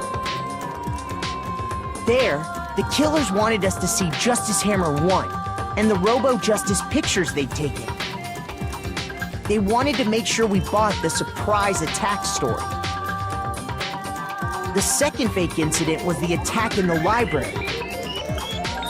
This time, they planted Justice Hammer 2 and an injured Hifumi to sell us that story. With these 2 incidents, the killers were able to create a certain preconception in our minds that the suspect was increasing the size of the hammers and attacking people in order as they did. We fell right into their trap and started looking for the suspect based on that. But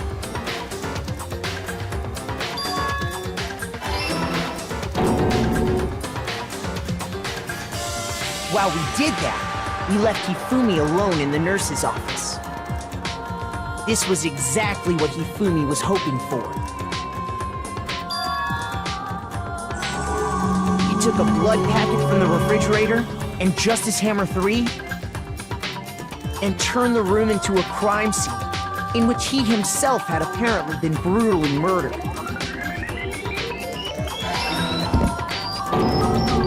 He let out a scream to draw us back, and when we returned, that's what we found. Meanwhile, the other group that had been out searching found Taka's body at the same time. So when we heard the body discovery announcement, we naturally assumed it was for Hifumi. We left the nurse's office, and Hifumi once again took advantage of the situation. He simply got up and made his escape. When we learned his body had disappeared, we all rushed back to the nurse's office. And once again, Hifumi had the chance he was waiting for. This time, he snuck into the equipment room.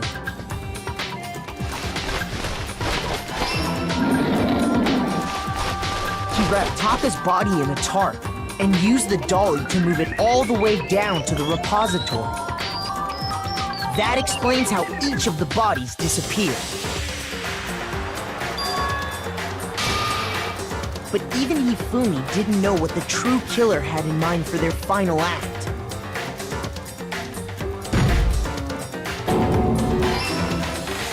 Their plan all along was to kill Hifumi and get rid of the one person who could betray them. And they did it using an ordinary, everyday hammer from the repository.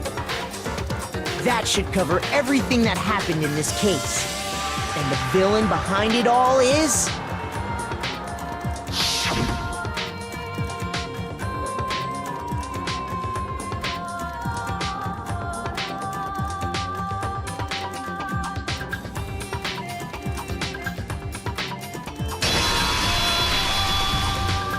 Celeste! Sorry, you lose. I lost? When was the last time I was forced to utter such words? They hang heavy around my neck. Then you admit it? You're the killer? Listen to you, trying to take charge, as if you're my private instructor. I, Celestia Ludenberg. Actually, no, Taiko Yasuhiro is fine. Taiko? So, you finally accepted it. I'm the kind of person, once I've lost, I don't like things to drag on. Interesting.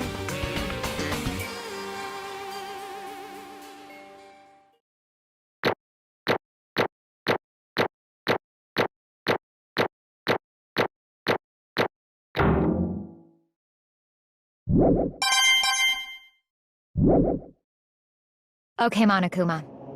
I'm ready to begin. Or, no. I suppose this is the end, isn't it?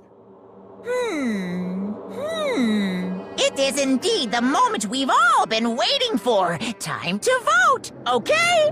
Okay. If you would, please locate your lever and cast your vote.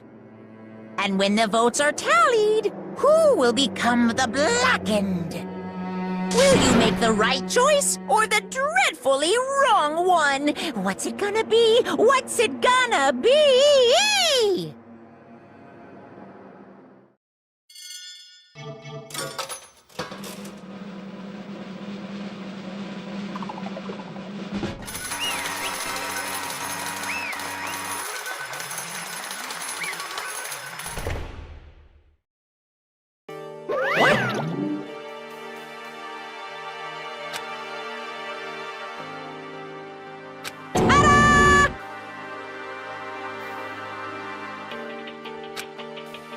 Honestly.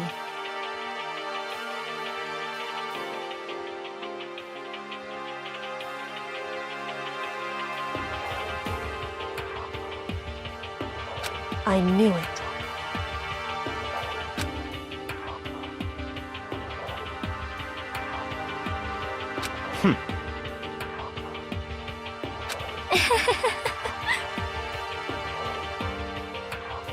So then...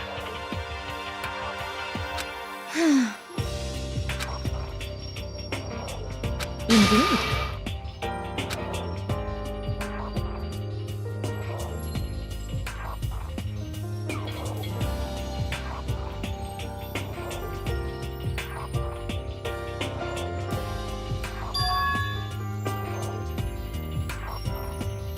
Say what?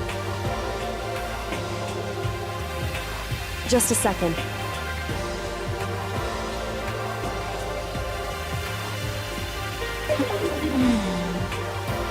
In other words... Indeed. I see.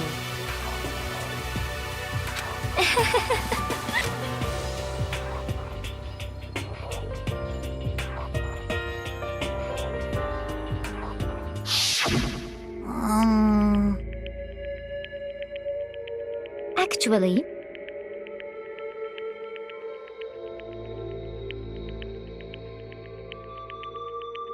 What? Are you okay with this? So then...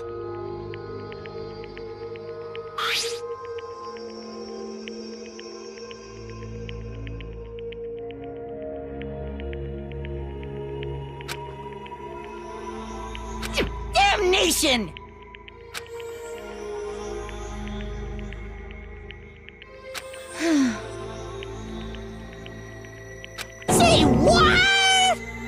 As for me, Oh, as for me,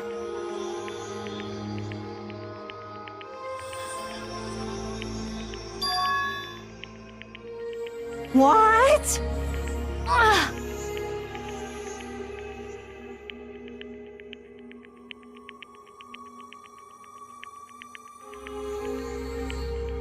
Damnation!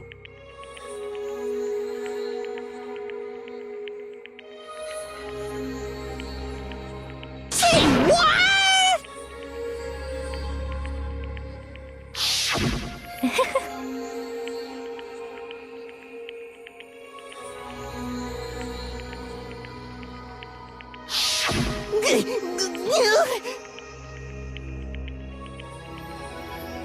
Completely unforgivable! most unfortunate.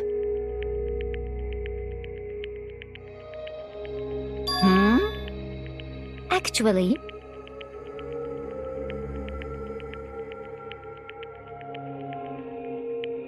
What?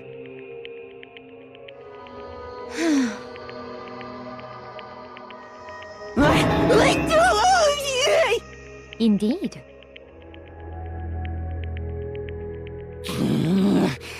This is unforgivable!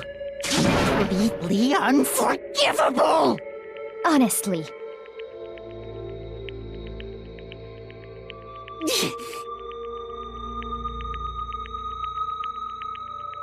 I swear I will save her! actually,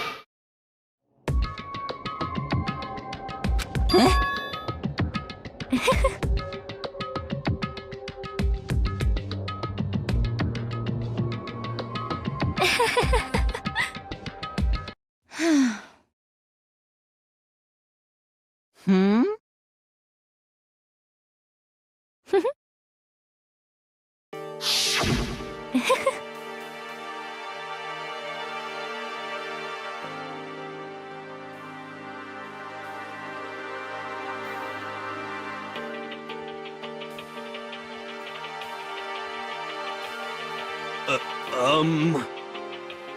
I see.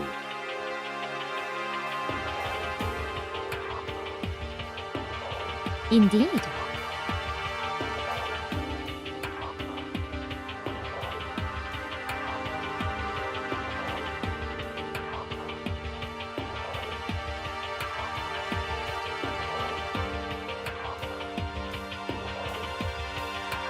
But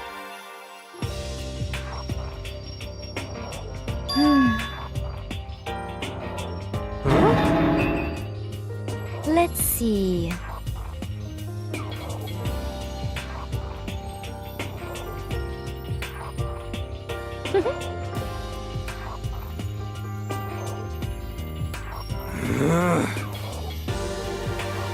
Well,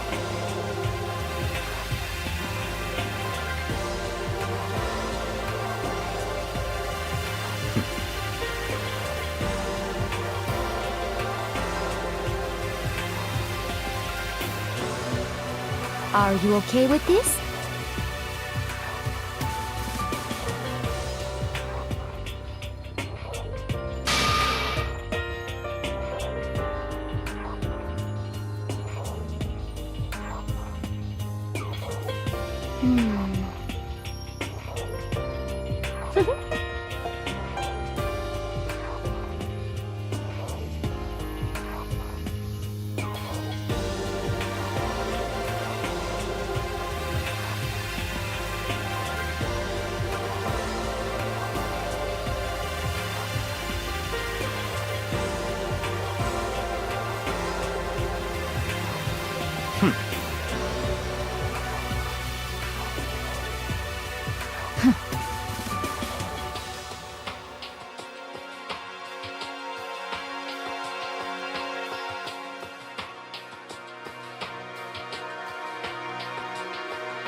so in the end,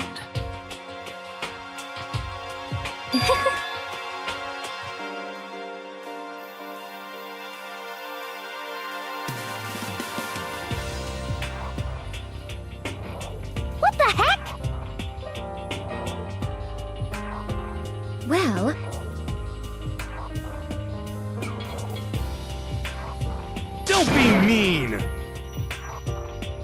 I wonder about that.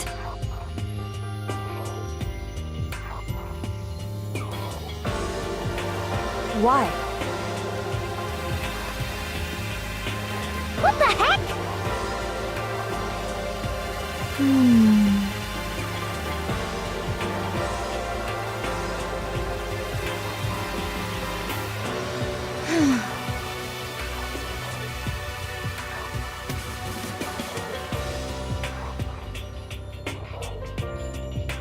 But...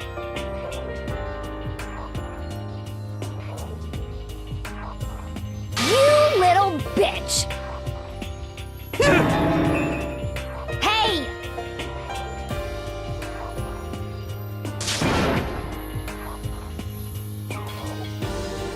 You little bitch!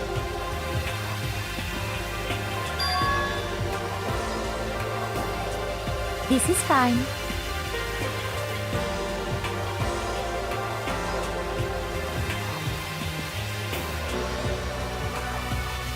Honestly.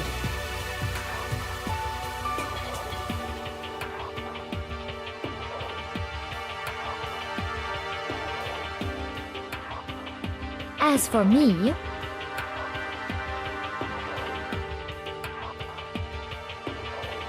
isn't it wonderful?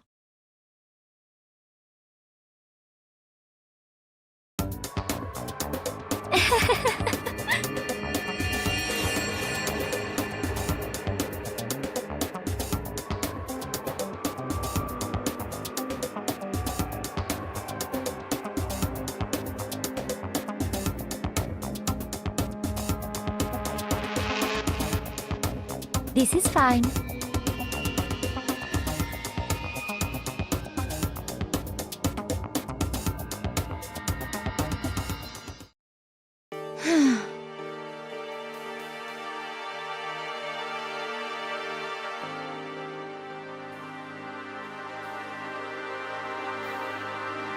There is nothing to be done.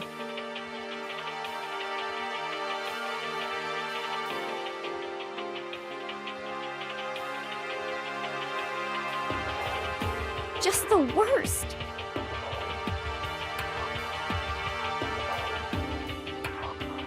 Oh!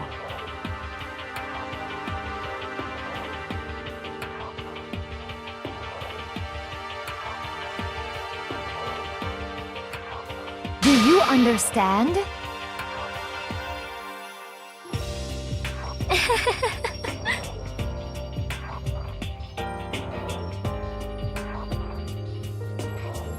What is this?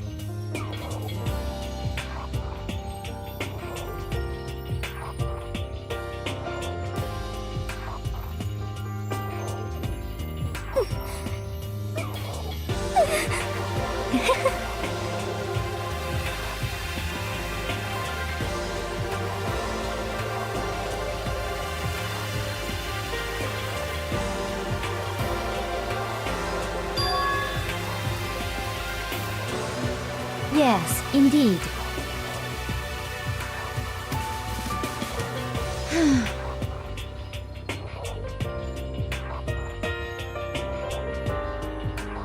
Isn't it wonderful?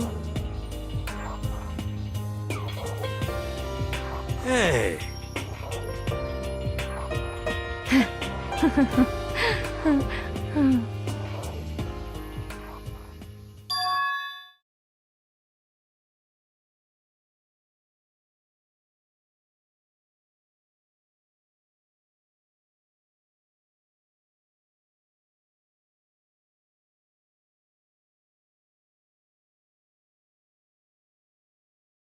Thrills, chills, kills!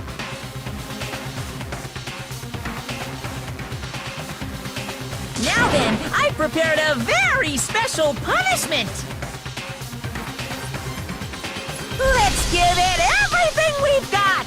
It's punishment time! I guess I'll let Kyoko hold on to this. What? Will it really give you the hope you're looking for? I can't say I ever saw it that way. Which is why Actually, it's not important. Well then, take care, everyone. Perhaps we'll meet again. In another life.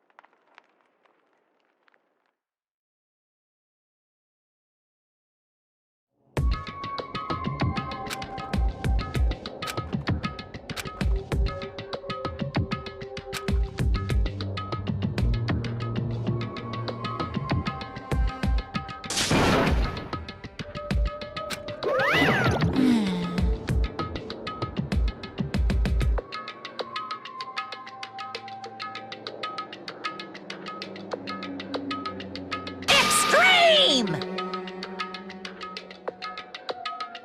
What are you gonna do? Let me out of here! Too bad.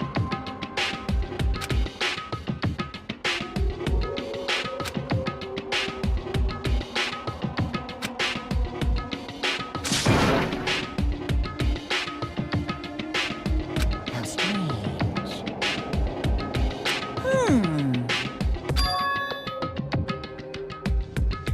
Hey! Hey! Wah-wah? So then, you...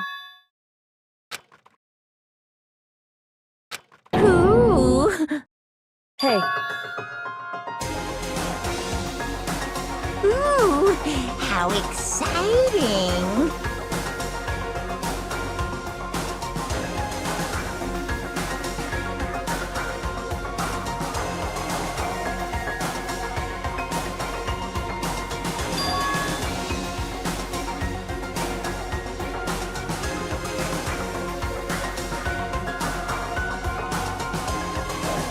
Hello.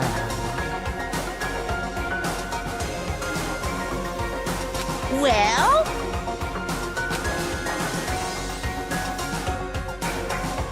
See ya later!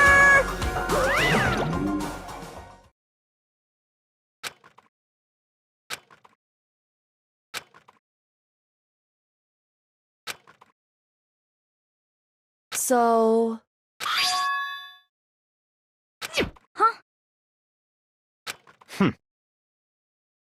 Hey, Indeed.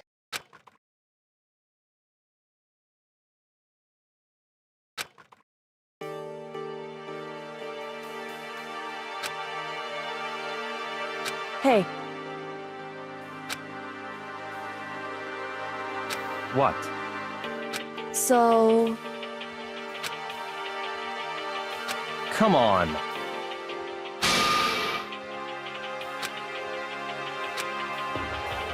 What?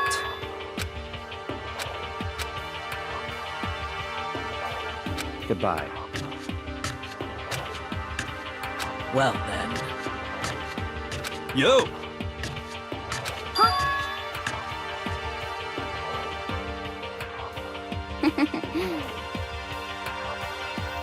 Okay.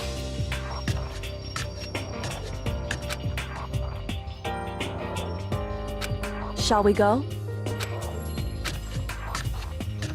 So then.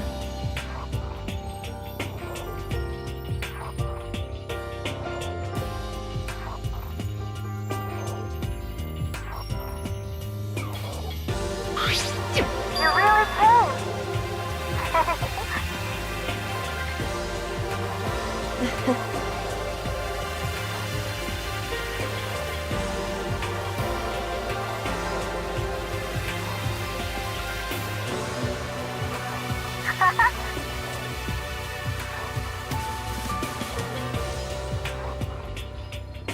So,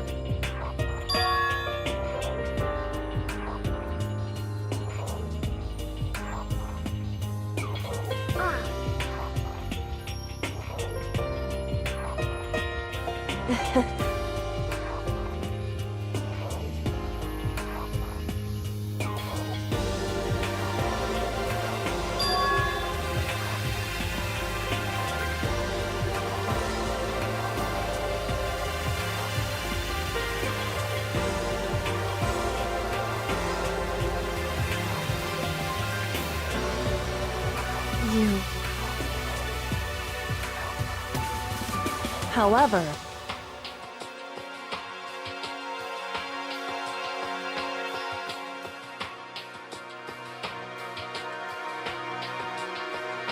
what?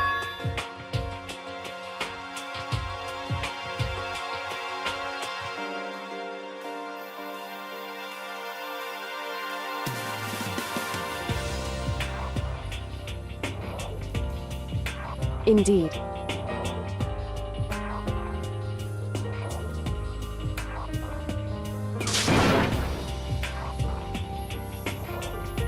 What?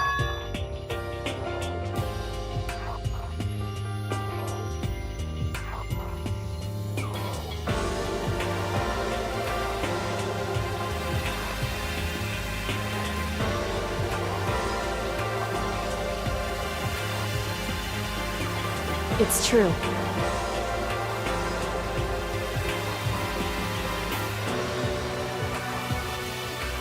That's fine.